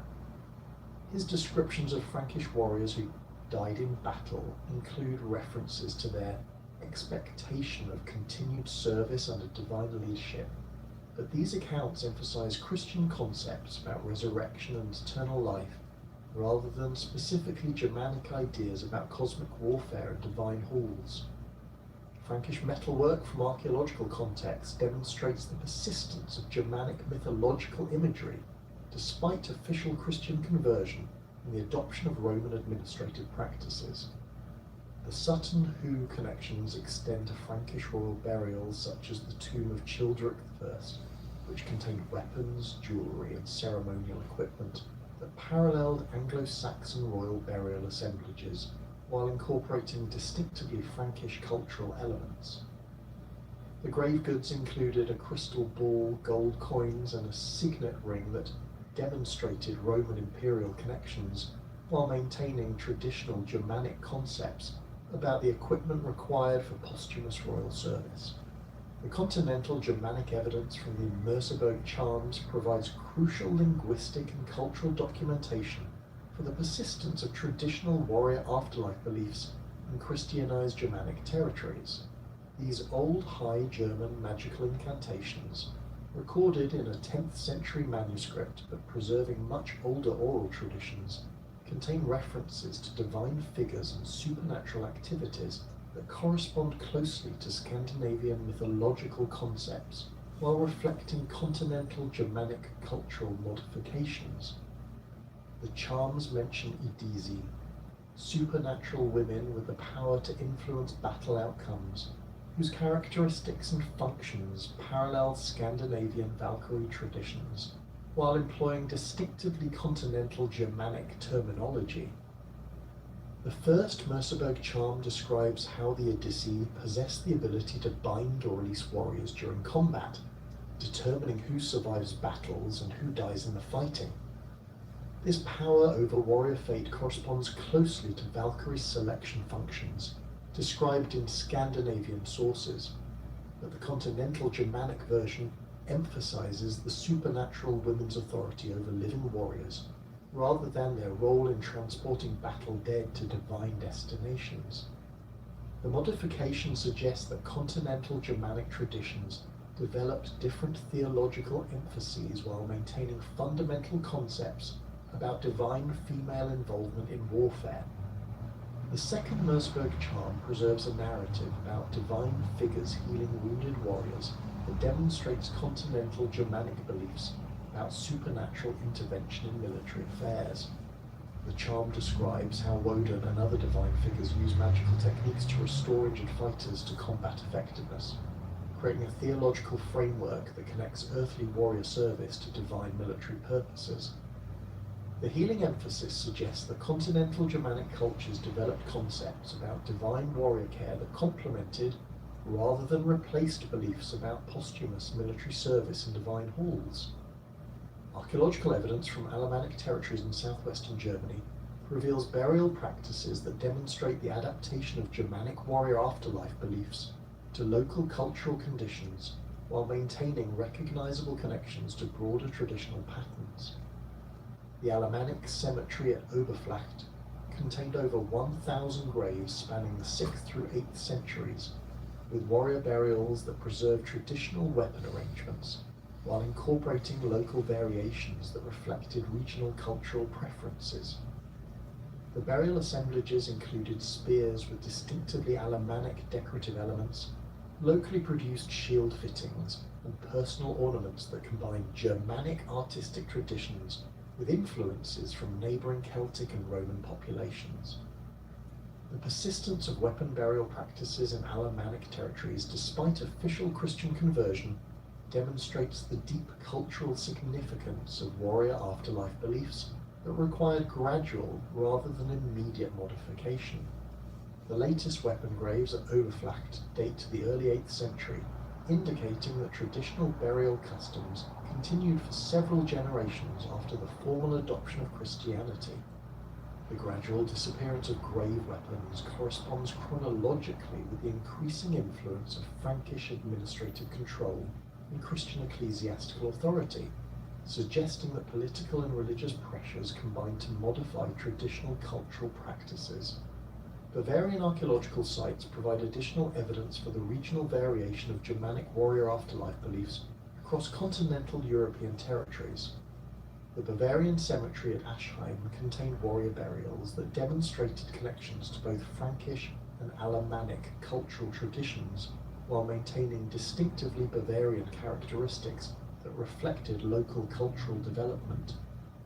The burial assemblages included weapons with decorative elements that combined Germanic artistic motifs with influences from neighbouring Slavic and Avar populations, creating material culture that documented the cultural complexity of early medieval Central Europe. The evidence from continental Germanic sources demonstrates that Valhalla concepts formed part of a broader cultural complex that extended across the entire Germanic-speaking world during the migration period and early medieval centuries. The archaeological and literary documentation from Gothic, Lombard, Anglo-Saxon, Frankish, and other Germanic territories reveals both the fundamental unity of warrior afterlife beliefs and the regional variations that reflected local cultural conditions and historical circumstances. The persistence of these traditions, despite geographical separation, political fragmentation, and religious conversion, indicates their deep cultural significance within Germanic civilization. A comparative analysis of regional variations reveals systematic patterns in how Germanic warrior afterlife beliefs adapted to different cultural environments while maintaining essential characteristics that preserve their recognizable identity. The emphasis on divine halls, supernatural warrior training, and cosmic warfare remained consistent across different Germanic territories, while specific details about selection criteria, daily activities, and theological frameworks reflected local cultural preferences and historical circumstances. The adaptability of these concepts enabled their survival through major cultural transitions that might otherwise have eliminated less flexible religious traditions. The continental connections documented through archaeological and literary evidence demonstrate that Scandinavian Valhalla traditions formed part of a cultural network that encompassed the entire Germanic world rather than representing isolated regional developments.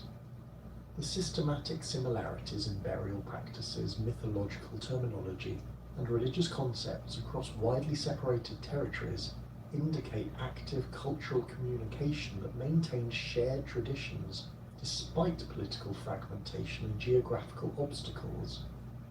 The evidence supports understanding Valhalla as the most fully developed expression of pan-Germanic concepts about warrior afterlife rather than a uniquely Scandinavian cultural innovation. The collision between Norse paganism and Christian missionary activity created one of the most complex religious transformations in medieval European history, where Valhalla concepts underwent systematic reinterpretation, adaptation, and eventual incorporation into Christian theological frameworks. The earliest documented Christian encounters with Norse beliefs about warrior afterlife revealed sophisticated missionary strategies that sought to redirect, rather than simply eliminate traditional religious concepts, recognizing that complete suppression of deeply embedded cultural beliefs would likely provoke resistance rather than genuine conversion. The resulting syncretic developments preserved essential elements of Valhalla imagery while transforming their theological significance to serve Christian doctrinal purposes. Adam of Bremen's Gesta Hammerburgensis Ecclesiae Pontificum, completed around 1075, provides the most detailed contemporary Christian account of Norse religious practices, including specific observations about beliefs concerning warrior afterlife that directly relate to Valhalla concepts. Writing as a canon of Bremen Cathedral with access to extensive missionary reports and diplomatic correspondence, Adam possessed unique qualifications for documenting Scandinavian paganism during the crucial period of Christian conversion. His systematic approach to ethnographic description, influenced by classical Roman geographic traditions, create a methodical record of Norse religious practices that emphasize their theological implications for Christian missionary work. Adam's description of the Uppsala temple complex reveals his sophisticated understanding of Norse cosmological concepts, while demonstrating clear Christian interpretive frameworks that shaped his presentation of pagan beliefs. He describes the temple as containing images of three primary deities, Thor, Odin, and Freya, arranged in hierarchical positions that reflected their relative importance within Norse religious systems. His account emphasizes Odin's role as god of war, who gives courage to warriors fighting against enemies and receives sacrificial offerings from those seeking victory in battle.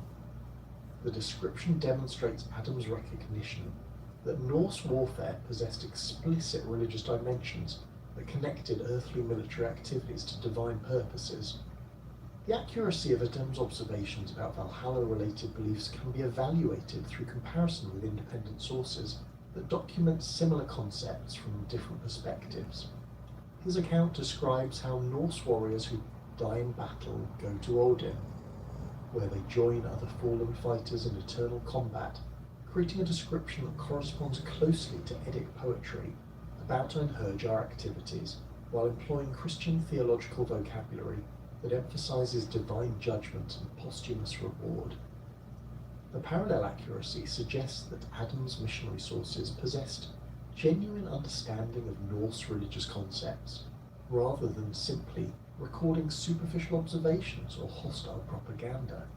Adam's description of sacrificial practices at Uppsala includes details about human sacrifice that he explicitly connects to beliefs about warrior service after death. He reports that living warriors were sometimes sacrificed during major religious festivals to send messages to Odin or to join the divine army in preparation for cosmic warfare. These accounts, while filtered through Christian moral condemnation of human sacrifice, preserve information about Norse beliefs that living warriors could achieve divine military service through ritual death, rather than only through battlefield casualties. The theological implications troubled Christian missionaries who recognized that such beliefs provided alternative pathways to posthumous glory that competed directly with Christian concepts about martyrdom and sainthood.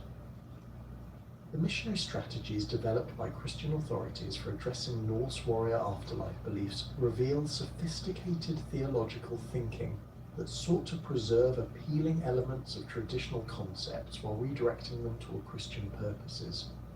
Rather than simply condemning Valhalla beliefs as demonic deception, missionary texts demonstrate systematic efforts to identify theological parallels that can serve as bridges between pagan and Christian worldviews.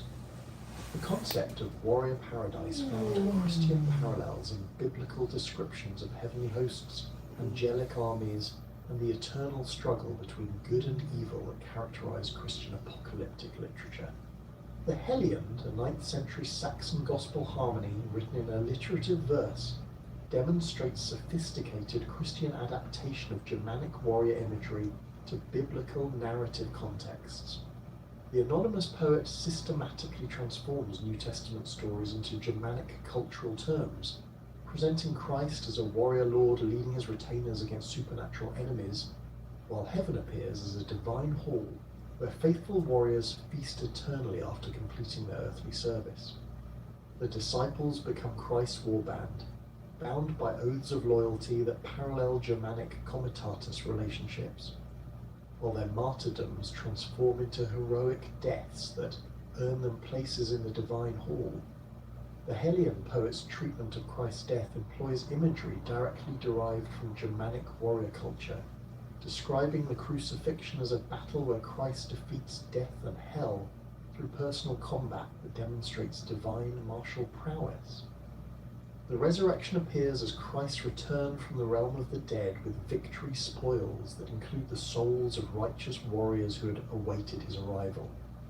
The poet's sophisticated adaptation demonstrates how Christian missionaries can preserve appealing elements of warrior afterlife beliefs while redirecting them toward Christian theological purposes that emphasize salvation through faith rather than death in battle. Similar syncretic developments appear in Anglo-Saxon Christian poetry, where traditional Germanic concepts about warrior halls and divine military service underwent systematic reinterpretation within Christian theological frameworks. The Dream of the Rood presents Christ's crucifixion through imagery derived directly from Germanic warrior culture, where the cross appears as a loyal retainer who serves his Lord faithfully despite suffering, while Christ appears as a young warrior stripping for battle against supernatural enemies. The poem's sophisticated theological framework preserves traditional cultural imagery while transforming its religious significance to serve Christian doctrinal purposes. The development of Christian warrior saints in Scandinavian hagiographic literature demonstrates another pathway through which Valhalla concepts influence Christian religious expression. Saints like Olaf of Norway and Eric of Sweden receive literary treatments that emphasize their martial prowess and their posthumous military activities in service of Christian causes, creating Christian parallels to Einherjar concepts that preserve traditional warrior values while directing them toward Christian purposes. These saints' legends describe them leading heavenly armies against demonic enemies, participating in cosmic warfare that parallels Ragnarok imagery while serving Christian apocalyptic purposes. St. Olaf's posthumous activities, as described in medieval Norwegian sources, include leading supernatural armies of Christian warriors against pagan enemies, appearing in dreams to provide military advice to Christian kings, and intervening directly in battles to ensure Christian victory. These accounts preserve traditional Norse concepts about divine warrior intervention, while redirecting them toward Christian theological frameworks that emphasize the saints' role as intercessors and divine agents. The systematic parallels between St. Olaf's posthumous activities and traditional Einherjar functions demonstrate how Christian hagiographers adapted rather than simply replace Norse warrior afterlife concepts. The gradual Christianization of Icelandic saga literature between 1200 and 1400 provides extensive documentation for the systematic transformation of heroic afterlife concepts while preserving essential pre-Christian elements that maintained cultural continuity. The family sagas, composed during this period by Christian authors drawing from oral traditions that preserved pre-Christian cultural memory, demonstrate sophisticated literary techniques that balance Christian theological requirements with traditional cultural values that remained important to their audiences. The resulting literary works preserve detailed information about pre-Christian beliefs, while presenting them within Christian interpretive frameworks that emphasize divine providence and moral judgment. Egil's saga, composed around 1230, demonstrates how Christian authors preserve traditional warrior values while modifying their theological implications to conform to Christian doctrinal requirements. The saga's protagonist, Egil Skallagrimsson, displays characteristics that would have qualified him for Valhalla for admission according to traditional Norse criteria: exceptional combat prowess, poetic ability, and death-defying courage in battle. However, the Christian author presents these qualities as gifts from God rather than qualifications for pagan afterlife destinations, creating a theological framework that preserves traditional hero worship while directing it toward Christian purposes. The saga's treatment of death and posthumous existence reveals systematic Christian modification of traditional Norse concepts about warrior afterlife. Warriors who die courageously in battle receive Christian funeral rites and burial in consecrated ground, while their posthumous activities involve intercession for living family members rather than participation in cosmic warfare. The modification preserves the essential concept that exceptional warriors continue to influence earthly affairs after death, while redirecting their activities toward Christian theological purposes that emphasize prayer and divine mercy rather than eternal combat. Njaal's saga, composed during the late 13th century, provides perhaps the most sophisticated example of Christian adaptation of traditional heroic values within saga literature. The saga's complex narrative structure explores the tension between traditional concepts of honor and revenge that characterized pre-Christian warrior culture and Christian teachings about forgiveness and divine judgment. The work's Christian author demonstrates deep understanding of traditional values while systematically showing how Christian alternatives provide superior solutions to the moral dilemmas that traditional honor codes created. The saga's climactic burning of Njaal and his family transforms traditional concepts about heroic death through fire into Christian martyrdom imagery that emphasizes their innocence and piety rather than their martial prowess. The victim's posthumous activities involve appearing in dreams to provide spiritual guidance and prophetic warnings, rather than leading supernatural war bands or participating in cosmic battles. Christian reinterpretation preserves the essential concept that exceptional individuals continue to influence earthly affairs after death, while redirecting their activities towards spiritual rather than military purposes. Grettir's saga demonstrates how Christian authors address the problematic aspects of traditional warrior heroes, whose characteristics included violence, pride, and resistance to social authority that conflicted with Christian moral teachings. The saga's protagonist displays exceptional physical strength and combat ability that would traditionally qualify him for divine warrior service, but his antisocial behavior and eventual outlawry create moral ambiguities that require sophisticated theological treatment. The Christian author resolves these tensions by emphasizing Grettir's tragic fate as divine punishment for his pride, while preserving admiration for his heroic qualities. The saga's treatment of supernatural elements reveals systematic Christian modification of traditional Norse concepts about the boundary between living and dead. Grettir's encounters with Draugr and other undead beings receive Christian interpretations that present them as demonic temptations or divine tests, rather than simply supernatural opponents requiring martial solutions. The Christian framework transforms traditional monster fighting episodes into spiritual allegories that emphasize the protagonist's moral development rather than simply celebrating his combat prowess. The persistence of Valhalla imagery in medieval Icelandic Christian literature demonstrates the concept's deep cultural significance that required gradual modification rather than immediate replacement. Christian authors consistently employ traditional warrior imagery to describe heavenly rewards, divine judgment, and cosmic warfare while systematically modifying their theological implications to conform to Christian doctrinal requirements. The resulting literary works preserve extensive information about pre-Christian beliefs, while presenting them within Christian interpretive frameworks that maintained cultural continuity during religious transition. Medieval Christian allegorical literature throughout Scandinavia reveals extensive borrowing from Valhalla imagery that demonstrates the concept's continued cultural relevance despite official religious conversion. Christian poets and prose writers consistently employ traditional descriptions of divine halls, warrior feasting, and cosmic battle to describe Christian theological concepts, creating literary works that preserve traditional cultural imagery while serving Christian educational and devotional purposes. The systematic adaptation reveals both the appeal of traditional imagery and the sophisticated theological work required to redirect it toward Christian purposes.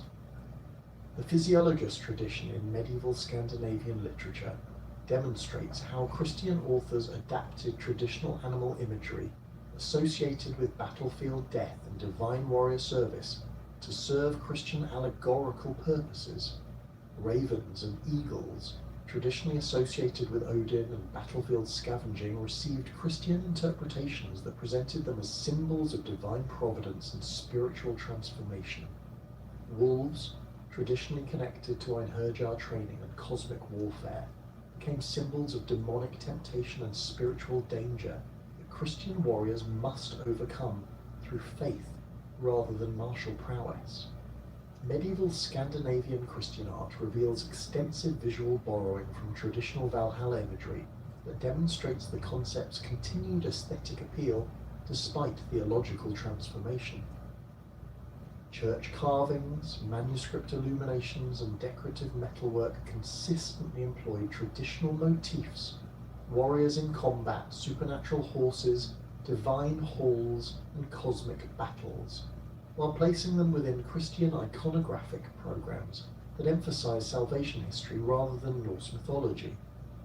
The visual continuity enabled Christian artists to create works that appealed to traditional aesthetic preferences while serving Christian devotional purposes. The Ernestave Church in Norway contains extensive wood carvings that demonstrate sophisticated Christian adaptation of traditional Norse artistic motifs. The church's decorative program includes interlaced animal designs that derive from traditional Germanic artistic traditions while serving Christian symbolic purposes that emphasize the triumph of order over chaos through divine intervention. The artistic synthesis preserves traditional aesthetic elements while redirecting their symbolic significance toward Christian theological purposes. Folk belief traditions documented in later medieval and early modern sources reveal the persistence of Valhalla-related concepts within Christianized popular culture throughout Scandinavia. These traditions, preserved through oral transmission and documented by antiquarian scholars during the 16th through 18th centuries, demonstrate how elements of traditional warrior afterlife beliefs continue to influence popular religious expression despite centuries of Christian missionary activity and ecclesiastical control. The persistence indicates that Valhalla concepts possessed deep cultural significance that resisted complete elimination through official religious conversion. Norwegian folk traditions preserve beliefs about supernatural warriors who continue to influence earthly affairs through appearances in dreams, interventions in battles, and protection of their descendants. These figures retained characteristics associated with traditional Einherjar, exceptional combat prowess, loyalty to their lords, and participation in cosmic warfare, while receiving Christian interpretations that presented them as souls in purgatory or saints interceding for their earthly communities. The theological modification preserved traditional cultural elements while conforming to Christian doctrinal requirements about posthumous existence. Swedish folk traditions documented similar beliefs about divine warriors who participated in supernatural battles that determined earthly political outcomes. These traditions described ghostly armies led by legendary kings who continued to defend their territories against supernatural enemies, creating folk religious concepts that combine traditional Norse cosmological warfare with Christian apocalyptic imagery. The synthesis demonstrates how popular religious expression adapted traditional beliefs to Christian theological frameworks while preserving their essential cultural functions. Danish folk traditions preserved extensive beliefs about supernatural halls where exceptional warriors continued to feast and train for future battles. These halls retained architectural characteristics associated with traditional Valhalla imagery, golden roofs, weapon decorations, and unlimited food supplies, while receiving Christian interpretations that presented them as temporary destinations for souls awaiting final judgment. The theological framework enabled traditional imagery to persist within Christian popular religion, while conforming to official doctrinal requirements about purgatory and resurrection. The documentation of these folk traditions by medieval and early modern Christian authorities reveals sophisticated ecclesiastical strategies for managing persistent pagan elements within popular religious expression.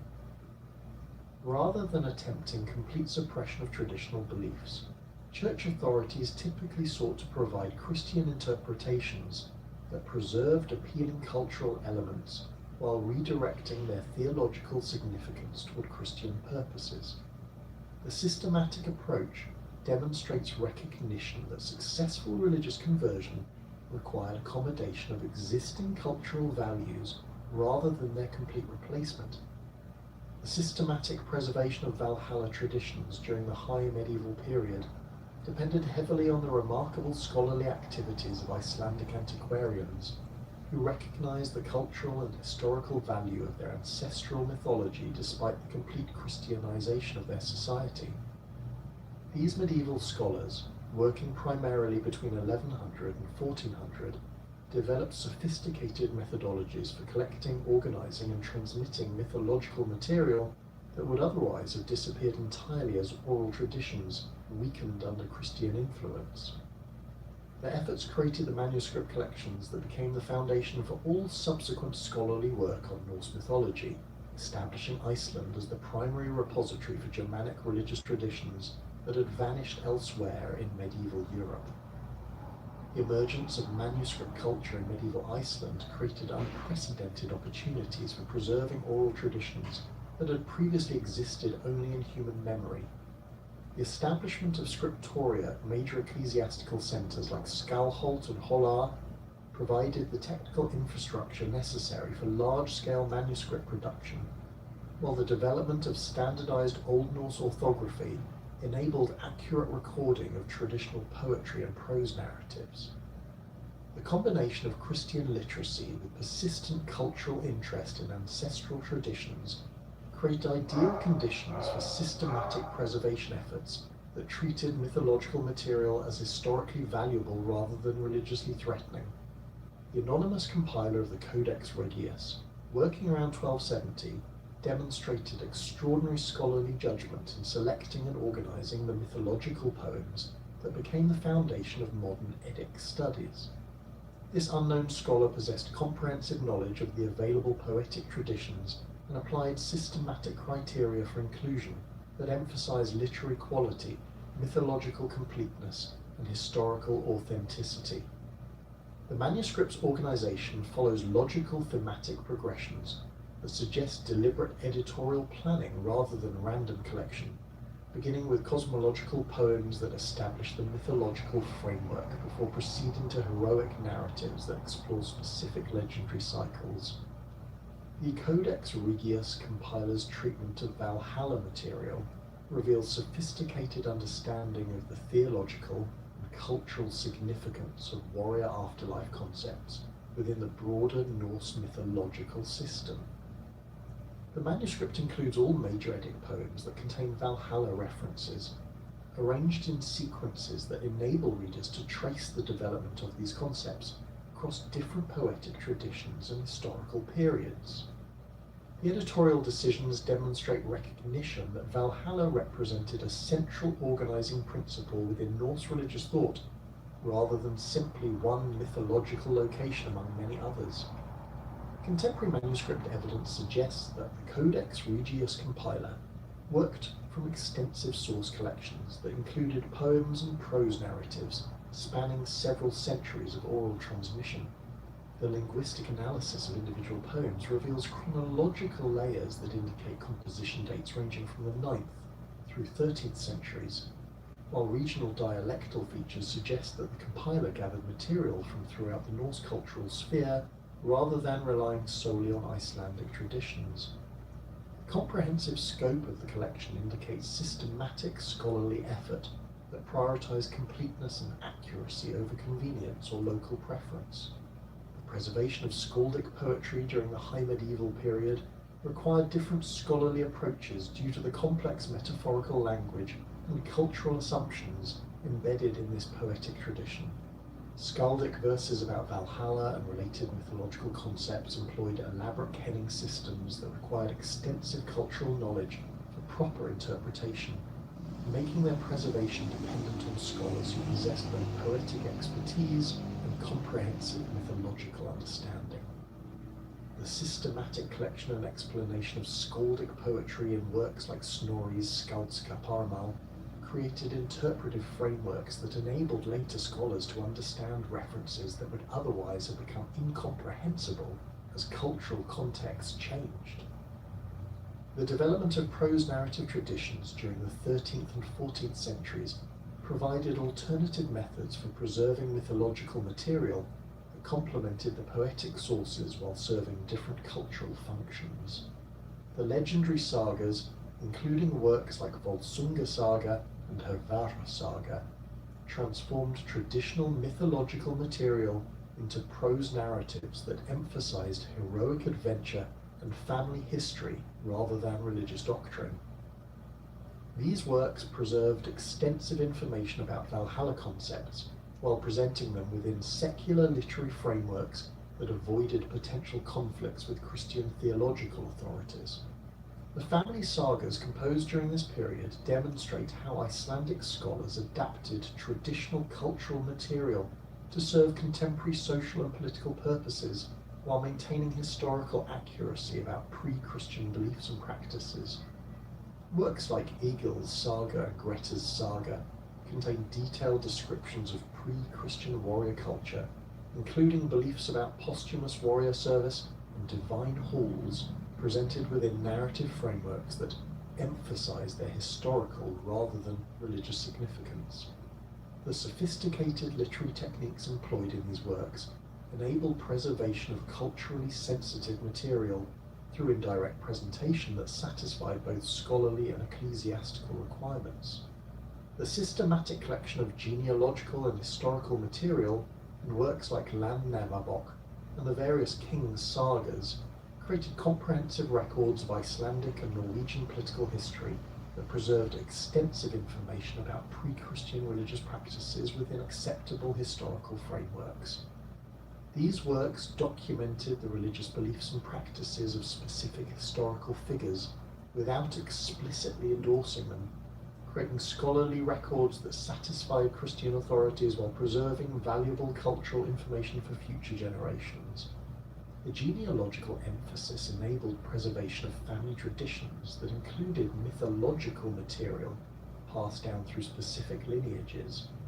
The transition from medieval preservation to early modern scholarly rediscovery began during the 16th century as European intellectual movements created new interest in national antiquities and comparative cultural studies. The Protestant Reformation's emphasis on vernacular languages and national cultural traditions provided theological justification for studying pre-Christian Germanic heritage as historically valuable rather than religiously dangerous. The development of humanistic scholarship created methodological frameworks for systematic study of ancient texts that could be applied to Norse mythological material without necessarily endorsing its religious content. Olworm emerged as the pioneering figure in systematic scholarly study of Norse antiquities during the early 17th century, combining rigorous philological methods with comprehensive cultural analysis that established the foundation for modern Norse studies. Born in 1588 to a prosperous Danish merchant family, Worm received extensive education in classical languages, theology, and natural philosophy that provided the intellectual tools necessary for sophisticated analysis of medieval Scandinavian sources. His appointment as Professor of Latin at the University of Copenhagen in 1615 provided the institutional platform for systematic scholarly work that could influence broader European intellectual developments. Worm's approach to Norse mythological material emphasized systematic collection and analysis of all available sources rather than selective treatment that focused only on the most accessible or appealing elements. His correspondence with scholars throughout Scandinavia created networks for sharing manuscript discoveries and coordinating research efforts that significantly expanded the available source base for Norse studies.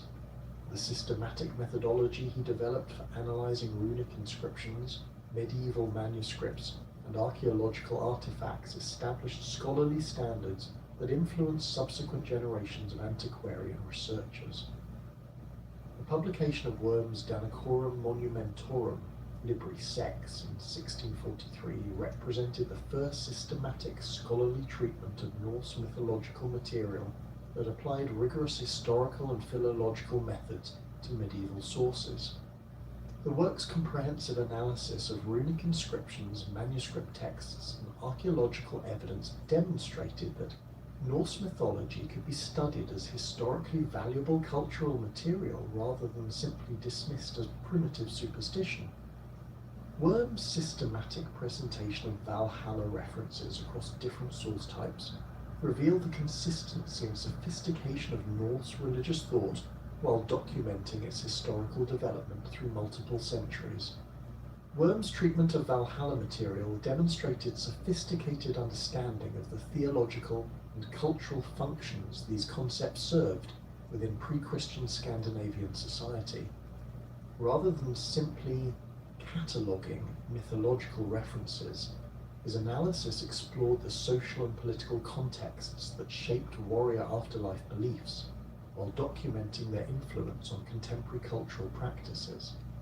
The systematic approach revealed connections between mythological concepts and archaeological evidence that established Norse studies as a legitimate historical discipline rather than antiquarian curiosity. The scholarly networks Worm established through his extensive correspondence created institutional foundations for continued Norse studies that survived his death in 1654. His students and correspondents continued the systematic collection and analysis of Norse source material while expanding the geographical scope of research to include previously unstudied regions and source types. The methodological standards he established influenced subsequent scholars who applied increasingly sophisticated analytical techniques to Norse mythological material while maintaining the historical orientation that distinguished scholarly study from romantic speculation. Arni Magnusson's contributions to Norse manuscript preservation during the late 17th and early 18th centuries represented the culmination of medieval and early modern scholarly efforts to collect and preserve the written sources for Norse mythology. Born in Iceland in 1663, Magnusson combined intimate knowledge of Icelandic cultural traditions with rigorous scholarly training that enabled him to identify and evaluate the historical significance of manuscript materials that less qualified collectors might have overlooked or misunderstood. His systematic approach to manuscript collection created the most comprehensive repository of Norse source material ever assembled, forming the foundation for all subsequent scholarly work in the field. Magnusson's appointment as Professor of Danish Antiquities at the University of Copenhagen in 1701 provided the institutional support necessary for systematic manuscript collection throughout the Danish realm, including Iceland, where most Norse mythological sources have been preserved. His official position enabled him to command resources and cooperation from local authorities that facilitated access to private manuscript collections and ecclesiastical libraries that had previously remained closed to scholarly investigation. The systematic survey of Icelandic manuscript holdings he conducted between 1702 and 1712 identified hundreds of previously unknown sources, while creating comprehensive catalogues that documented their contents and historical significance. The manuscript collection methods Magnusson developed emphasized historical authenticity and textual accuracy, rather than aesthetic appeal or popular accessibility. His systematic evaluation criteria prioritized manuscripts that preserve the oldest and most complete versions of traditional texts, while documenting variant readings and scribal modifications that revealed the transmission history of individual works. The scholarly apparatus he created for cataloguing and describing manuscript contents established bibliographic standards that enabled subsequent scholars to locate and evaluate source materials efficiently while understanding their historical contexts and textual relationships. Magnusson's analysis of Valhalla material within the broader context of Norse mythological sources revealed systematic patterns and thematic connections that had not been apparent to earlier scholars working with limited source collections. His comprehensive knowledge of the available manuscript traditions enabled him to trace the development of warrior afterlife concepts across different literary genres and historical periods while identifying the most reliable sources for specific mythological details. The synthetic approach he developed combined philological analysis with cultural interpretation that established Norse mythology as a coherent intellectual system rather than a collection of disconnected stories. The tragic fire that destroyed much of Magnusson's library in 1728 eliminated approximately 1/3 of his manuscript collection, including many unique sources that contained otherwise unrecorded mythological material. The disaster demonstrated the fragility of manuscript preservation efforts, while highlighting the importance of creating multiple copies and systematic catalogues that could preserve essential information even when original sources were lost. The surviving manuscripts and Magnusson's detailed catalogues continue to serve as the primary foundation for Norse mythological studies, despite the significant losses suffered in the fire. The early modern interpretation of Valhalla concepts during the 17th and 18th centuries reflected broader European intellectual developments that emphasized national cultural traditions, comparative mythology, and historical analysis of religious beliefs. The Enlightenment emphasis on rational analysis and systematic comparison created intellectual frameworks for studying Norse mythology that avoided the theological controversies that had previously limited scholarly investigation of pre-Christian religious material. The development of comparative philology provided methodological tools for analyzing the relationships between Germanic mythological traditions and similar concepts in other Indo-European cultures. The emergence of Romantic nationalism during the 18th century created new cultural contexts for interpreting Norse mythological material that emphasized its relevance to contemporary European identity and cultural development. Scholars like Paul Henri Mallet began presenting Norse mythology as the ancestral heritage of modern European civilization, rather than simply the primitive beliefs of ancient Germanic tribes. This interpretive shift created popular interest in Norse mythological material, while establishing cultural frameworks that connected ancient beliefs to contemporary national identities and political aspirations. Mallet's introduction à l'Histoire de Danemark represented the first systematic attempt to present Norse mythology to a general European audience through interpretive frameworks that emphasized its cultural and historical significance rather than its religious content. His presentation of Valhalla concepts focused on their social and political functions within ancient Germanic society, while drawing parallels to classical Greek and Roman religious traditions that were already familiar to educated European readers. The comparative approach demonstrated that Norse mythology possessed intellectual sophistication comparable to classical traditions while serving similar cultural functions within Germanic society. The Romantic interpretation of Valhalla during this period emphasized the heroic and aesthetic aspects of warrior afterlife concepts, while minimizing or reinterpreting elements that conflicted with contemporary Christian moral standards. Scholars and popular writers consistently presented the Einherjar as noble warriors motivated by honor and duty rather than violence and aggression, creating idealized versions of Norse heroic culture into contemporary European sensibilities.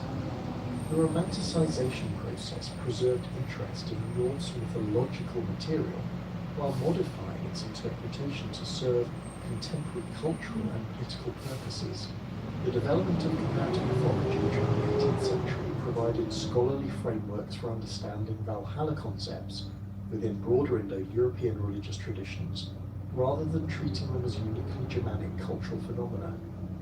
Scholars began identifying systematic parallels between Norse warrior afterlife beliefs and similar concepts in Celtic, Indo-Iranian, and classical traditions that suggested common ancestral origins and shared cultural functions. The comparative approach revealed underlying patterns and structures that connected Norse mythology to broader human religious experience, while documenting its distinctive characteristics and cultural adaptations. The systematic comparison of Germanic and Celtic warrior afterlife traditions revealed striking parallels that suggested either common ancestral origins or extensive cultural contact between these related Indo-European populations. Celtic concepts about the otherworld halls, where heroes feasted eternally after death in battle, displayed remarkable similarities to Valhalla descriptions, while maintaining distinctively Celtic characteristics that reflected different cultural contexts and historical developments. Comparative analysis demonstrated that warrior afterlife beliefs represented widespread Indo-European religions rather than unique Germanic innovations. Similar comparative work on Indo-Iranian traditions revealed additional parallels that supported theories about common Indo-European ancestral religions that had influenced the development of warrior afterlife concepts across multiple cultural traditions.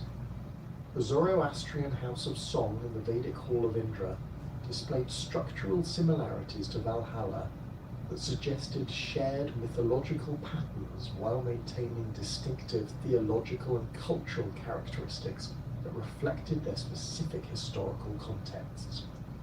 The systematic documentation of these parallels established Norse mythology as part of broader Indo-European religious traditions rather than isolated Scandinavian cultural phenomena.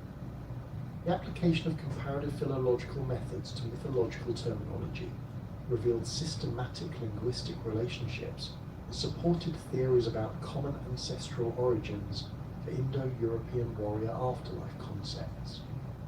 The analysis of terms related to divine halls, warrior selection, and posthumous military service across different Indo-European languages revealed regular sound correspondences and semantic developments that indicated shared etymological origins, despite centuries of independent cultural development. The linguistic evidence provided objective support for comparative mythological theories while documenting the historical processes through which common ancestral beliefs have developed into distinctive cultural traditions. The integration of archaeological evidence into comparative mythological studies in the late 18th century provided material support for theories about Indo-European religious traditions while documenting the historical context within which beliefs have developed and changed. The systematic analysis of burial practices, weapon deposits, and architectural remains across different Indo-European territories revealed consistent patterns that supported literary evidence about warrior afterlife beliefs while providing chronological frameworks for understanding their historical development. The archaeological approach established Norse mythology as part of documented historical processes rather than timeless cultural phenomena. The systematic archaeological discoveries that transformed scholarly understanding of Germanic warrior culture during the 18th and 20th centuries provided unprecedented material evidence for the social and religious context that produced Valhalla beliefs. The excavation of major hall complexes, weapon deposits, and burial sites revealed the physical foundations of warrior-centered society that extended far beyond literary descriptions. demonstrating that Valhalla represented the mythological culmination of actual cultural practices rather than pure fantasy. These discoveries coincided with the rise of romantic nationalism across Europe, where Valhalla became a powerful symbol of Germanic identity that transcended its original religious context to serve contemporary political and cultural purposes.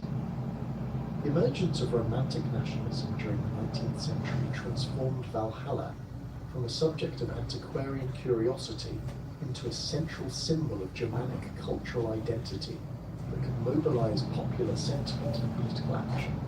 The Brothers Grimm's systematic collection of Germanic folklore and mythology during the early 1800s established scholarly frameworks for understanding Norse traditions as expressions of fundamental Germanic character traits rather than historical curiosities. Their work emphasized the continuity between ancient mythological concepts and contemporary German cultural values, creating intellectual foundations for nationalist movements that sought to revive Germanic traditions as alternatives to French cultural hegemony and Christian universalism. Jacob Grimm's Deutsche Mythologie presented Valhalla as the supreme expression of Germanic warrior ideal that had shaped European civilization through centuries of conquest and cultural development. His systematic analysis of mythological sources emphasized the moral and spiritual dimensions of warrior culture, presenting the Einherjar as noble heroes motivated by honor, loyalty, and sacrifice rather than mere violence and aggression. The romanticized interpretation transformed Valhalla from a pagan afterlife destination into a symbol of Germanic virtue that could inspire contemporary cultural and political renewal without conflicting with Christian religious sensibilities. The Wagner-Ring cycle, composed between 1848 and 1874, represented the most influential artistic interpretation of Germanic mythology that established popular understanding of Valhalla concepts throughout European and American culture.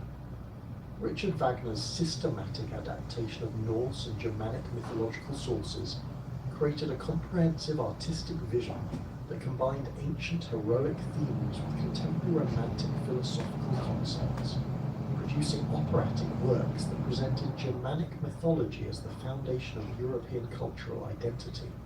The musical and dramatic power of Wagner's interpretation established Valhalla imagery in popular consciousness far beyond the influence of scholarly or literary treatments. Wagner's Das Rheingold opens with the construction of Valhalla as a symbol of divine power and cosmic order, but his interpretation emphasizes the moral ambiguities and ultimate limitations of warrior culture rather than simply celebrating Germanic heroic ideals. The gods' use of deception and coercion to build their hall creates dramatic tension that explores the ethical costs of power and the inevitable consequences of compromising moral principles for political advantage. Wagner's sophisticated treatment transformed traditional mythological material into philosophical exploration of modern political and social issues, while preserving the aesthetic appeal of ancient heroic imagery. The Ring Cycle's presentation of Ragnarok as the destruction of corrupt divine order and the emergence of a renewed world based on love rather than power reflected Wagner's integration of contemporary revolutionary political ideas with ancient mythological frameworks. His interpretation presented Valhalla's destruction as necessary for moral and spiritual renewal, creating artistic works that use Germanic mythological imagery to critique existing political and social institutions rather than simply glorifying ancient traditions. The revolutionary implications of Wagner's interpretation influenced subsequent political movements that employed Germanic mythology for radical rather than conservative purposes. The massive popular success of Wagner's operas established Valhalla imagery in European and American popular culture through performances, recordings, and artistic reproductions that reached audiences far beyond the scholarly communities that had previously preserved Norse mythological traditions. The visual spectacle of Valhalla's Rainbow Bridge, the dramatic power of the Valkyrie's Ride, and the cosmic scope of Ragnarok created artistic experiences that embedded Germanic mythological concepts in popular consciousness through through emotional and aesthetic impact rather than intellectual analysis. The widespread cultural influence of Wagner's interpretation shaped popular understanding of Norse mythology for subsequent generations. The archaeological revolution of the late 19th and early 20th centuries has provided material evidence that fundamentally altered scholarly understanding of Germanic warrior culture and its relationship to mythological traditions. The systematic excavation of sites like Sutton Hoo, Gamla Uppsala, and the Oseberg ship burial revealed the sophisticated material culture that supported warrior-centered societies throughout early medieval Northern Europe.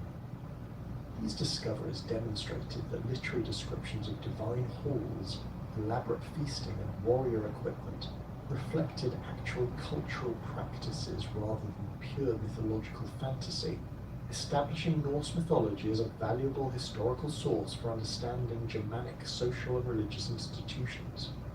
The Sutton Hoo excavations, conducted between 1938 and 1939, revealed burial assemblages that provided unprecedented insight into Anglo-Saxon royal culture and its connections to broader Germanic traditions about warrior afterlife. The ship burial contained weapons, jewelry, ceremonial equipment, and imported luxury goods that demonstrated the wealth and cultural sophistication of early medieval Germanic elites while preserving material evidence for beliefs about posthumous royal and warrior service. The discovery of the ceremonial helmet, with its elaborate decorative program depicting warriors and supernatural figures, provided visual evidence for the mythological concepts that shaped Germanic cultural identity. The systematic analysis of Scandinavian bog deposits during the 20th century revealed the extent and consistency of weapon sacrifice practices that connected earthly military activities to divine purposes throughout the Germanic cultural sphere. The Illerpedal excavations, completed between 1950 and 1956, documented over 15,000 individual weapon components that had been systematically destroyed and deposited during ceremonial events spanning several centuries. The scale and organization of these deposits demonstrated that weapon sacrifice represented central religious practices rather than occasional ritual activities, supporting literary evidence about the importance of divine warfare concepts in Germanic religious thought. The development of radiocarbon dating and other scientific archaeological techniques during the mid-20th century enabled precise chronological analysis of Germanic cultural developments that revealed the historical contexts within which Valhalla concepts had emerged and evolved. The dating of major hall sites, weapon deposits, and burial complexes established chronological frameworks that connected archaeological evidence to historical processes documented in written sources. The scientific approach demonstrated that Germanic warrior culture had developed through identifiable historical stages rather than representing timeless cultural phenomena, enabling scholars to trace the evolution of mythological concepts through material evidence. Contemporary scholarly debates about the historical accuracy and cultural significance of Valhalla traditions reflect broader methodological developments in medieval studies, comparative mythology, and archaeological interpretation that have transformed understanding of Germanic religious and cultural history. The systematic re-evaluation of Snorri Sturluson's reliability as a source for pre-Christian Norse beliefs has revealed both the value and limitations of his 13th century synthesis, demonstrating his sophisticated scholarly methods while identifying Christian influences that modified traditional mythological material.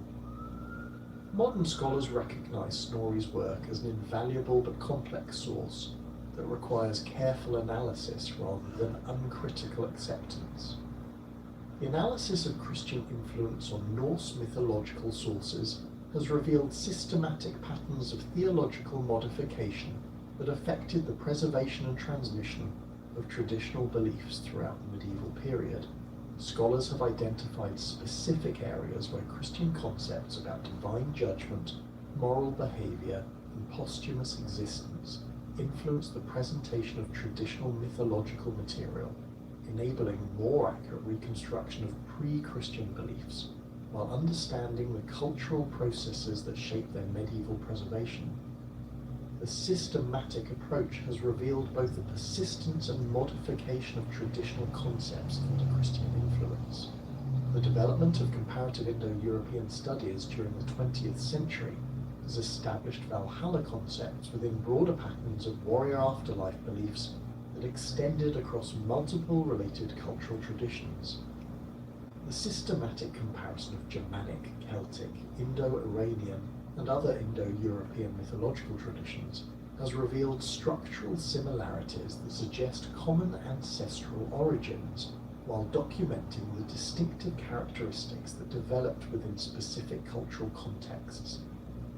The comparative approach has demonstrated that Valhalla represented the most fully developed expression of widespread Indo-European religious patterns rather than unique Germanic cultural innovations.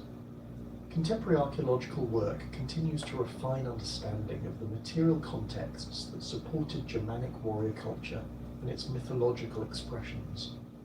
Recent excavations at sites like Leitra in Denmark and Borre in Norway have revealed additional evidence for the hall-centered societies that provided the social and architectural models for divine hall concepts.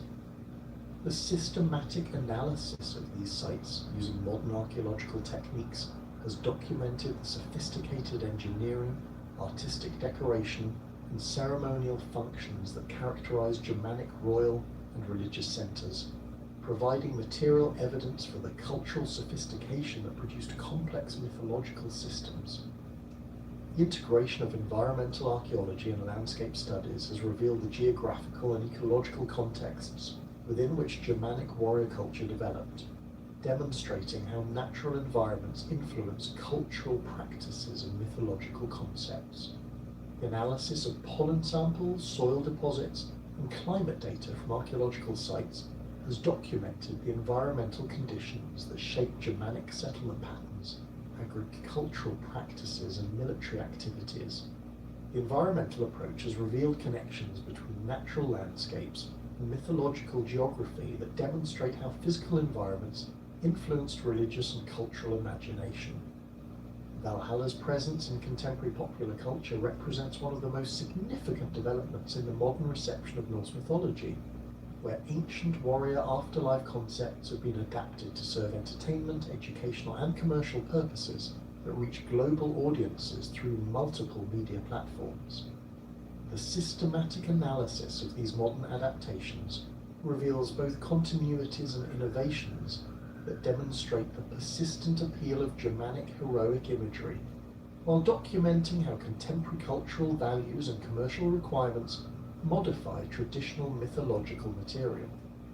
Marvel Comics' adaptation of Norse mythology, beginning with the introduction of Thor in 1962, established Valhalla imagery within American popular culture through superhero narratives that combined ancient mythological concepts with contemporary science fiction and fantasy elements. The comic book interpretation presents Valhalla as an advanced alien civilization rather than a religious afterlife destination, transforming mythological material to serve secular entertainment purposes while preserving recognizable elements of traditional imagery. The systematic development of this interpretation across decades of comic book publications has created comprehensive alternative mythology that maintains connections to Norse sources while serving contemporary narrative requirements. The Marvel Cinematic Universe's presentation of Asgard and its warrior culture has reached global audiences through blockbuster films that present Germanic mythological concepts within contemporary action-adventure frameworks. The visual representation of Asgard's architecture, the Bifrost Bridge, and warrior culture combines traditional mythological elements with science fiction technology and contemporary political themes that make ancient concepts accessible to modern audiences. The commercial success of these adaptations demonstrates the continued popular appeal of Germanic heroic imagery while documenting how contemporary cultural values modify traditional mythological presentations. Video game adaptations of Valhalla concepts have created interactive experiences that enable players to participate directly in mythological narratives, rather than simply observing them through literary or visual media. Games like God of War, Assassin's Creed Valhalla, and Valheim have created detailed virtual environments that combine historical accuracy with mythological fantasy, enabling players to experience warrior culture, divine halls, and cosmic warfare through interactive gameplay. The systematic development of these virtual worlds requires extensive research into historical and mythological sources, while adapting traditional material to serve contemporary entertainment purposes and technological capabilities. The educational applications of digital technology have created new opportunities for presenting Valhalla concepts to academic and general audiences through interactive websites, virtual museum exhibits, and educational software that combines scholarly accuracy with engaging presentation methods. These digital resources enable users to explore archaeological sites, examine manuscript sources, and understand cultural contexts through multimedia presentations that make specialized scholarly knowledge accessible to broader audiences. The systematic development of these educational resources demonstrates how contemporary technology can serve traditional scholarly purposes while reaching new audiences. The analysis of contemporary Valhalla adaptations reveals systematic patterns in how modern culture selects, modifies, and presents traditional mythological material to serve contemporary purposes.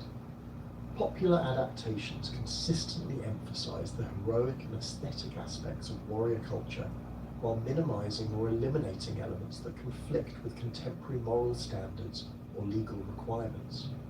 The systematic modification process demonstrates how traditional cultural material adapts to serve new functions, while maintaining recognizable connections to historical sources. The commercial success of Valhalla-themed entertainment products has created economic incentives for continued production and development of mythological content that ensures the persistence of these cultural traditions within contemporary popular culture. The systematic analysis of market data reveals significant consumer demand for entertainment products that combine historical accuracy with mythological fantasy, creating sustainable economic foundations for continued cultural transmission. The commercial viability of mythological content demonstrates how market mechanisms can serve cultural preservation purposes while adapting traditional material to contemporary requirements. The scholarly analysis of contemporary Valhalla reception reveals both positive and negative aspects of popular cultural adaptations that affect public understanding of historical and mythological material. Popular adaptations successfully maintain interest in traditional cultural heritage while making it accessible to contemporary audiences, but they also create simplified or distorted presentations that may mislead audiences about historical realities. The systematic evaluation of these effects demonstrates the importance of maintaining scholarly standards while engaging with popular cultural developments that influence public understanding of historical and mythological traditions. The integration of academic scholarship with popular cultural production has created collaborative relationships between scholars and entertainment industry professionals that can improve the accuracy and cultural sensitivity of mythological adaptations while maintaining their commercial appeal. The systematic development of these collaborative approaches demonstrates how academic expertise can influence popular cultural production while serving broader educational and cultural preservation purposes. The successful integration of scholarly and commercial interests provides models for future collaborative projects that can serve both academic and popular cultural purposes. The future prospects for Valhalla concepts within contemporary culture depend on the continued development of educational resources, entertainment adaptations, and scholarly research that can maintain public interest while preserving historical accuracy and cultural significance. The systematic analysis of current trends suggests that demand for mythological content will continue to grow as global audiences seek cultural alternatives to contemporary political and social institutions. The persistent appeal of Germanic heroic imagery and warrior culture themes provides foundations for continued cultural transmission through multiple media platforms and educational contexts. The enduring significance of Valhalla within human cultural imagination reflects fundamental psychological and social needs that transcend specific historical contexts or religious frameworks. The concept addresses universal human concerns about death, meaning, honor, and community that remain relevant despite technological and social changes that have transformed contemporary life. The systematic analysis of Valhalla's cultural persistence demonstrates how traditional mythological concepts can continue to serve essential psychological and social functions while adapting to serve contemporary cultural requirements and values. A comprehensive examination of Valhalla's development from Bronze Age archaeological evidence through contemporary popular culture reveals the remarkable persistence and adaptability of cultural concepts that address fundamental human needs and aspirations. From its origins in Germanic warrior societies through its medieval preservation in Icelandic manuscripts to its modern transformation into global entertainment content, Valhalla has demonstrated the capacity to evolve while maintaining essential characteristics that continue to resonate with human cultural imagination. The systematic documentation of this cultural transmission process provides valuable insights into how traditional knowledge systems adapt to changing historical circumstances while preserving their essential functions and appeal for successive generations.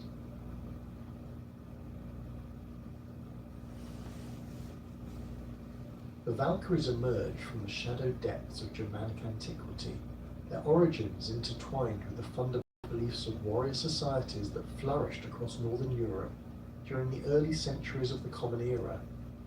These supernatural beings, who would later become central figures in Norse mythology, began their existence as something far more primal and immediate to the Germanic peoples who first conceived them. Archaeological evidence from Germanic burial sites dating to the 1st through 4th centuries AD reveals a complex relationship between warfare, death, and female spiritual entities. Excavations at Illerupedal in Denmark have uncovered massive weapon deposits, where entire armies' worth of military equipment was ritually destroyed and cast into sacred waters. These finds include not only spears, shields, and swords, but also personal ornaments and ceremonial items that suggest elaborate rituals surrounding the battlefield dead. The deliberate destruction of these weapons, often bent or broken before deposition, indicates beliefs about spiritual entities who claimed authority over the instruments of war and death. The Thorsberg Moor deposits in Schleswig-Holstein present even more compelling evidence of early Valkyrie-related beliefs. Here, archaeologists discovered not merely weapons, but complete warrior assemblages accompanied by female jewelry and ritual objects. The presence of fibulae decorated with bird motifs alongside military equipment suggests a connection between female supernatural beings and the battlefield that predates the fully developed Norse Valkyrie mythology by several centuries. These bird decorations are particularly significant as they align with later descriptions of Valkyries who could transform into ravens or swans to traverse the battlefield. Female warrior graves from the migration period provide additional insight into the cultural foundation from which Valkyrie beliefs emerged. The burial at Nordendorf in Bavaria, dating to approximately 500 AD, contained a woman interred with a complete set of weapons, including a spatha, seax, and shield boss. More intriguing still, this grave included amulets bearing runic inscriptions that invoke protective spirits associated with battle. Similar burials across Germanic territories from the Elbe to the Danube demonstrate that the concept of supernatural female warriors was not merely mythological but reflected actual cultural practices and beliefs about women's roles in warfare and death. The linguistic evolution of Valkyrie terminology reveals the deep antiquity of these concepts within Germanic culture. The Old Norse term Valkyria derives from two distinct elements. Val, meaning slain, and Kyria, meaning chooser or selector. This compound construction appears in various forms across the Germanic language family, indicating its Proto-Germanic origins. The Old High German Wallachurga and the Anglo-Saxon Wildtierge demonstrate that these concepts were not unique to Scandinavian culture, but represented a shared Germanic understanding of supernatural battlefield entities. The term valor itself carries profound significance within Germanic warrior culture. Unlike simple words for death or killing, valor specifically refers to those who die in battle, carrying connotations of honor and spiritual transformation. This linguistic distinction suggests that Germanic peoples recognized a fundamental difference between ordinary death and death in combat, with the latter requiring specialized spiritual intervention. The Valkyries, as choosers of the slain, thus occupied a crucial role in determining which warriors achieved this elevated status. Contemporary runic inscriptions provide additional evidence for early Valkyrie beliefs. The rockstone in Sweden, dating to the 9th century, contains references to battle spirits that align closely with later Valkyrie descriptions. More significantly, the stone's complex runic riddles suggest that beliefs about supernatural female warriors were sophisticated enough to serve as subjects for elaborate literary compositions well before the creation of the major Norse mythological texts. The archaeological record from Anglo-Saxon England offers parallel evidence for related beliefs. The Sutton Hoo ship burial, dating to the early 7th century, included a ceremonial whetstone topped with bronze figures that some scholars interpret as representations of battle spirits. The presence of this object alongside the burial's extensive military equipment suggests that Anglo-Saxon warrior culture incorporated beliefs about supernatural entities who influence battlefield outcomes, concepts that closely parallel continental Germanic Valkyrie traditions. Germanic warrior societies of the early medieval period operated within a complex spiritual framework that viewed warfare as fundamentally supernatural. Battle was not merely a physical contest between opposing forces, but a cosmic event involving divine intervention and spiritual transformation. Within this worldview, certain supernatural entities served as intermediaries between the mortal realm of combat and the divine sphere of fate and destiny. These beings, who would evolve into the Norse Valkyries, originally functioned as psychopomps, spiritual guides, who conducted the souls of fallen warriors to their appropriate afterlife destinations. The role of psychopomp was not unique to Germanic culture, but the specific characteristics of these battlefield spirits reflected distinctly Germanic values and concerns.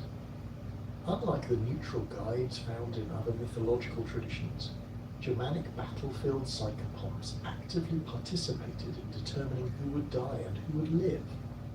This selective function aligned with Germanic concepts of weird or fate, which emphasized that destiny was not arbitrary, but followed patterns discernible to supernatural beings with appropriate wisdom and authority. Evidence from Lombard Italy provides additional insight into the geographical spread of these beliefs. The 7th century historian Paul the Deacon recorded traditions about supernatural female warriors among the Lombards, describing beings who appeared on battlefields to determine the outcome of conflicts. These accounts, while filtered through Christian interpretation, preserve elements that clearly relate to the broader Germanic tradition of battlefield spirits that would crystallize into the Norse Valkyrie concept. The transformation of these early battlefield spirits into the more familiar Norse Valkyries involved significant development and elaboration of their characteristics and functions. Early Germanic sources suggest that these entities were primarily concerned with death and its immediate aftermath. They selected which warriors would fall, guided their spirits to appropriate destinations, and perhaps influenced the distribution of weapons and treasure among the survivors. This relatively straightforward function would later expand to encompass roles as divine messengers, supernatural lovers, and active participants in the political affairs of gods and heroes. Frankish sources from the Merovingian period contain references to battle spirits that demonstrate the persistence of these beliefs as Germanic peoples encountered and adapted to changing political and religious circumstances. Gregory of Tours, writing in the late 6th century, described pagan Germanic practices involving the invocation of female war spirits before major battles. While Gregory's Christian perspective colours his accounts, the underlying practices he describes align closely with what we know about early Valkyrie-related rituals from other sources. The gradual evolution from early Germanic battlefield spirits to fully developed Norse Valkyries involved not only expansion of their roles and characteristics, but also their integration into increasingly complex mythological narratives. Early Germanic sources present these beings as relatively autonomous entities who operated according to their own supernatural logic. Later Norse sources would subordinate them to the authority of Odin and integrate them into elaborate cosmic schemes involving the preparation for Ragnarok and the governance of divine politics. Archaeological evidence from Scandinavian sites dating to the 6th through 8th centuries reveals the intermediate stages of this development. Burial goods from this period include increasing numbers of objects decorated with female figures bearing weapons or associated with birds of prey. The famous helmet plates from Vendel and Valsgard depict armed women alongside warriors and mythological scenes, suggesting that beliefs about supernatural female warriors were becoming more elaborate and central to elite warrior culture during this crucial transitional period. The persistence of weapon deposits in Scandinavian bog sites throughout the early medieval period demonstrates the continued importance of rituals involving battlefield spirits. However, the character of these deposits changes over time, with later examples showing more standardized patterns of destruction and deposition. This standardization suggests that beliefs about the supernatural entities who received these offerings were becoming more codified and systematic, laying the groundwork for the elaborate Valkyrie mythology preserved in later Norse sources.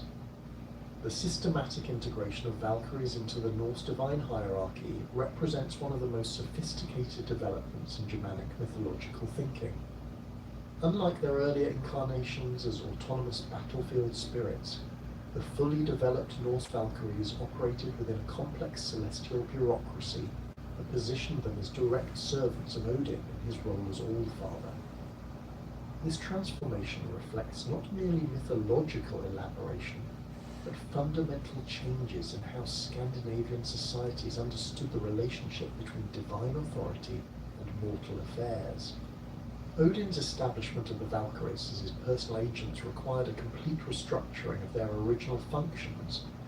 Where early Germanic battlefield spirits had operated according to their own supernatural logic, Norse Valkyries became instruments of divine policy. The Prose Edda describes this relationship in terms that mirror earthly feudal arrangements, with the Valkyries serving as Odin's huskarls or household warriors. However, their service extended far beyond simple military loyalty to encompass roles as intelligence gatherers, diplomatic messengers, and enforcers of divine will across the 9 realms. The hierarchical structure governing Valkyrie operations reveals careful attention to administrative detail that suggests these mythological constructs reflected actual Scandinavian governmental practices. Snorri Sturluson's account in Gylfaginning indicates that different Valkyries held varying ranks and responsibilities within Odin's service. Some, like Gondel and Skogul, served as field commanders responsible for overseeing multiple battles simultaneously. Others, such as Sigurdrifa and Brunhild, functioned as special agents assigned to influence specific heroes or political situations. This stratification allowed Odin to maintain direct control over military and political developments across vast geographical areas, while delegating operational authority to trusted subordinates. The physical infrastructure supporting Valkyrie operations centered on Valhalla, but extended throughout Asgard and into the mortal realm through an elaborate network of sacred sites and supernatural pathways. Archaeological evidence from late Iron Age Scandinavia reveals numerous locations that appear to have served as earthly focal points for Valkyrie activities. The Great Hall excavated at Uppsala in southern Sweden, dating to the 6th through 10th centuries, contained ritual deposits including weapons, jewellery and animal bones, arranged in patterns that suggest ceremonies invoking Valkyrie intervention. Similar sites at Tiso in Denmark and Helgo in Sweden demonstrate that belief in Valkyrie presence required substantial material investment in appropriate ceremonial infrastructure. The Valkyries' fundamental duty as choosers of the slain operated according to complex criteria that balanced divine policy objectives with cosmic necessity. Their selection process involved far more than simple identification of brave warriors. The Voluspa and other Eddic sources indicate that Valkyries evaluated potential candidates based on their roles in predetermined fate patterns, their value to Odin's strategic objectives, and their compatibility with the social dynamics of Valhalla's warrior community. This multifaceted assessment required extensive knowledge of mortal affairs, supernatural insight into character and destiny, and sophisticated understanding of divine politics. The actual mechanics of battlefield selection involved coordinated operations between multiple Valkyries working in carefully orchestrated teams. The Daradal Jod, preserved in Jarl Saga, provides detailed descriptions of 12 Valkyries weaving the fate of warriors at the Battle of Clontarf in 1014. Their weaving metaphor reveals the collaborative nature of their work, with individual Valkyries contributing specific elements to overall battle outcomes, while maintaining coordination with their colleagues' efforts. The loom they operate uses human entrails as warp threads and severed heads as weights, emphasizing the visceral reality of their decision-making process. Contemporary runic inscriptions from battlefield sites across Scandinavia provide additional evidence for how Valkyrie selection operated in practice. The Rockstone's complex verses reference battle spirits who choose from among the weapon bearers, using terminology that distinguishes between different categories of warriors based on their spiritual worthiness rather than simple martial prowess. Similar inscriptions from Denmark and Norway employ formulaic language invoking Valkyrie intervention, suggesting that warriors and their commanders actively sought to influence the selection process through appropriate ritual observances. The relationship between Valkyrie activities and predetermined fate represents one of the most philosophically sophisticated aspects of Norse cosmology. The concept of weird or Orlog in Germanic tradition posited that cosmic events followed predetermined patterns established by the norms at the moment of creation. However, this determinism did not eliminate the need for active agents to implement fate's requirements. The Valkyries served as executive instruments of destiny, ensuring that predetermined outcomes manifested through appropriate sequences of cause and effect. This role required Valkyries to possess comprehensive knowledge of fate patterns, extending across multiple generations and involving complex interactions between divine, heroic, and ordinary human actors. The Volsunga Saga demonstrates this knowledge through Brunhild's prophecies regarding Sigurd's descendants and their roles in future conflicts. Her predictions prove accurate across multiple generations, indicating access to information that transcends normal temporal limitations. Similar prophetic abilities appear in other Valkyrie narratives, suggesting that their service to fate required supernatural cognitive capabilities that allow them to perceive and manipulate causal relationships across extended time periods. The practical implementation of fate through Valkyrie intervention involved careful coordination with other supernatural entities responsible for different aspects of cosmic governance. The Norns established broad destiny patterns, but Valkyries determined specific methods for achieving predetermined outcomes. This division of labor required constant communication between different levels of the divine hierarchy, with Valkyries serving as intermediaries between fate's abstract requirements and the concrete realities of mortal existence. Archaeological evidence from Scandinavian ritual sites reveals material traces of ceremonies designed to facilitate communication between Valkyries and other supernatural entities.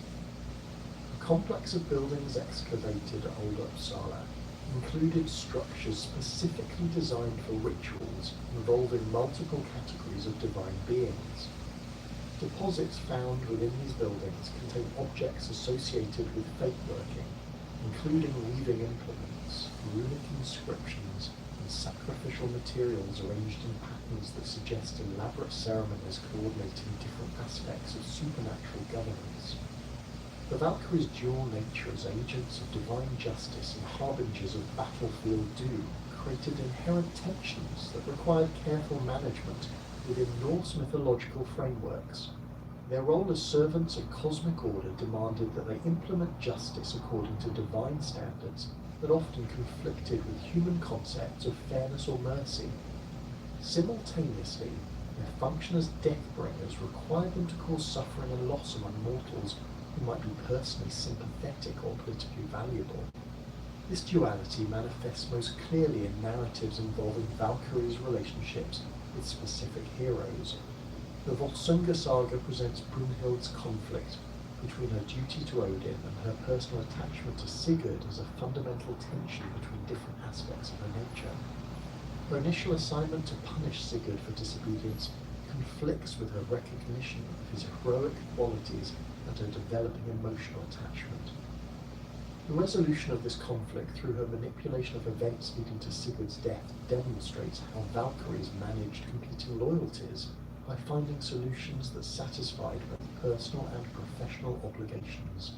The psychological complexity required for Valkyries to function effectively in these dual roles suggests sophisticated understanding of moral ambiguity within Norse culture. Unlike simple agents of divine wrath or mechanical instruments of fate, Valkyries possessed emotional depth and moral agency that allowed them to experience genuine conflict between competing obligations.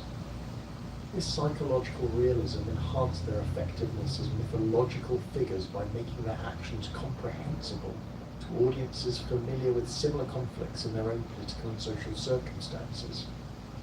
The administrative systems governing Valkyrie operations required extensive documentation and communication networks that extended throughout the 9 realms. References in various Eddic sources indicate that Valkyries maintained detailed records of warrior genealogies, battle outcomes, and fate patterns that informed their selection decisions. The preservation and analysis of this information required sophisticated organizational capabilities that mirror the administrative systems of medieval Scandinavian kingdoms. The Grimnismal provides insights into the information management system supporting Valkyrie operations through its detailed descriptions of Valhalla's physical layout and operational procedures. The hall's 540 doors, each wide enough for 800 warriors to pass through simultaneously, suggest infrastructure designed to accommodate massive throughput of personnel and information. The presence of specific Valkyries assigned to different aspects of hall management indicates specialized administrative roles that required extensive coordination and communication capabilities. The transformation from battlefield selectors to hall administrators represented perhaps the most complex aspect of Valkyrie duties within the Norse cosmic order. Once the chosen slain crossed the Rainbow Bridge of Bifrost and entered through Valhalla's massive gates, the Valkyries' responsibilities shifted from selection to cultivation, requiring an entirely different set of skills and organizational capabilities. The Great Hall of the Slain demanded constant maintenance, not merely of its physical structure, but of the intricate social and military systems that would prepare the Einherjar for their ultimate purpose at Ragnarok. Valhalla's daily operations required a sophisticated division of labor among the Valkyries that reflected both their individual capabilities and the complex needs of housing and training hundreds of thousands of dead warriors. The hall itself, described a new grimness spell as having 540 doors with room for 800 warriors to march through each simultaneously, demanded logistical coordination on an unprecedented scale. Archaeological parallels from great halls excavated at sites like Ledra and Gamla Uppsala provide insight into the practical challenges of managing such enormous spaces, though even the largest earthly halls pale in comparison to Valhalla's supernatural dimensions.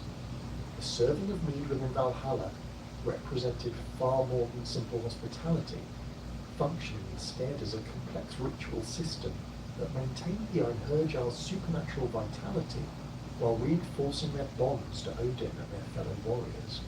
The mead itself flowed from the udders of the goat Hydra, who fed upon the leaves of Larada, the great tree that stood atop Valhalla's roof. This supernatural beverage required careful distribution according to protocols that recognized both the hierarchical status of different warriors and the specific needs of their ongoing preparation for cosmic battle. The Valkyries responsible for mead service operated according to carefully established rotations that ensured each warrior received appropriate attention while maintaining the ceremonial dignity required for such sacred duties.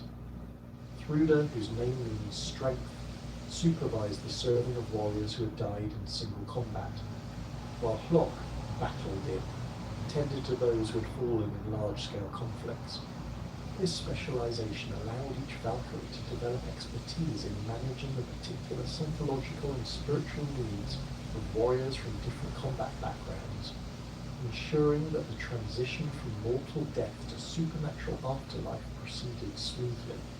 The physical act of serving required Valkyries to maintain constant awareness of each warrior's individual history, achievements, and emotional state.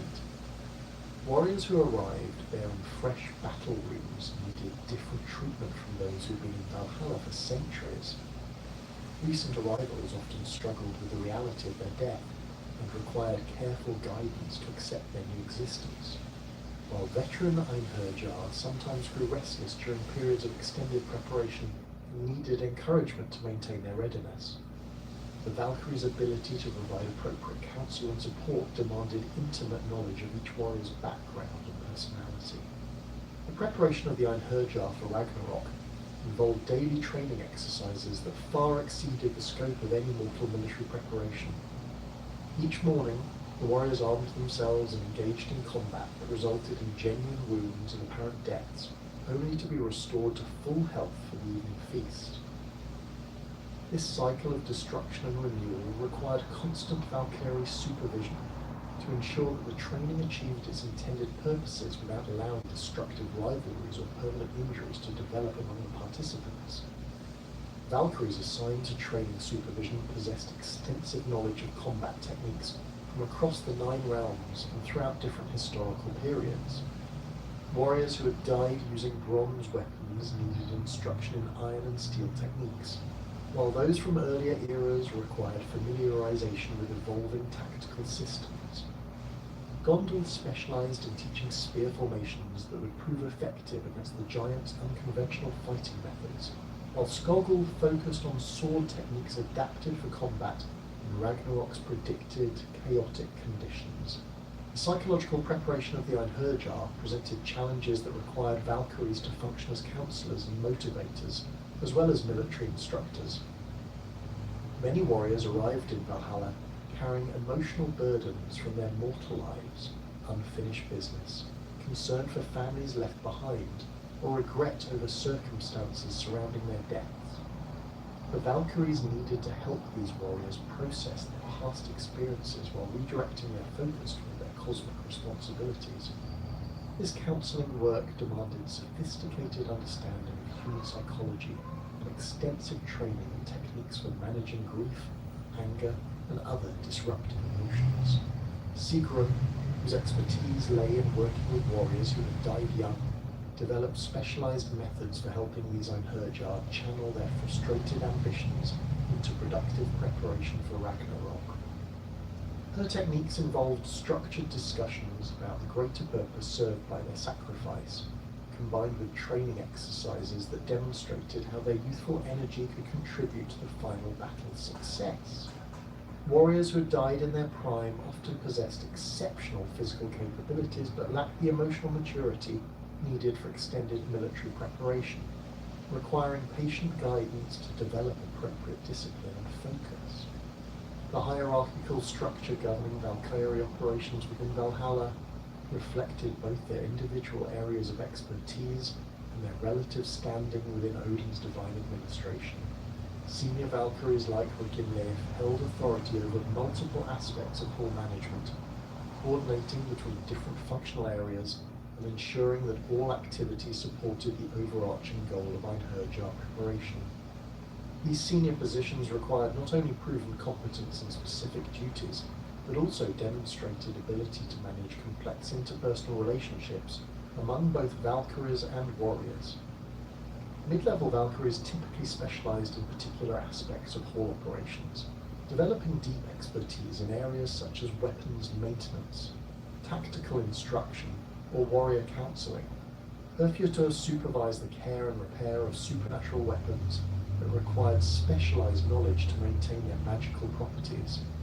Her workshops, located in Valhalla's lower levels, contained forges that burned with flames fed by the breath of dragons, producing heat intense enough to work metals that existed nowhere in the mortal realm. The weapons produced in these forges would prove essential during Ragnarok, when conventional arms would prove inadequate against the supernatural enemies facing the Einherjar. Junior Valkyries often began their service in Valhalla, performing basic maintenance duties that allowed them to observe and learn from their more experienced colleagues. These positions included responsibilities such as maintaining the hall's physical structure, managing supplies of food and drink, and providing basic assistance to newly arrived Einherjar. The rotation through different junior positions ensured that all Valkyries developed comprehensive understanding of hall operations before advancing to more specialized roles. The interaction between Valkyries and Odin's other supernatural servants created a complex web of relationships that required careful management to maintain efficient operations. Hugin and Munin, Odin's ravens, served as intelligence gatherers who brought news from across the Nine Realms each day. The Valkyries needed to coordinate with these messengers to ensure that information about potential conflicts or emerging threats informed their training programs and selection priorities. When the Ravens reported unusual giant activity near Jotunheim's borders, the Valkyries would adjust their tactical instruction to emphasize techniques effective against giant opponents. Jerry and Freki, Odin's wolves, participated in the daily training exercises as opponents for the Einherjar, providing combat experience against supernatural predators that would prepare the warriors for encounters with Fenrir and other monstrous enemies during Ragnarok. The Valkyries responsible for training coordination worked closely with these wolves to design exercises that challenged the warriors appropriately without causing unnecessary casualties that would disrupt the training schedule. The wolves' supernatural strength and ferocity provided realistic preparation for the cosmic battle's anticipated intensity. The Valkyries' relationship with Odin himself involved regular consultation sessions where they reported on the Einherjar's progress and received guidance about strategic priorities for their ongoing preparation. These meetings took place in Odin's private chambers within Valhalla, spaces decorated with trophies from his travels across the Nine Realms and furnished with seats carved from the bones of primordial giants. During these sessions, Odin would share intelligence gathered through his various supernatural networks and provide specific instructions about areas requiring enhanced focus in the training programs. The complexity of managing relationships between Einherjar from different cultural backgrounds and historical periods required Valkyries to possess extensive knowledge of diverse warrior traditions and social customs. Vikings who had died in the 9th century needed to learn to fight alongside Saxon warriors from the 6th century, despite historical enmities that had shaped their mortal lives. The Valkyries developed elaborate protocols for introducing warriors from conflicting backgrounds, using structured activities that emphasized their shared commitment to cosmic defense while gradually building mutual respect and cooperation. Rand grids specialized in managing integration between warriors from different linguistic backgrounds, developing communication systems that allowed effective coordination despite language barriers.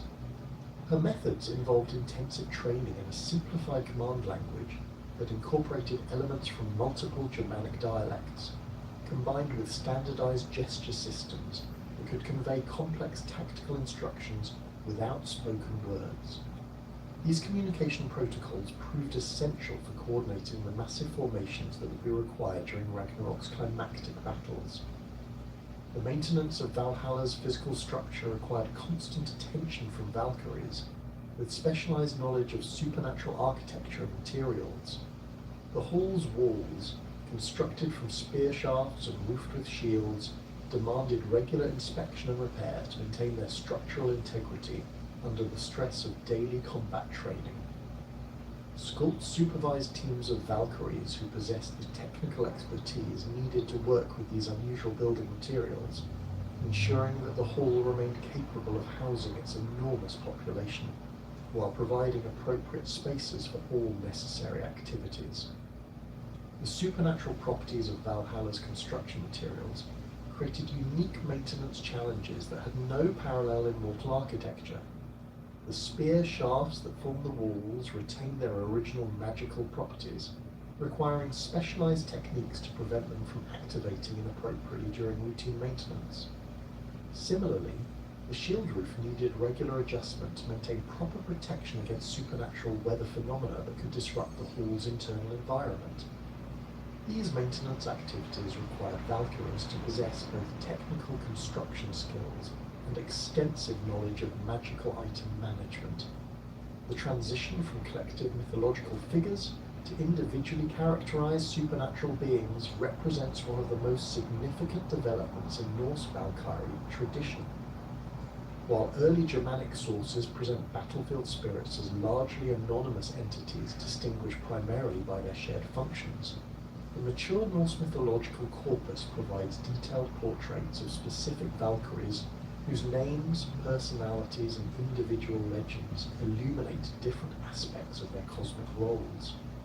These named figures emerged from centuries of storytelling tradition that gradually accumulated distinctive characteristics and narrative associations around particular supernatural personalities. Brynhild stands as perhaps the most complex and fully developed individual Valkyrie in Norse literature, a legend preserved across multiple sources that reveal the evolution of her character through different storytelling traditions. The Volsunga saga presents her as a figure of tragic nobility, whose defiance of Odin's direct commands precipitates a cascade of consequences that ultimately destroys an entire heroic dynasty. Her original transgression involved showing mercy to a warrior whom Odin had marked for death, an act of compassion that violated the fundamental principle of absolute obedience required from Valkyrie servants. This disobedience resulted in her punishment through enchanted sleep, surrounded by a ring of fire that would burn any unworthy suitor who attempted to reach her.